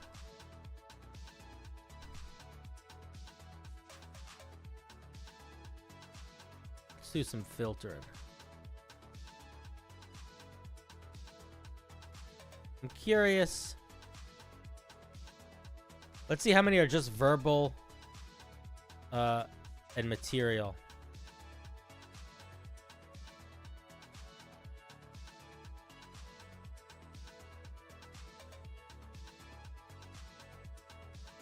I mean, some of these, yeah, this is pretty good. You get some really powerful spells here.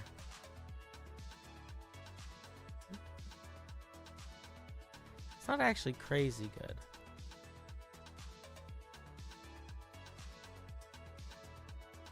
Silvery Barbs is just happening. Yeah, I mean, maybe it's fine. Maybe it's fine.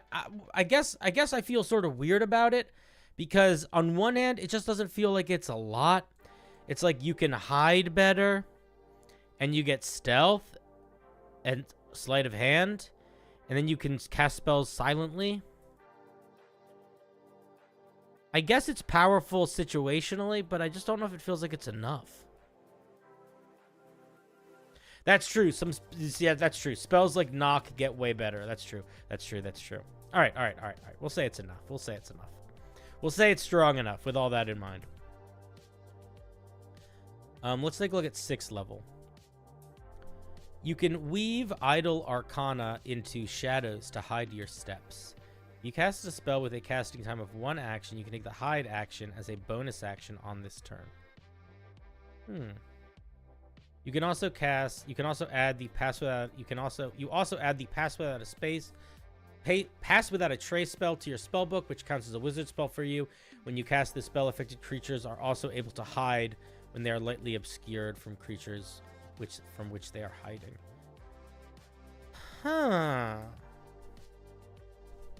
I don't know how I feel about this second part. I love this first part, though.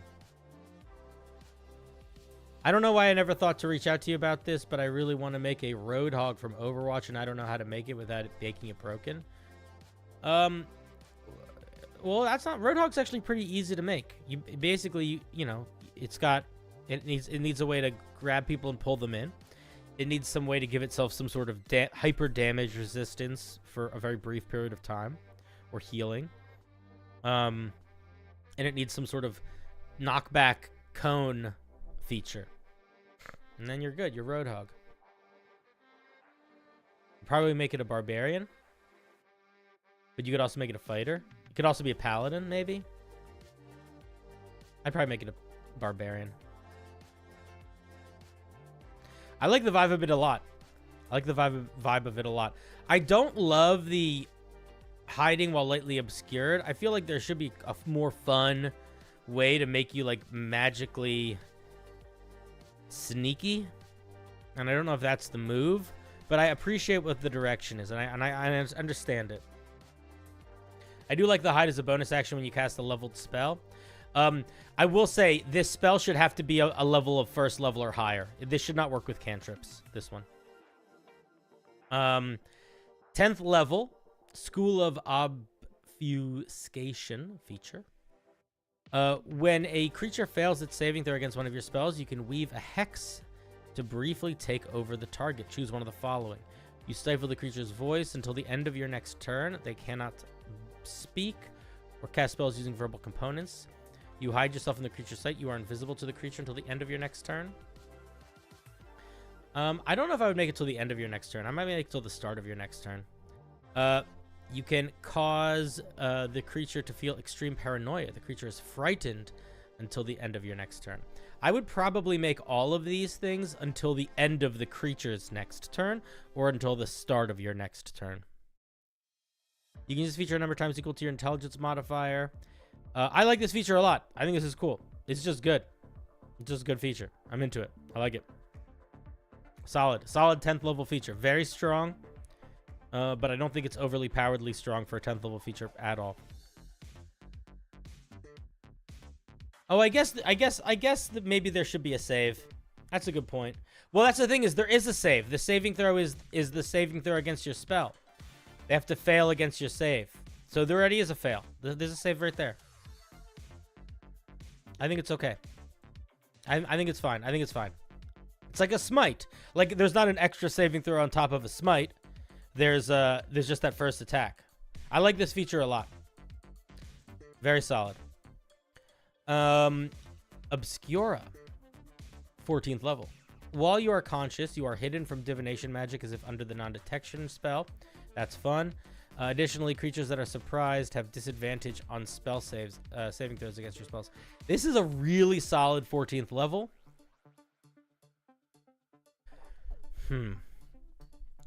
Really solid 14th level. I'm going to be very honest with you here. The things that I feel the least strong about are the second level features. I don't know how I feel about subtle magic. It kind of feels like it's just sort of sitting on top of subtle spell in a way that I don't love.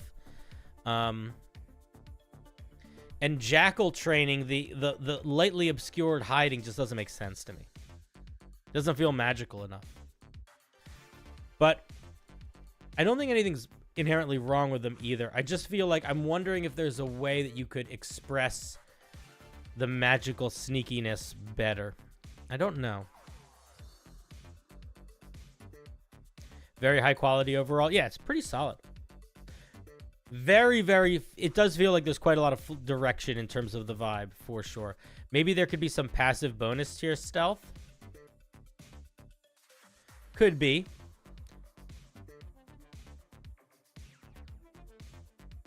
I almost want it to be like, I'm wondering if you just put in more flavor text, if it would feel better. You can draw in ethereal mists, making it harder to spot you. You can attempt to hide from a creature even when you are only lightly obscured. Something like that. Then suddenly it doesn't feel so out of place. Maybe that's actually the right answer. You can hide while inside of a minor illusion, then give minor illusion. Bonus to AC while stealth. No. I think it should stay being around stealth.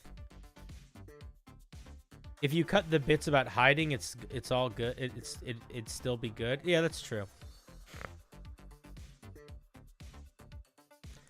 I don't have much more to say. I like it a lot. I think it's a very interesting subclass, and I think that I love the I like this. I like the vexing spell quite a bit, and I think that you tie in hiding in interesting ways, mostly, except for here. I don't like this one, but that's okay. I don't need to like everything.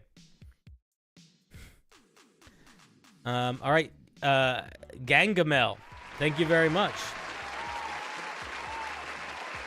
I would say that feels pretty close to being done. I think the things to think about are the second level features and a little bit of whatever I said about the 6th level.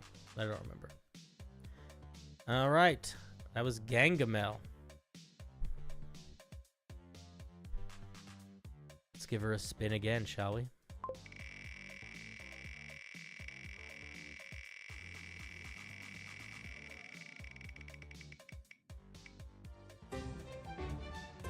Oh, shoot. It's the Squirrel King. At it again. Ooh, a Barbarian, new subclass you made just for fun. Barbarians have been getting more popular lately. Everybody loves Barbarians, including me. It was close to you? Oh, I'm sorry that it didn't get to you.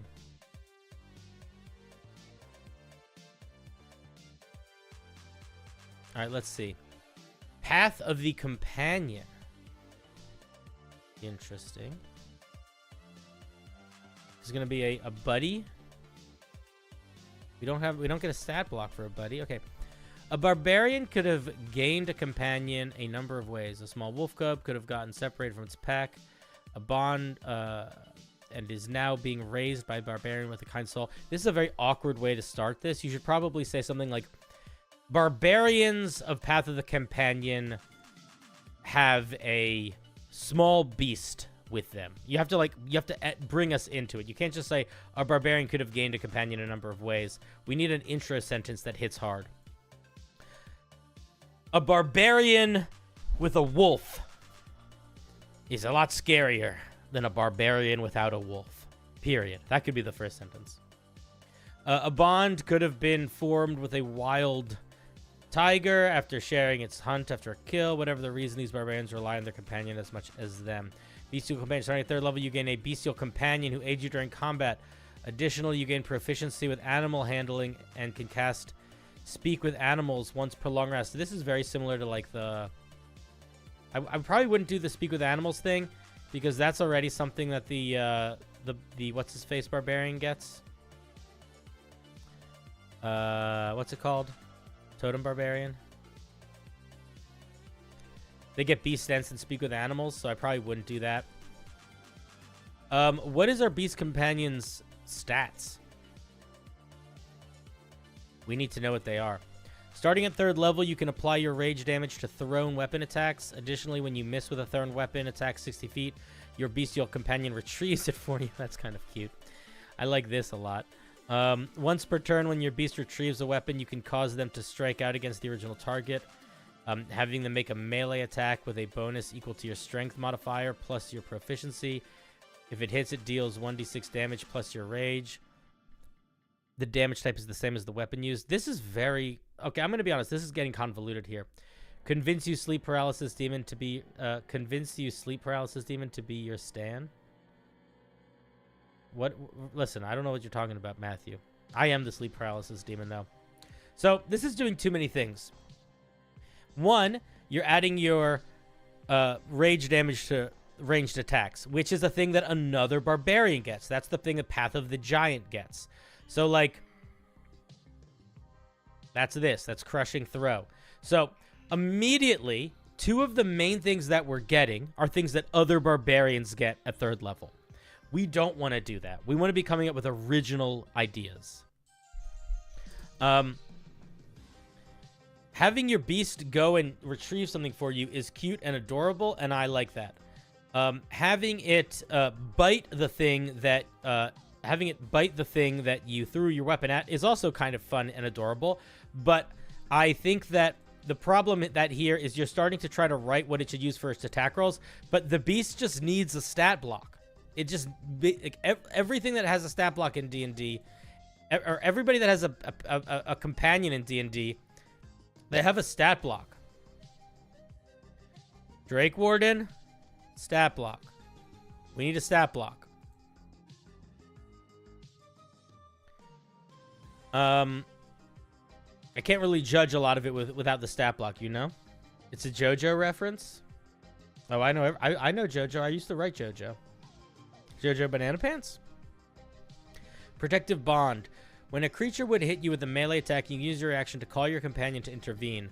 There needs to be a range on this, so you got to be like, when your companion is within 5 feet of you, they can do something. It can cause the beast to be made with disadvantage.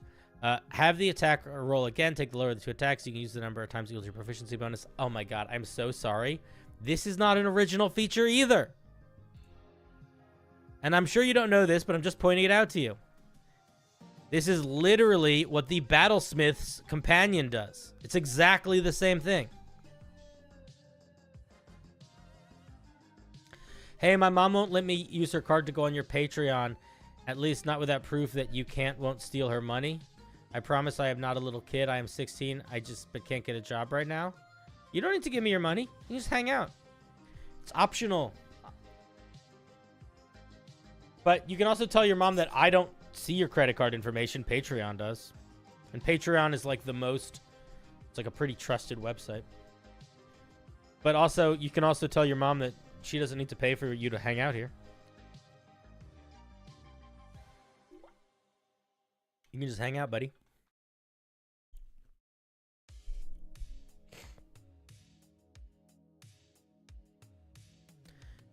That's why it's on the tube. It's free. I only want your money if you want to give it to me. I don't want your money for any... I don't need it. Well, I do need it in theory, but I don't need it from you specifically. I need it from the masses. So in an ideal situation, the masses collectively will give me enough money that I can pay rent next month. We'll see. We'll see. We got there last month. We'll see if we can do it again this one. Okay. Yeah, so like this literally is what the Steel Defender does. So we have very few original features here, and it's kind of a bummer because I'll be honest, I love the idea of a barbarian with a pet. We just need to see some original features. Shared bond. At 10th level, your protective bond can also be used to protect your allies. When a creature you can see within 30 feet of you would be hit with an attack roll, you can use your protective bond to try to thwart the attack. Additionally, while you're raging, you can use your protective bond, and the attack still hits. The damage is reduced by an amount equal to your rage damage. I mean,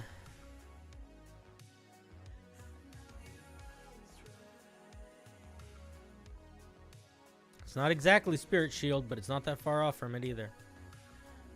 I feel like this is the kind of thing that you probably could make your beast do anyway if you are going to give it that same protective bond feature, because it's going to be based more on where the beast is, or at least it should be based on where the beast is. So if the beast is standing next to an ally, they could use it on an ally. If they're standing next to you, they could use it on you. I would probably use 10th level to make the beast better, to give it some sort of cool bonus or something. Savage Bond. At 14th level, your companion has grown to fight alongside you even more efficiently. It's a bonus action. You can cause your companion to make a melee attack against the creature within 60 feet of you. Like, how is it making this melee attack? Can it just fly 60 feet wherever? Like, what's its range? Like, you shouldn't... I think the problem here... I think I see what the problem here is. The problem here is you designed this thing as if you have, like, a magic thing that you can shoot to do stuff. But you're describing it as a bestial companion. So I think you need to figure out in your brain, is this a physical creature that is with you? And if that's the case, then you need to build it a stat block, and it needs to be places in order to do things. You can't just pick a place any direction away from you and it can just get there. It has to physically be able to move around on its own to get places. Or you move in the direction of it being like a spiritual beast, like an ethereal beast companion. And then you kind of can just have it fly and appear places because it's a magical ethereal beast companion. But you can't do both. Doesn't make sense. And then the other thing that I'm going to say is I really, really, really strongly encourage you to dramatically change at least some of these features that are just the same as other subclass features. It's just not exciting. If it's just not, you know, when we're building new things, the question we always need to ask is, why are we building new things? And if we're just pulling mechanics from other features, the question isn't really being answered. You know what I mean? I want to wait for my thing, but it's 4:30 a.m. and I need to DM my party tomorrow, so bye-bye. Good night, Rubber Lucy.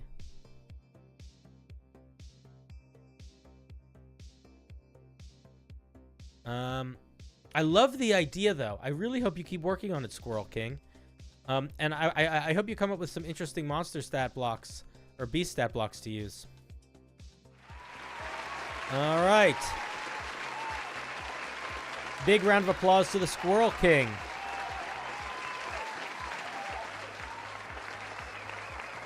My goodness. What mountains they've climbed.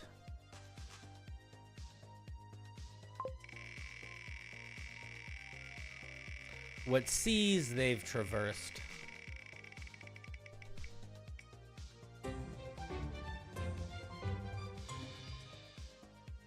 Drago Knight is up next. I may have actually reviewed Drago Knights already. I don't think I did. Let's see. Fun fact, I came up with this race before I got into D&D. It was originally conceived as a sci-fi alien. Oh, I will say, I have a soft spot in my heart for monstrous player options and alien player options. If you design a subclass or a race or something around allowing you to be more like a monster, I get a little I get very excited because those are my favorite things. But the concept changed a lot through the years till now. Okay, let's take a look at what it is.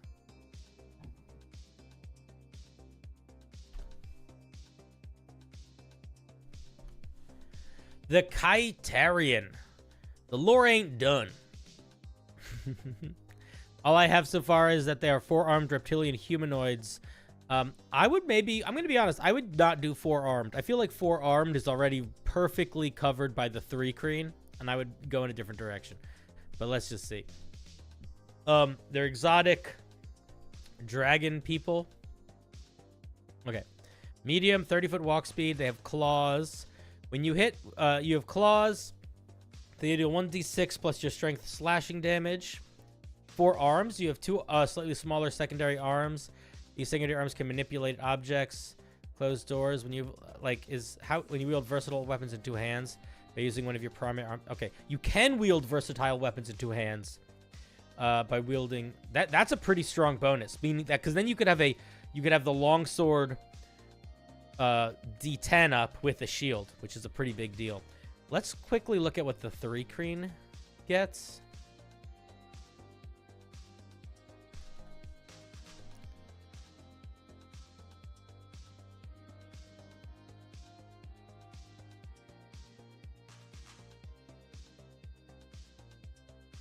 So this is how the 3 creen do the secondary arms. You can't do the versatile property. In fact, you can only wield weapons that have the light property with them. So worth thinking about. You're basically just better 3 creening, and I don't know if that's exactly what you want. You gain proficiency in one of these skills. This is too many to pick. Lower this number. This is 1, 2, 3, 4, 5, 6, 7, 8. Make this number 3 or 2. Pick 2 or 3 of these and make them be one of those. Sub race, you get a faster walk speed, you get a cantrip, you get dark vision, or you get AC, resistance to poison, and minor illusion. This feels like a lot better than this one. Do they all get a cantrip? Climb speed, powerful build, resistance to cold, stone hide. You can also cast it as a reaction. Why are we getting an extra? There's a lot going on here that I feel like is okay. I'm not gonna read it. Let's do this. Let's go to this last one. Shape, water, and frostbite. There's a little bit of a lack of balance between these. Like, why are some of these guys just getting like regular cantrip, and other guys are getting like special way that you can use cantrip that really reminds me of the Genasi, actually, doesn't it? Does the Earth Genasi get this?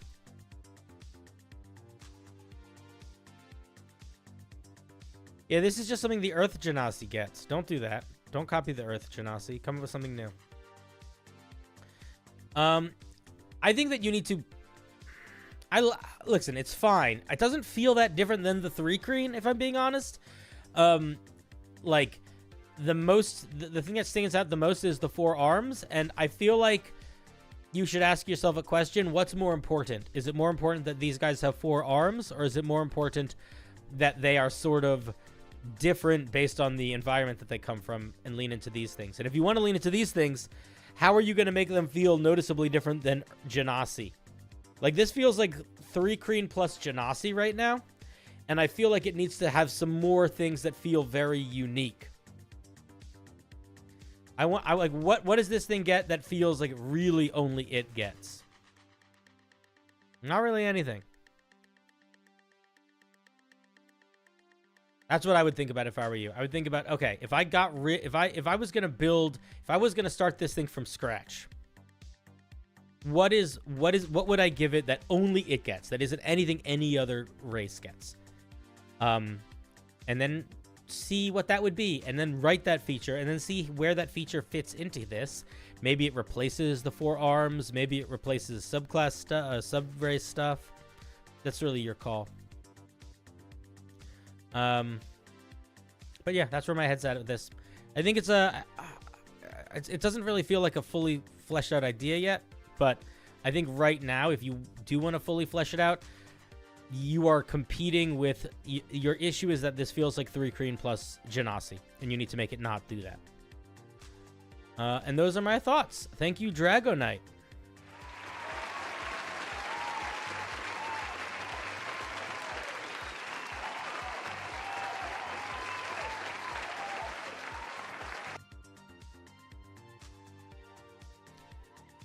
Thank you, thank you. Maybe the extra arms can help with allowing you to hold 2-handed weapons in one hand. That's kind of what they do in their current state.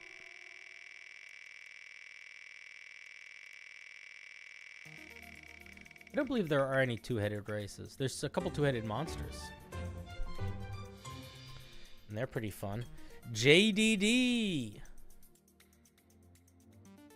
JDD.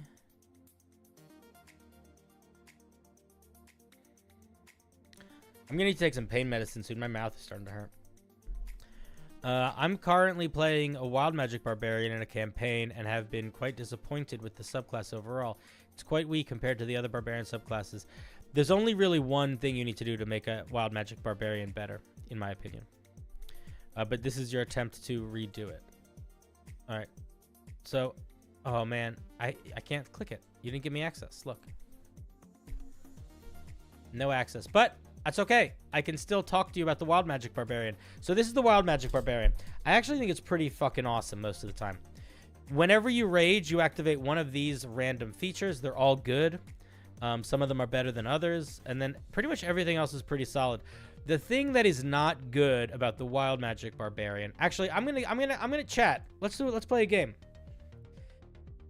If you're familiar with the Wild Magic Barbarian, what do you think I'm gonna say is the one thing that you can change in the Wild Magic Barbarian to make it basically balanced? It's really just one thing.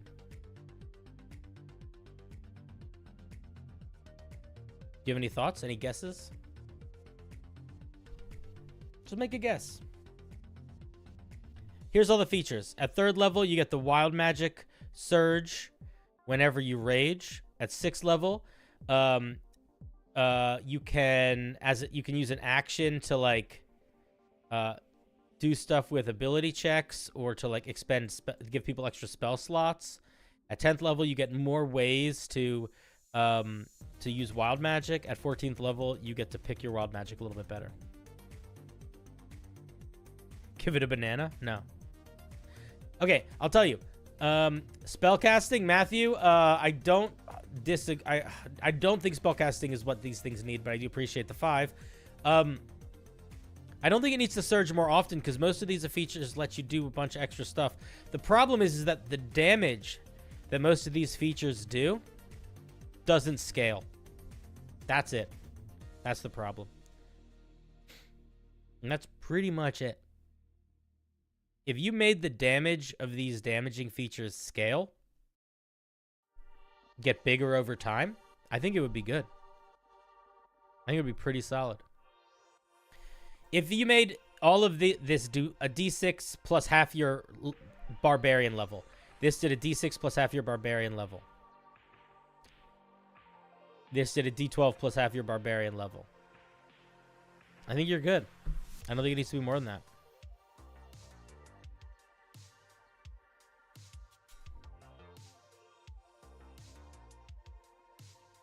So there you go.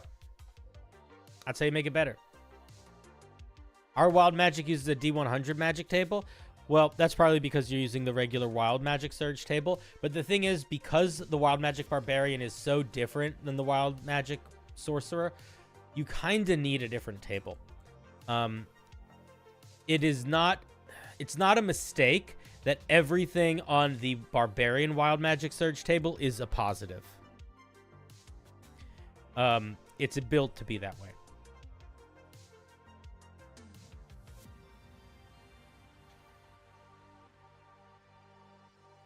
Oh, it's a custom table that uses a D100. That's fun, and a lot, but also very fun. All right, JDD, I'm sorry I couldn't look at your piece, but I wish you luck, and I'm going to give you an applause anyway. Thank you, thank you. A for effort, B- for execution.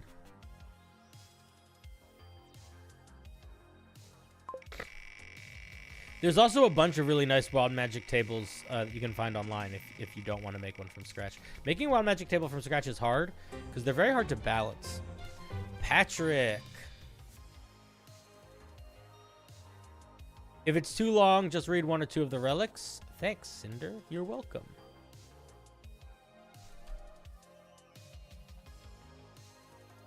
I'm going to read 1 of the relics. Enoch's Relics. Ugh, excuse me.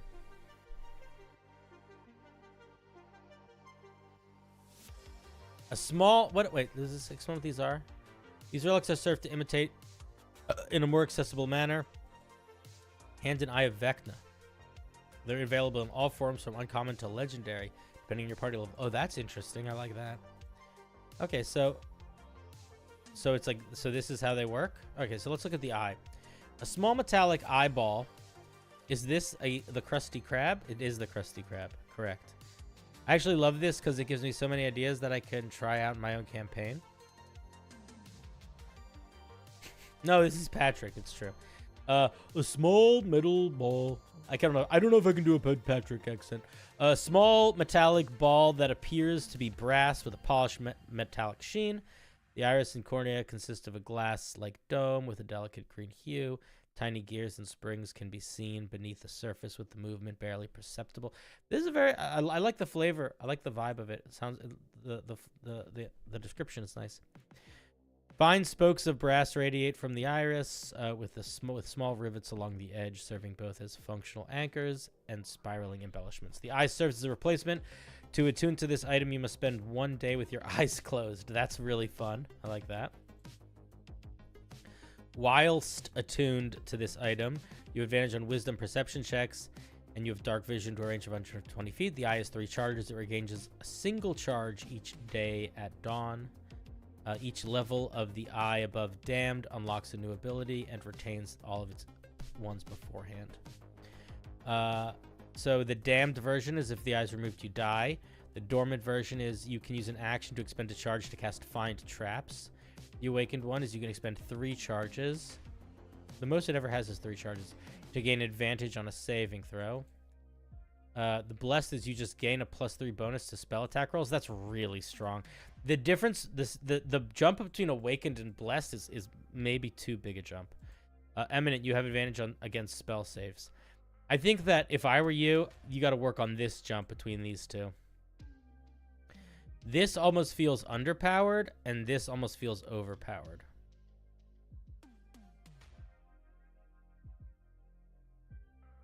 I feel like you could also probably tie in like locate creature or see invisible could also work nicely in here. Yeah, I like the idea of it though. I also really like how straightforward it is. Like, this is actually something that I think is worth pointing out for chat too. This is not structured super traditionally in terms of like the layout of these of damned to eminent, you know, but it all is quite easily understood and easily readable.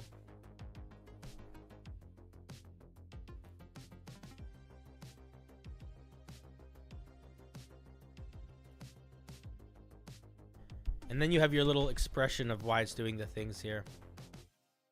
I'm wondering if Awakened is something that you like pulled from a magic item because you said it's a rare level attunement ability, and this is something you pulled from Bless because it's like a very rare.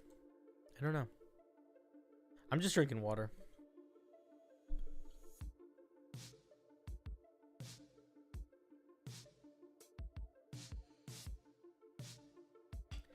Find Traps is a pretty poor spell. It is actually a pretty bad spell. Locate Creature is probably a better one. Arcane Eye, that sort of thing. But I like it. I like this progression system. I think it's interesting. Yeah, so that's my main feedback. Oh, hey, or Kirby. I just finished talking about Enoch's Eye. My main feedback is that the jump between the jump between these two is way too big. And Find Traps is kind of a shitty spell. I'd probably do See Invisibility or See Invisibility and Find Traps, and then maybe tie in Locate Creature or Arcane Eye somewhere in there too. That's my thought. I like it a lot, and I like this Damned to Eminent table. And I also think it's cool that you put your like explanation of what's the vibe is up here. I don't know. I like that. It's nice. I'm a fan. You've somehow made an item that does a lot of different things feel very simple and take up very little room on a page, which is a good thing to do. You did good when it comes to the formatting. I think that in terms of the mechanics, there's things that you could beef up. I would actually just probably get rid of this Blessed and just do more cool eye magic stuff. All right, let's give Or Kirby a big round of applause. Enoch's Eye. I don't know how helpful my advice. I don't know how much advice how helpful my advice would be actually here.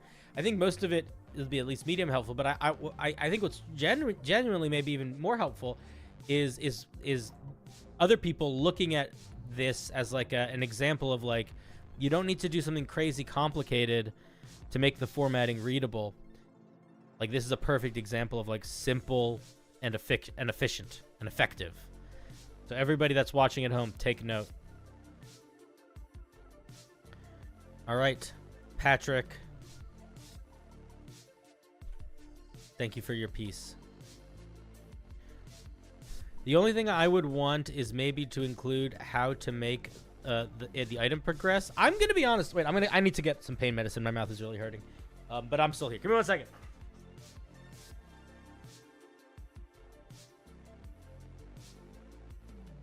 Gotta make sure I'm taking the right one.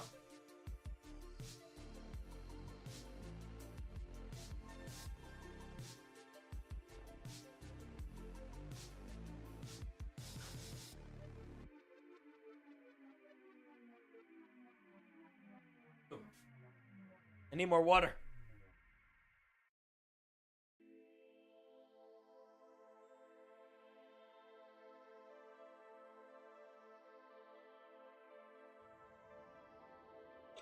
Okay. I'm back. Do you need a subscription to join this? No. You just need to sign up for it when I post submission forms. So, like, for example, if you look in the description of this video, there is a link. And if you follow the link, there's a form that you can submit stuff, and it will be put on the wheel for tomorrow. I redo the wheel every week. So anything that doesn't get looked at this week will get posted. Anything that doesn't get looked at this week disappears forever. And you have to repost when I post a new form, either on my Discord or my YouTube for next week. And I'll probably post that new form Thursday or Friday. It does not need to be a Google Doc, but it needs to be something that I don't need to download. So if it's not a Google Doc, you could make it on GM Binder. You could make it on the Homebrewery. You could make it like a PDF or like it could be like a file that is uploaded to Imager. No events on Friday or Saturday this week. Actually, wait, that might not be true. Let me check.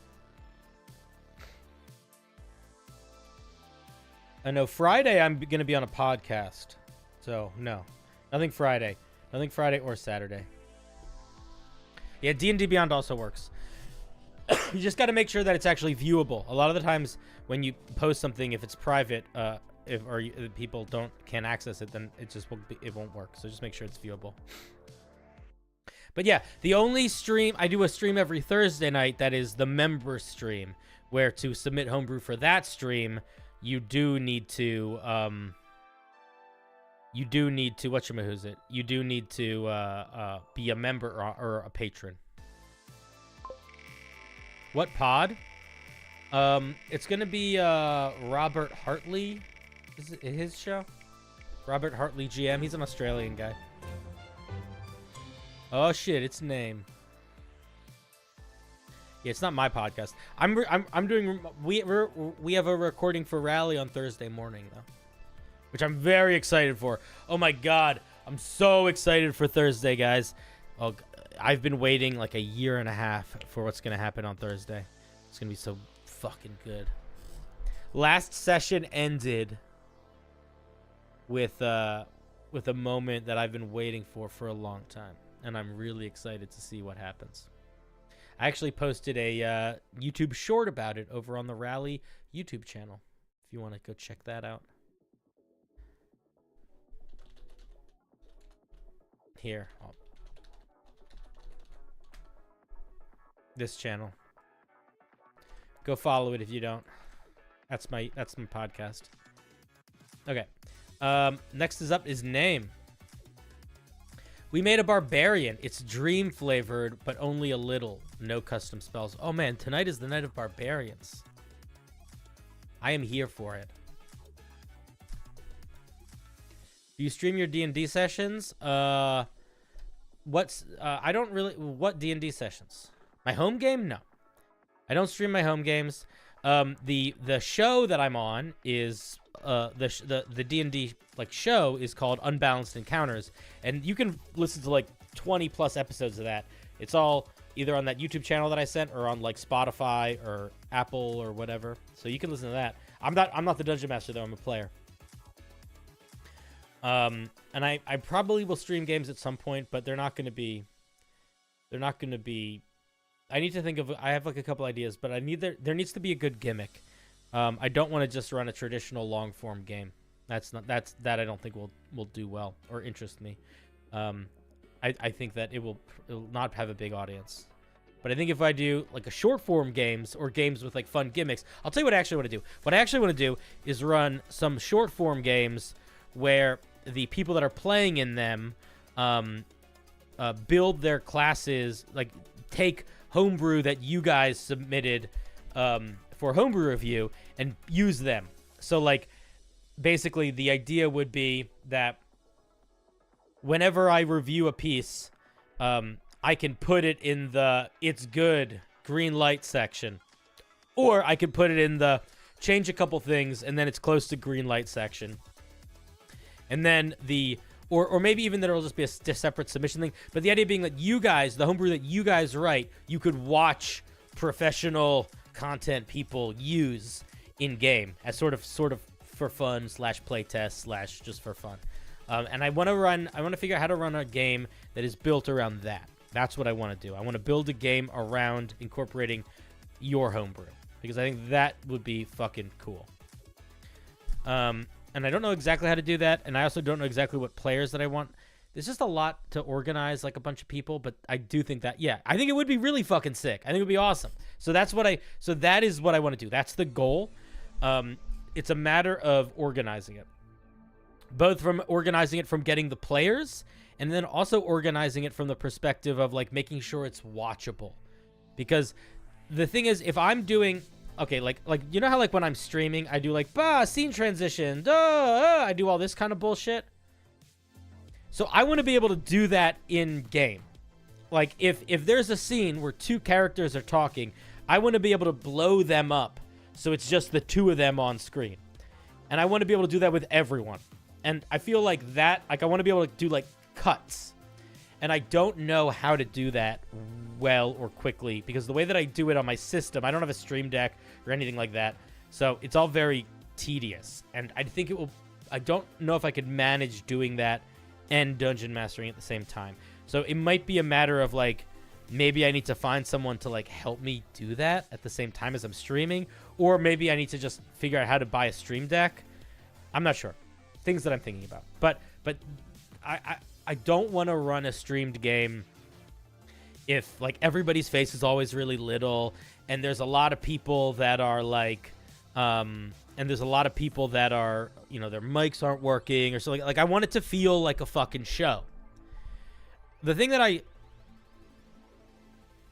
no, Connor, you don't need to become a patron, man. Just hanging out is all you need to do. You don't. I appreciate it so much, but I don't want people to give me money if they can't afford it. So don't worry about it. If you don't got the coin, don't worry about it. But what I was gonna say is, as much as I'm a goof and a gaff, and I'm a little bit of a silly guy, I actually hold the entertainment value of the stuff that I make to a very high standard. And it is why I am very selective of like the guests that I have or like the types of things that I want to run, because I don't think it will be fun or entertaining to just like watch a random people play D&D. Especially if it's not like really punchy. I don't know if it's fun to just watch random people play video games. But there's a certain amount of like, everyone that's doing it needs to like be a part of the show. You know what I mean? Anyway, that's my feelings on it. Rant over. Let's take a look at this Path of the Heart Scourge, a dream barbarian. A true warrior must harness their strength from all sources. Those brave enough to do so drain the very feelings from their enemies, leaving them emotionless husks ripe for the slaughter. Oh, weird. Interesting. Yeah, there needs to be a hook for the audience. Exactly. And I think running a long-form D&D game, there is no hook. But I think running, like... I don't think one-shots is enough to really experience Homebrew, so I think it has to be, like, 2 shots or 3 shots. But I think doing that would be fun. And I think the fact that I would be incorporating Homebrew that you guys wrote would also be a good pitch. Because it's like, if I know that I'm going to have 4 players, each one of them is going to be a Homebrew subclass, maybe a Homebrew race. They're all going to start with a Homebrew magic item. And then they're going to find new items or encounter Homebrew monsters or spells or whatever along the way. I think that would be really fun.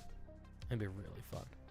Also, what it would do is it would create an excuse for me to finally put together like an archive in the Discord that's like Cinder approved, where it's like people's Homebrew that has been like the community agrees is solid and you could put into a game without needing to worry about balance too much, you know?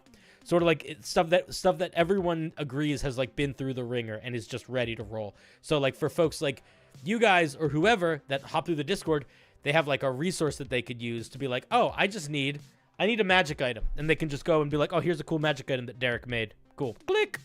Or like, oh, I need a subclass. Oh, here's a cool subclass that, that Reckless Radar made. Click. Whatever. All right. Empathic vampirism. When you enter your rage, you must choose an emotion. For the duration of your rage...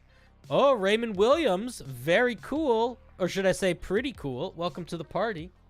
Thank you for becoming a member. I have to add you to the thing. If you're new here, you don't know this yet. I have credits for my show. Do you guys know Jerma? Are you familiar with the streamer Jerma? I'm a big fan of him. And he does this thing where he has credits during his show. And I feel like he probably has somebody that does it for him. I just manually type them in at the end. Okay. Yeah, Jerma's cool. I want to be friends with him. He's the funniest man in the world. Okay. Not the funniest man in the world, but he's pretty fucking funny. Okay, so for the duration of your rage, the associated rage effect is active. In addition, you can choose a single creature within 30 feet of you. The creature must make a charisma saving throw. On a failure, the creature is subject to an effect specified by the emotion while you gain advantage on charisma saves for the duration of your rage. I think we're getting into a little bit too much here. Why are we getting advantage on charisma saving throws right now? You know what I mean? Oh shit, Raymond's gifting memberships. He's out of control. He's wild. He's mad.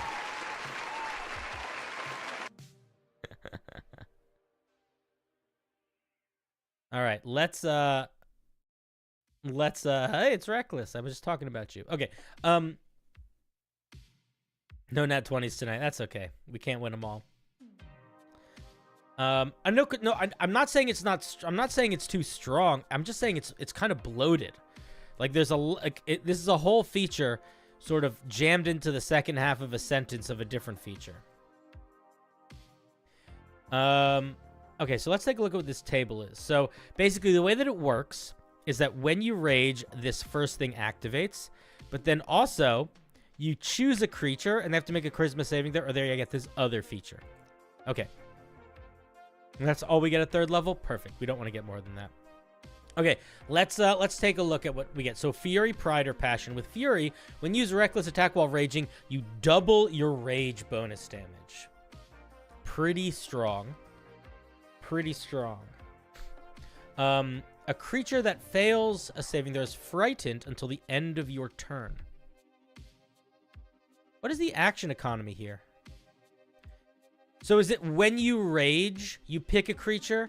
I think you need to clarify when this happens and where it sits. Oops, fucking. I think you need to clarify when this happens and where it sits in the action economy. Like, are you using a bonus action to do this? Is it just when you rage it happens and then it doesn't happen again? Things to think about. Okay. Okay, so it's just once and done. So this is not a, this second part is like they're just going to be frightened until the end of your turn, but then it's over. Okay. No, I know when you enter your rage is up here, but then it just says, in addition, you can choose a single creature within 30 feet.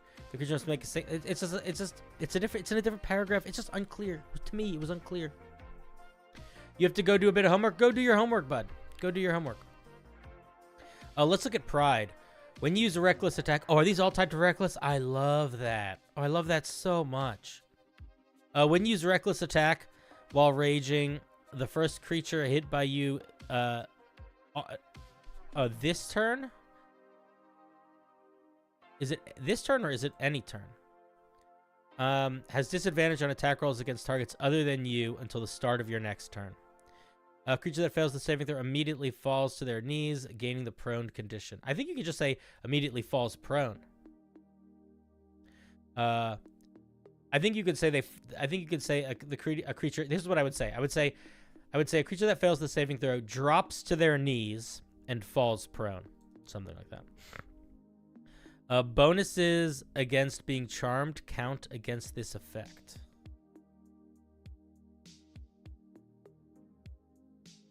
I would rephrase this. I know this is annoying because it's like you don't want to have to write it all in this tiny little box, but I think you need to change it like creatures that have resistances or immunities to the charm effect, apply those to this. Something like that, which is so tedious, but I do think you maybe need to write it that way. Passion. When you use reckless attack while raging, friendly creatures within 5 feet of you have advantage on their first attack roll on their next turn. Okay. I want to point something out, but give me 1 second. A creature that fails the saving throw can use either an action or a bonus action, but not both. Okay. This feels quite a bit stronger, in my opinion, than these. Just something to think about. Giving creatures advantage on attack rolls is pretty big. Not huge, but it's big. But this is really big.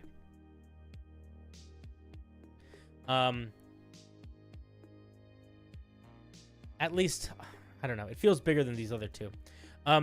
What I wanted to point out, though, was that this feature should probably... I want to say that maybe all of these features should just be once a round. This one certainly should just be once a round. Like, because the problem with it right now is if I reckless attack and I have a buddy next to me, and poof, that buddy's gonna get advantage on their first attack roll.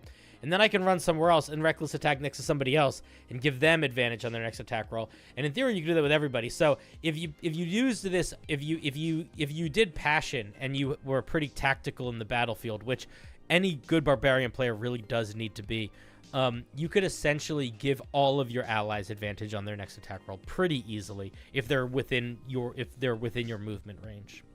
So that's why I think this should probably happen on the first attack you make recklessly, and everybody within 5 feet of you gets this, but not any reckless attacks you make throughout the time. I like it. I like it a lot. I do think that... I'm going to say what I said again. This advantage on charisma saving throws while raging, I think you either need to get rid of it or you need to put it somewhere else. Because the fact that this is doing two very different things, you get a rage effect that happens when you rage, and then you get a saving throw that happens once on the turn that you rage, I don't think it's bad at all. I like it quite a bit, actually. I just think it's a little complicated, and the way that it's written right now isn't crystal clear in its structure, so I feel like we just gotta do everything we can to make it easier to understand, and part of that's gonna be moving this. But I think it's a fun third level feature. I like it. Whoops, good spot. Pride was meant to work that way. And passion too. Oh, they both are meant to be only once per... Yeah, that makes sense. Redirected Fury. 6th level. When you succeed on a saving throw while raging... You can use your react. I don't think it needs to clarify, I don't think it needs to be once per turn with Fury. I think Fury actually is fine if it's on all the attacks. I just think these two. When you succeed on a saving throw while raging, you can use your reaction to cast Compelled Duel on a source of the saving throw without concentration using your empathic vampirism DC. You can only have one instance of Compelled Duel active at a time. The spell ends at the end of your rage. If the original saving throw was used to avoid the charmed or frightened condition, the target of Compelled Duel automatically fails the initial saving throw. Oh. Interesting.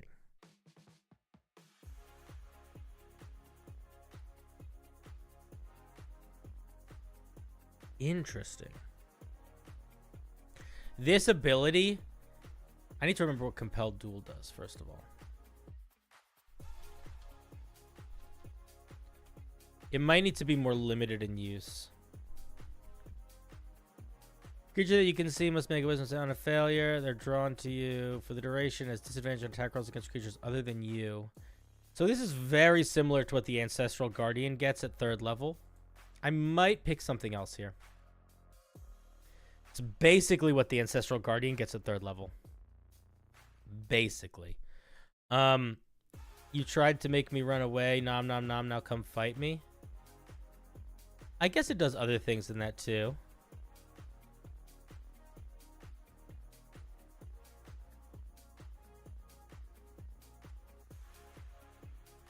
I would maybe drop the disadvantage on attacks against creatures other than you and make it lean more into the forced movement, and maybe drop it being Compelled Duel entirely. Because the other thing that I was going to say is that you're going to need to put language somewhere in here to specify that this overrides the thing in Rage where you can't cast spells while raging. You need to like clarify that in this somewhere. It's another like tedious thing, but it is technically a thing that you'll need to do. So I would maybe not make it Compelled Duel. I would maybe pull the parts of Compelled Duel that you like and make it that, but don't express it as a spell. The other thing that's kind of cool about not expressing it as a spell is that it eliminates situations where creatures are immune or resistant to magic. So, like, for example, the way this is written, this would not work on a Rakshasa because they are just immune to spells 6th level or lower, or 5th level or lower, or whatever. If you make it so it's not a spell, then that no longer becomes an issue. That also is true for like areas of anti-magic, creatures with magic resistance. So I think it will make it better, even if it does make it that it does a little bit less. Yeah, but I think it's pretty interesting. It's I like it because it is a different way of thinking about 6th level features, but it still sort of feels like a barbarian 6th level feature, where barbarian 6th level features are often defense or utility, and this is kind of that, but it's more like team defense.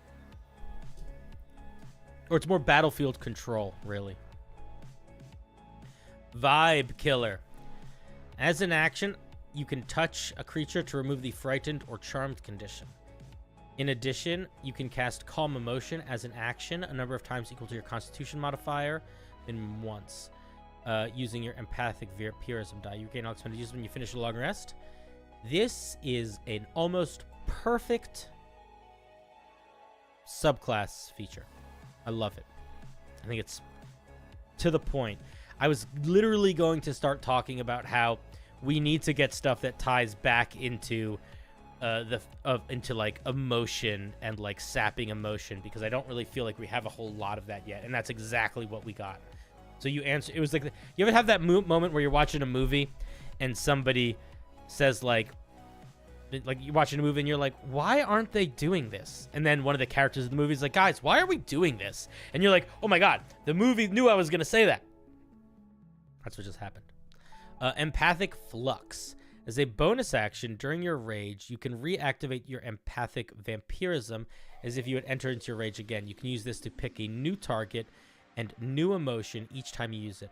Only one rage effect can be active at a time. Okay. I'm going to tell you what I think, but then I'm going to point something out that I don't know how I feel about it. This is a really good 14th level feature for the way that it's written currently. I genuinely think that the way that Empathic Vampirism is written, you need to change, at least medium dramatically. I would consider even breaking it up into 2 completely separate features, where you have the vampiric rage effect as one, and the saving throw effect as a separate, because there is a lot of nuance to like how they function that is hard to spot and tedious to pull through. Specifically, like when does this saving throw function? How long does it last? Are you doing it every turn, or is it just when you rage? Like, if you can get all of that clear in this and you want to keep this little table, go for it. But if you can break these into 2 separate features somehow, I would strongly recommend doing that. I think it will significantly benefit the class. And then maybe even change how this last one works, but I don't think you need to do that necessarily. I do really like how Empathic Flux works. Overall, I think it's a lot of fun. It's a very interesting idea for a subclass, and I do think that you're trying to tackle a weird idea, and I think you do a pretty good job of it. I do feel like Fury, Pride, and Passion, while all of these features are pretty good, they don't actually make me feel like you're draining somebody of their feelings. They kind of make me feel the opposite. They kind of make me feel like you're like pumping people up, or at least the first half does. And the second half feels almost like it feels secondary. It feels doesn't feel like the main feature, but it also feels like the thing that vibe-wise is supposed to be the main feature. So I wonder if that is good or not. That the thing that is the anti-emotion thing feels more like the afterthought feature and not like the main meat of the feature. I'm not sure. There maybe is nothing wrong with that. That's a very like heady piece of feedback. So we're getting a little theoretical here, but that is where my head goes. Is like I wonder if it would make sense to figure out how to make the figure. I don't know name. I got it. But here's what I'm saying is is the apathy, the grovel, the frightened. They don't feel like the main subclass feature at all. These feel like the main subclass features. And these do not feel like you're draining emotion from someone. That's what I was saying. And I'm wondering if there's something that can be done to like shift that feeling of balance. Or maybe what just needs to happen is, you know, maybe because these are uplifting those features within yourself. So maybe there needs to be a little bit more in here about you're not just draining creatures' feelings, you're like draining them to empower your own. You know? Something like that. There's like a energy exchange happening. I don't really have much more to say. I think it's pretty solid. I like the idea a lot.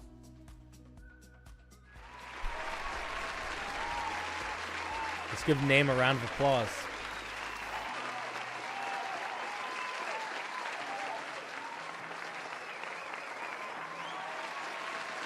Thank you, Name.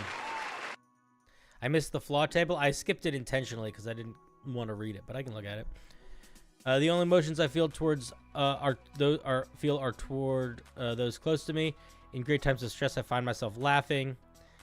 I often feel too strongly about everything. Rage is my only way to release it. I find myself imitating the feelings of people around me. I think those are all pretty solid. Thanks for forcing me to read it, Derek. All right. Very nice. Very nice Name. Thank you for sharing. Let's spin again. I'm not sure how many more we're going to do tonight, but we are going to be back tomorrow, so it doesn't really matter. Dr. Alexander Tearful. I think until my mouth really recovers from this surgery, I'm not going to be able to do super crazy long streams. Oh, this is a fucking long stream. This is going to be like a 6-hour stream. I have yet to write subclasses, looking for balance tips and your opinion if its role fits well. I plan on adding more scripts later on, inspired by the shout mechanic from Elder Scrolls.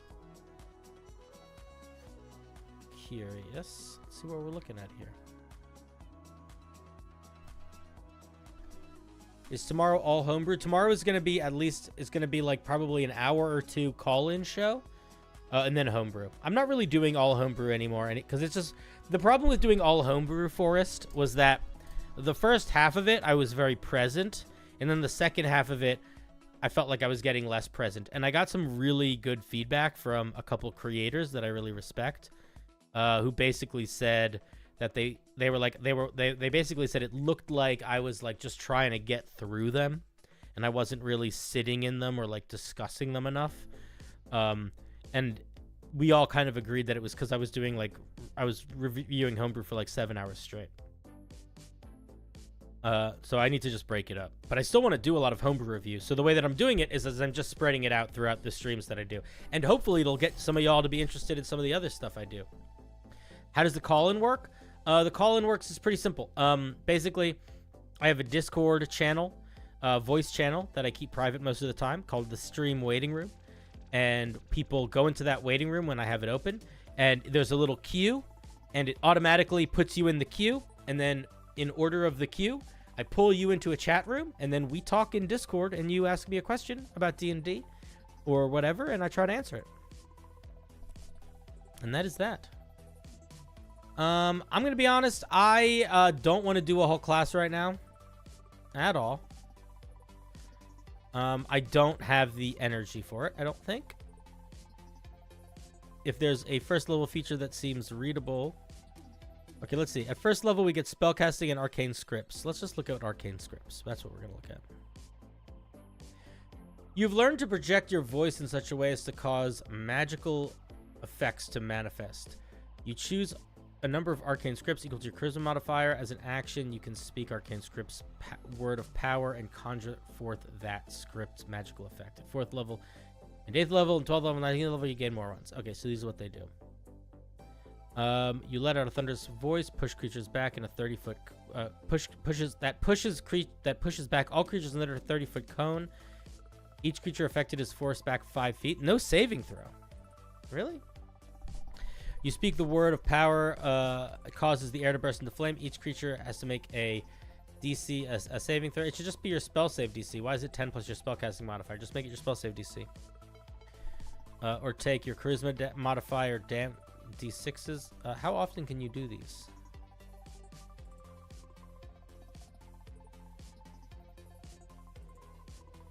You don't say how often you can do these.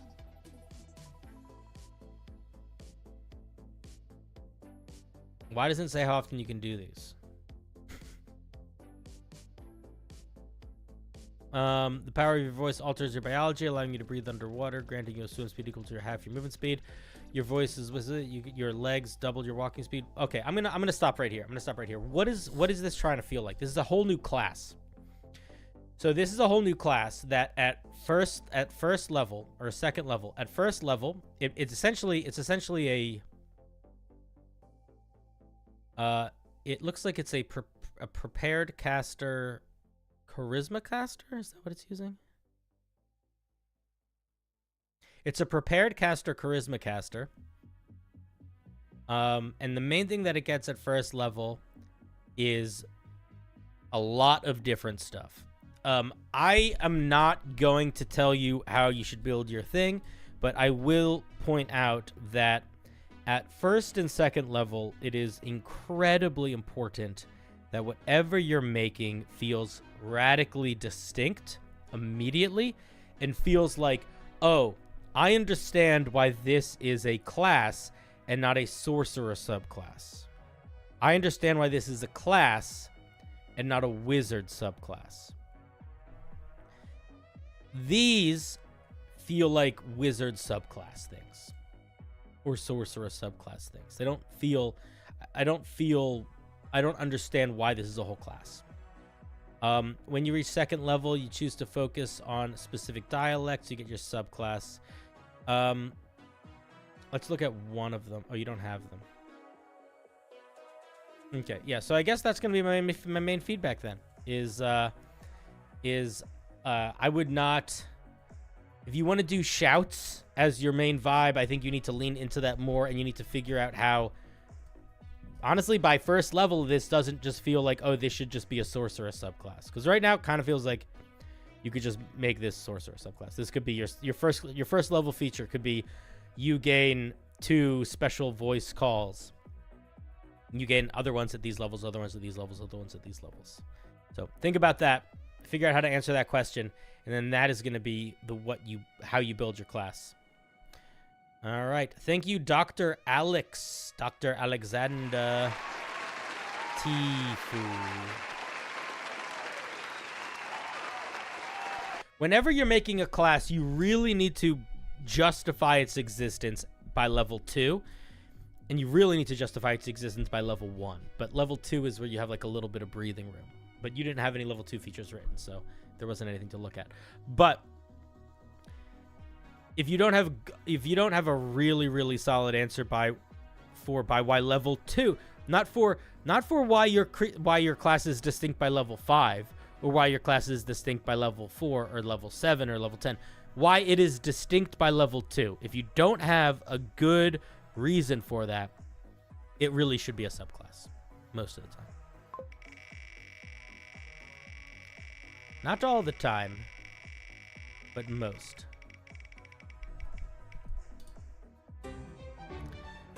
Oh, it's Tom W27. I think I looked at this guy's piece before, actually. I think we looked at him already.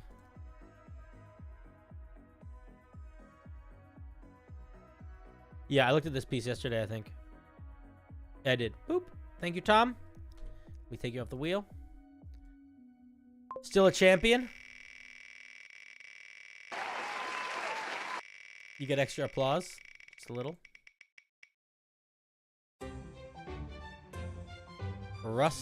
Omen. I thought it said Rustmus for a second. Coin Master still a banger, though? I think it needed a good amount of work, if I'm being honest. But it was definitely an interesting idea. I wish that it leaned more into the dragon vibe, personally. This is a piece tweaked from a homebrew campaign I was a player in, featuring the run ritual of Alestria. I don't know what the fuck that is. All right, let's take a look. Moonlit Dagger. I have a villain that I've run many times who I love. I called the Moonlit Prince. If you see a ranged fighter you love, okay, fair. I mean, listen, the idea of a fighter that specialized in throwing coins is very cool, and the idea of a fighter that is dragon influenced is very cool. And I think you could combine them into like a horde, like a dragon's horde layer fighter. I just wish the sinews were there a little bit stronger. It's going good, Dylan. It's going good, Dylan. I'm not going to be streaming for a million miles longer. I'm probably only going to go for another half hour. My mouth is still kind of hurting from surgery, so can't be as much of a crazy man as I've been in the past, unfortunately. Why did the music stop?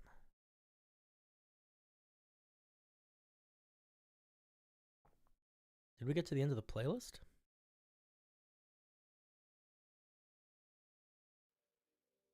Huh.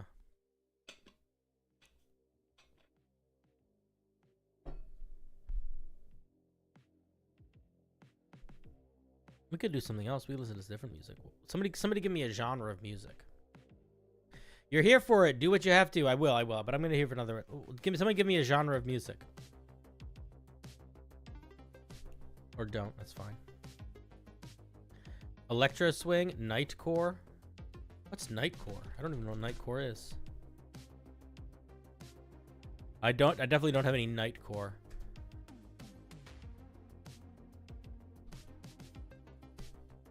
I like electro swing a lot, but I don't think I have any. Oh, I do. I have a whole. Here we go. Here's electro swing. There you go. Electro swing. We'll get your you get your electro swing. Congratulations. All right. Nightcore cannot be defined. Okay, the Moonlit Dagger. Moonlit Dagger is a shard of the lit night sky, blessed by the forces of the moon. It has the following properties. You need to put a rarity here, and you need to say if it requires attunement or not. My guess is it should require attunement because it has 3 features. When not lit, it has the appearance of the darker portions of the night sky, being mostly darkness disrupted by points of light that can be fixed. This is too much flavor text. This feature can be used to navigate with a DC 17 Arcana check or DC 15 Nature check. This check only needs to be passed once for a character to understand how to use this feature. Thereafter, requires only a DC 5 Arcana or Nature check to accomplish. What does that mean? Navigation using this feature allows one to know the time of day, which way is north. Oh my god. My dear sir, there's such an easier way to write this. Gateway to the stars. First of all, you probably need to say something earlier up that says the Moonlit Dagger has several forms. It has a dark form and a light form. In the light form, it gets this, or when in the night form, this is what happens, or something like that. Like, describe it as having a shifting form, and just put mechanics to how the short form shifts. Like, is it a bonus action to shift it? Is it an action to shift it? Does it go with the tides of the moon? You need to clarify that. And the way that I would say that is get rid of all of this Arcana bullshit. Just get rid of all that. Just say, when in the starry night mode, or whatever you want to call it, the Moonlit Dagger can be used to navigate as if navigating by the stars. When using the Moonlit Dagger to navigate in this way, you always know what time of day it is, which way is north, and what continent, and I would say, and what continent and plane you are on. I would actually probably drop plane. I would say, and what continent you are on, and just leave it like that. Can be any homebrew. Reveal. At will, it sheds bright light. At will is not a mechanic. At will is just a resource. So you still need to say, is it an action? Is it a bonus action? And you need to write these in the second person. So the way that I would write this is, as a bonus action, you can make the make the dagger emit a bright light in 20 feet and dim light 20 feet further. This light is moonlight for the purposes of harming creatures vulnerable to moonlight, or revealing creatures whose ability to disguise themselves can be undone by exposure of moonlight. I think you could also probably... There are no creatures that are vulnerable to moonlight in D&D, so you can probably just drop that. And this, I think you could probably keep, but I think that it's still a little bit wordy. This light is moonlight for the purposes of revealing creatures. I would say this light is moonlight for, like, does moonlight reveal the nature of creatures? Like werewolves aren't revealed in the moonlight to be werewolves. They just like become werewolves. I don't know if either of these things are actually features in D&D. Sunlight does stuff. The spell Moonbeam, but the spell Moonbeam is not, but that's not because it's moonlight. That's the spell Moonbeam. That's just the spell Moonbeam. That's not definitely moonlight. I know, Data, you're right. Launch, yeah, you guys are right. Moonbeam does that, but Moonbeam is a spell. So I think you need to clarify that. I would say it reveals creatures, blah, blah, blah, as if in the Moonbeam spell. Because moonlight is not a feature in D&D. The dagger is magical for the... You don't need to say this. It's already a magical dagger, so you just drop that. So the main thing that I would say is put a mechanic in here for shifting the light to the dagger to being on and off. And I think, though, overall, I think it's actually... I really like it. It's a very simple item. I'd make it an uncommon item, and I would make it require attunement. But it's pretty basic, right? It just basically allows you to get some basic navigation features and a torch. And that's pretty much it. Which is not bad for like a uncommon magic item at all. I think it's pretty solid. I think you could even... yeah. I would say if you don't worry about the moonlight doing anything that fancy, you could also make it +1, and I think it could still be fine. Because these features are basically like cantrip level or less.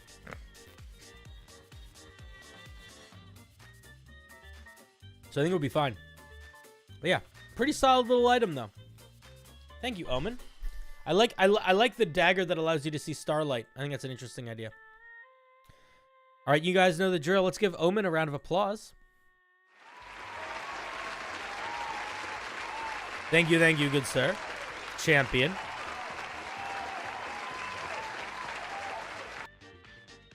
You are appreciated.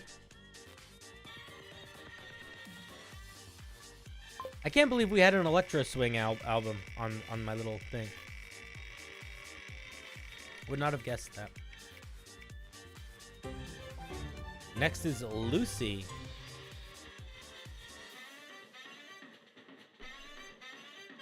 An idea I thought about for a while watching One Piece. Oh, I love when people make homebrew around One Piece. It's my favorite thing.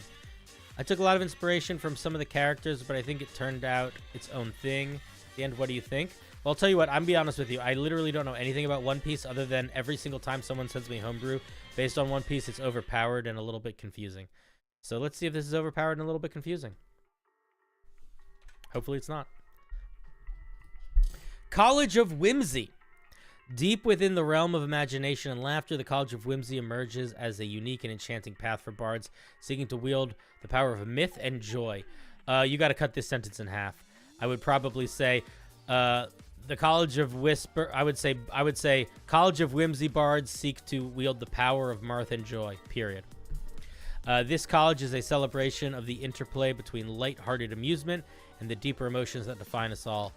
Bards who follow the path of the College of Whimsy are often referred to as jovial enchanters.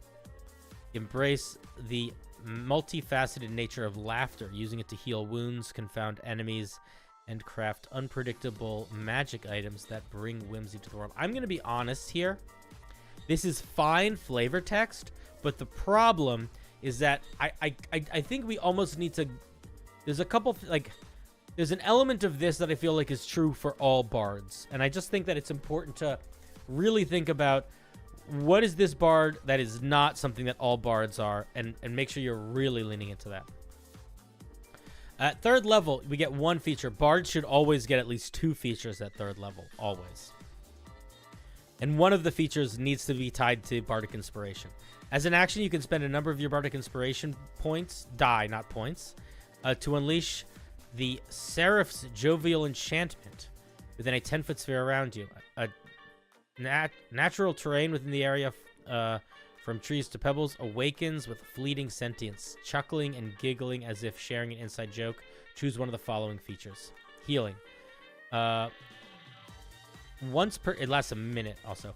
Once per turn, when allies enter the enchanted area, they bask in your joyful aura, feeling their spirits uplifted. Spend a bardic inspiration die, and your allies regain hit points equal to the roll of the result, plus your charisma modifier. The laughter-infused energy wraps around them, mending any wounds with whimsy.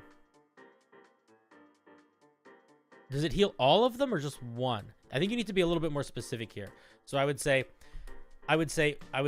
when a creature enters, like I would say probably say something like when a creature enters enters the area, no, I guess it's maybe fine. Just make sure it's just once, it's a single target and not everybody in the area. Debuff. Your mischievous command of the whimsical magic allows you to sow discord amongst your foes. Spend a bardic inspiration die to create a confounding aura. Enemies that start their turn within the area must succeed on wisdom saving throws against your spell save DC or suffer the effects of bewilderment. Their actions become unpredictable. They have disadvantage on their next attack roll or ability check. The enchantment persists for 1 minute, and you must concentrate to maintain it. Afterwards, the laughter fades, and the terrain returns to the normal state. Does the aura stay around you, or is it just the spot that you started to do it? So, are you spending... I probably wouldn't mention Bardic Inspiration up here. I probably would just mention it in this because it made me feel like it was an action to... It made me feel like it's like you use an action to spend a Bardic Inspiration die, and then it just activates this, and then you can spend another die to heal someone, or another... Like, just make it a die to do the healing or die to do the debuff. Why is it an aura? I'm gonna be honest. I don't know anything about this at all, but yeah, that's true. It's a crazy amount of flavor text for disadvantage on attack roll. It's a lot too much. You definitely need to cut your writing down a lot, but also I don't know how I feel about a feature where it's like as an action you summon a little aura, and then the aura lasts for a minute, and while it is up, you can expend Bardic Inspiration die to heal people in it or to cause disadvantage in it. I mean, it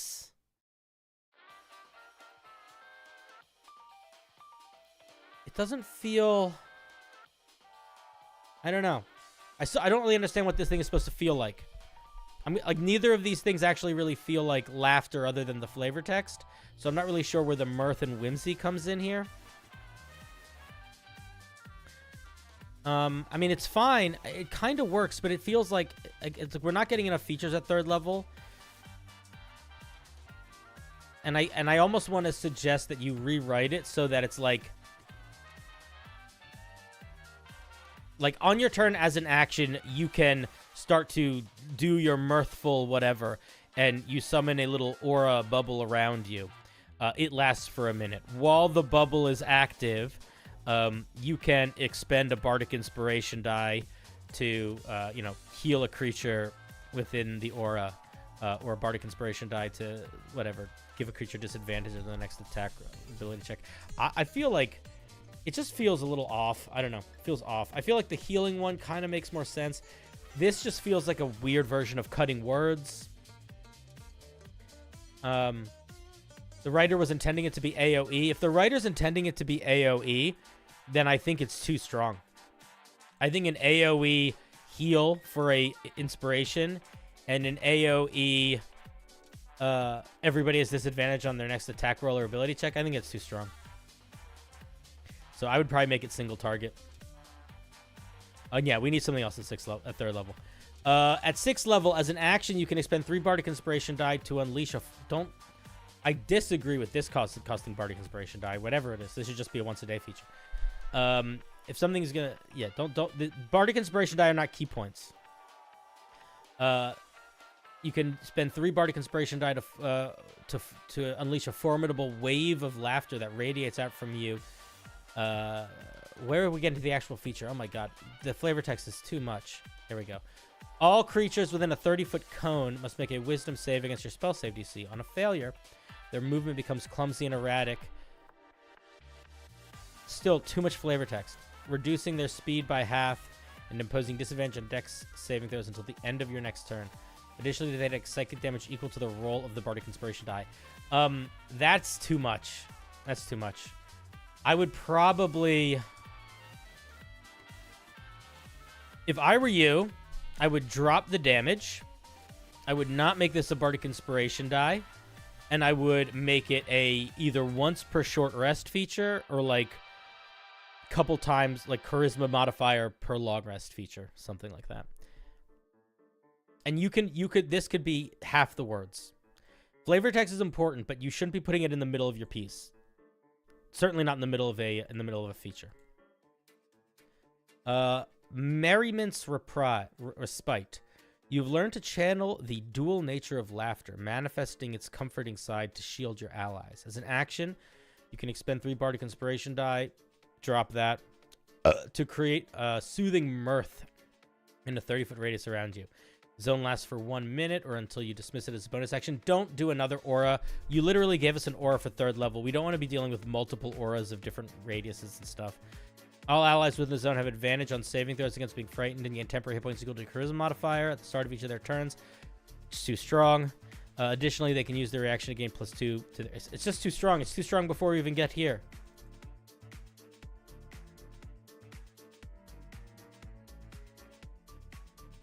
This is enough. Honestly, though, I would just not have... I would just cut this whole feature out. This feature is enough for a 6th level feature. So I would probably just drop this whole feature. It's a little too strong, and it's a little bit too much for 6th level, I think. If you want to maybe pick one part of it to keep, I could see that. But again, you're already doing a radius thing here. Don't do multiple radius things. It's just gonna get confusing. Whimsical item creation. Your connection with whimsy has evolved, allowing you to harness the power of your Bardic Inspiration in bizarre ways. As an action, you can expend 2 Bardic Inspiration. Again, don't do that. You summon 2 random absurd items from the whimsical item table. I'm not going to read this whole thing. The Grinning Guardian, a cluster of floating, smiling faces, materializes. There's too much fucking flavor text. This flavor text would be fine if I didn't have to, like, seep through too much of it before. Allies within 30 feet gain temporary hit points equal to ground. We're already getting temporary hit points from something at 10th level. Don't do that. Small hovering cloud cracking with lightning appearing. As an action, you can command the cloud to release a bolt of lightning at a target within 60 feet. Target will get so they're getting lightning damage. We're getting more temporary hit points. I'm going to be honest. I'm going to stop reading this here. This is struggling, in my opinion, with cohesion of flavor. All that aside, this is one of the best One Piece pieces we've read. It is one of the best One Piece pieces we've read in that it's not totally bonkers, but it does get totally bonkers by the end. This is just doing too many things in too many different directions. I disagree with the wacky magic item feature. I'm not a fan. I think that if you wanted to keep it, you can, but I feel like you either need to pretty dramatically change your flavor text or change some of your features, because I'm not really seeing the connection between the College of Whimsy and a lot of this, like, kind of at all. It's a lot of AoE and temp HP stuff. So, like, if this maybe this feels like a One Piece character, but I don't know if this feels like a jovial enchanter.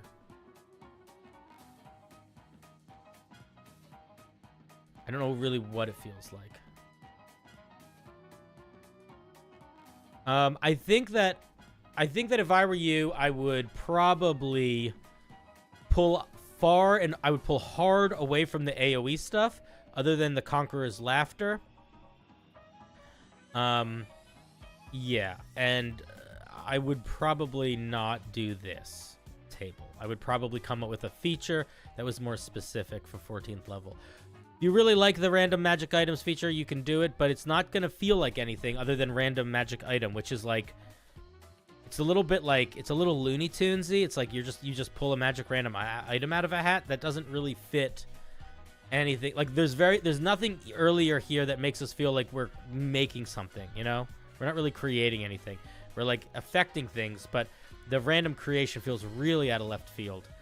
And I thought maybe there would be something that felt like it tied it mechanically to the main one, but it's really not. It's kind of, they're all over the place. They all just do pretty randomly in different things. They don't really feel like they tie cohesively to what the subclass is.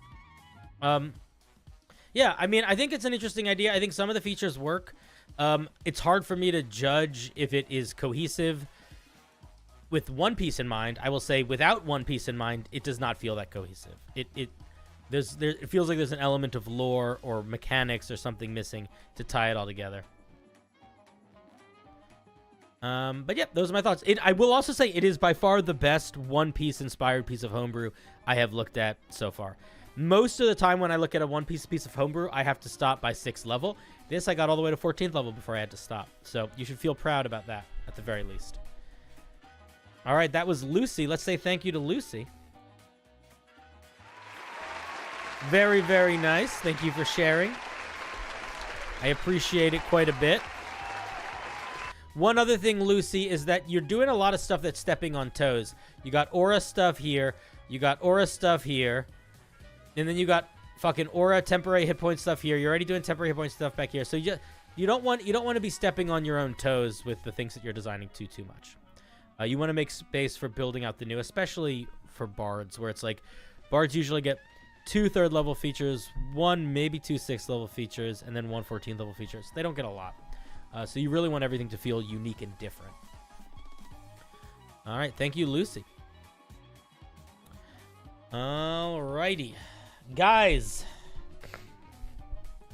Oh, my children. Oh, my great, great children.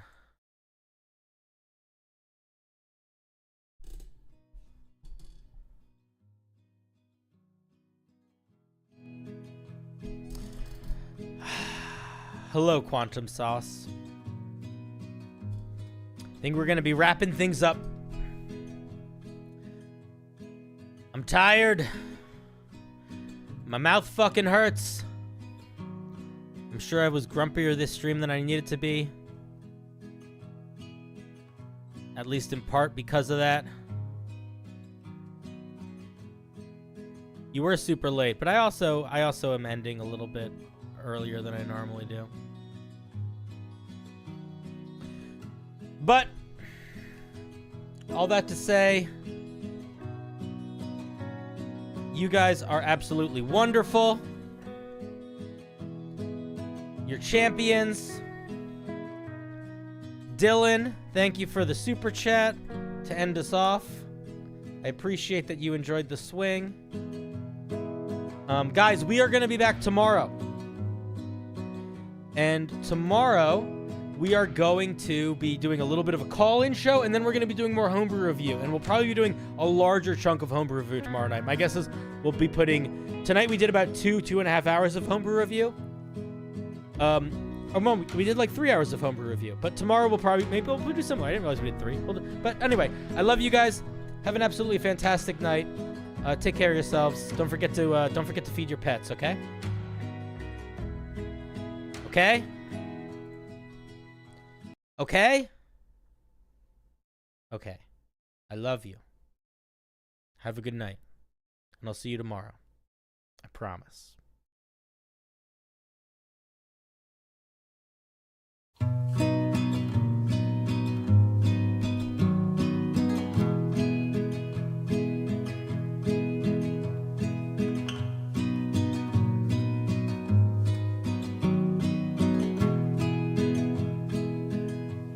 I don't think about it.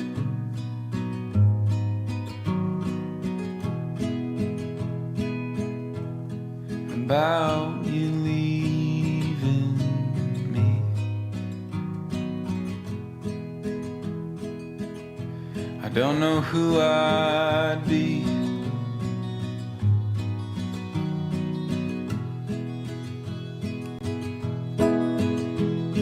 would everything we built just turn to broken leaves. I don't think about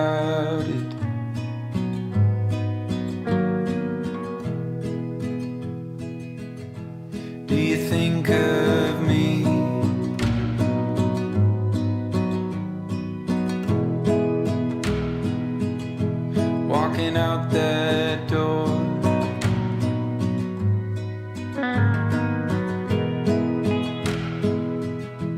Never hearing me talk to myself in the morning anymore.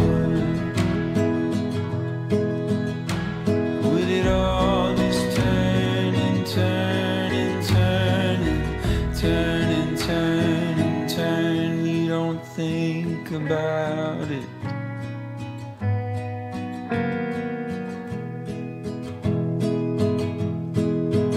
Maybe it scares you like it scares me. What do we do with all the possibilities? Doesn't it scare you like it scares me? What do we do with all the possibilities? We don't think about it.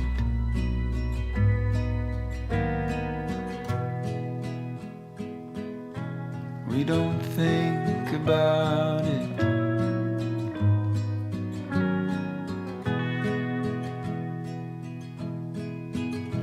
We just fall into each other's arms, and we laugh and we cry and we dry each other's eyes, but we don't talk about it.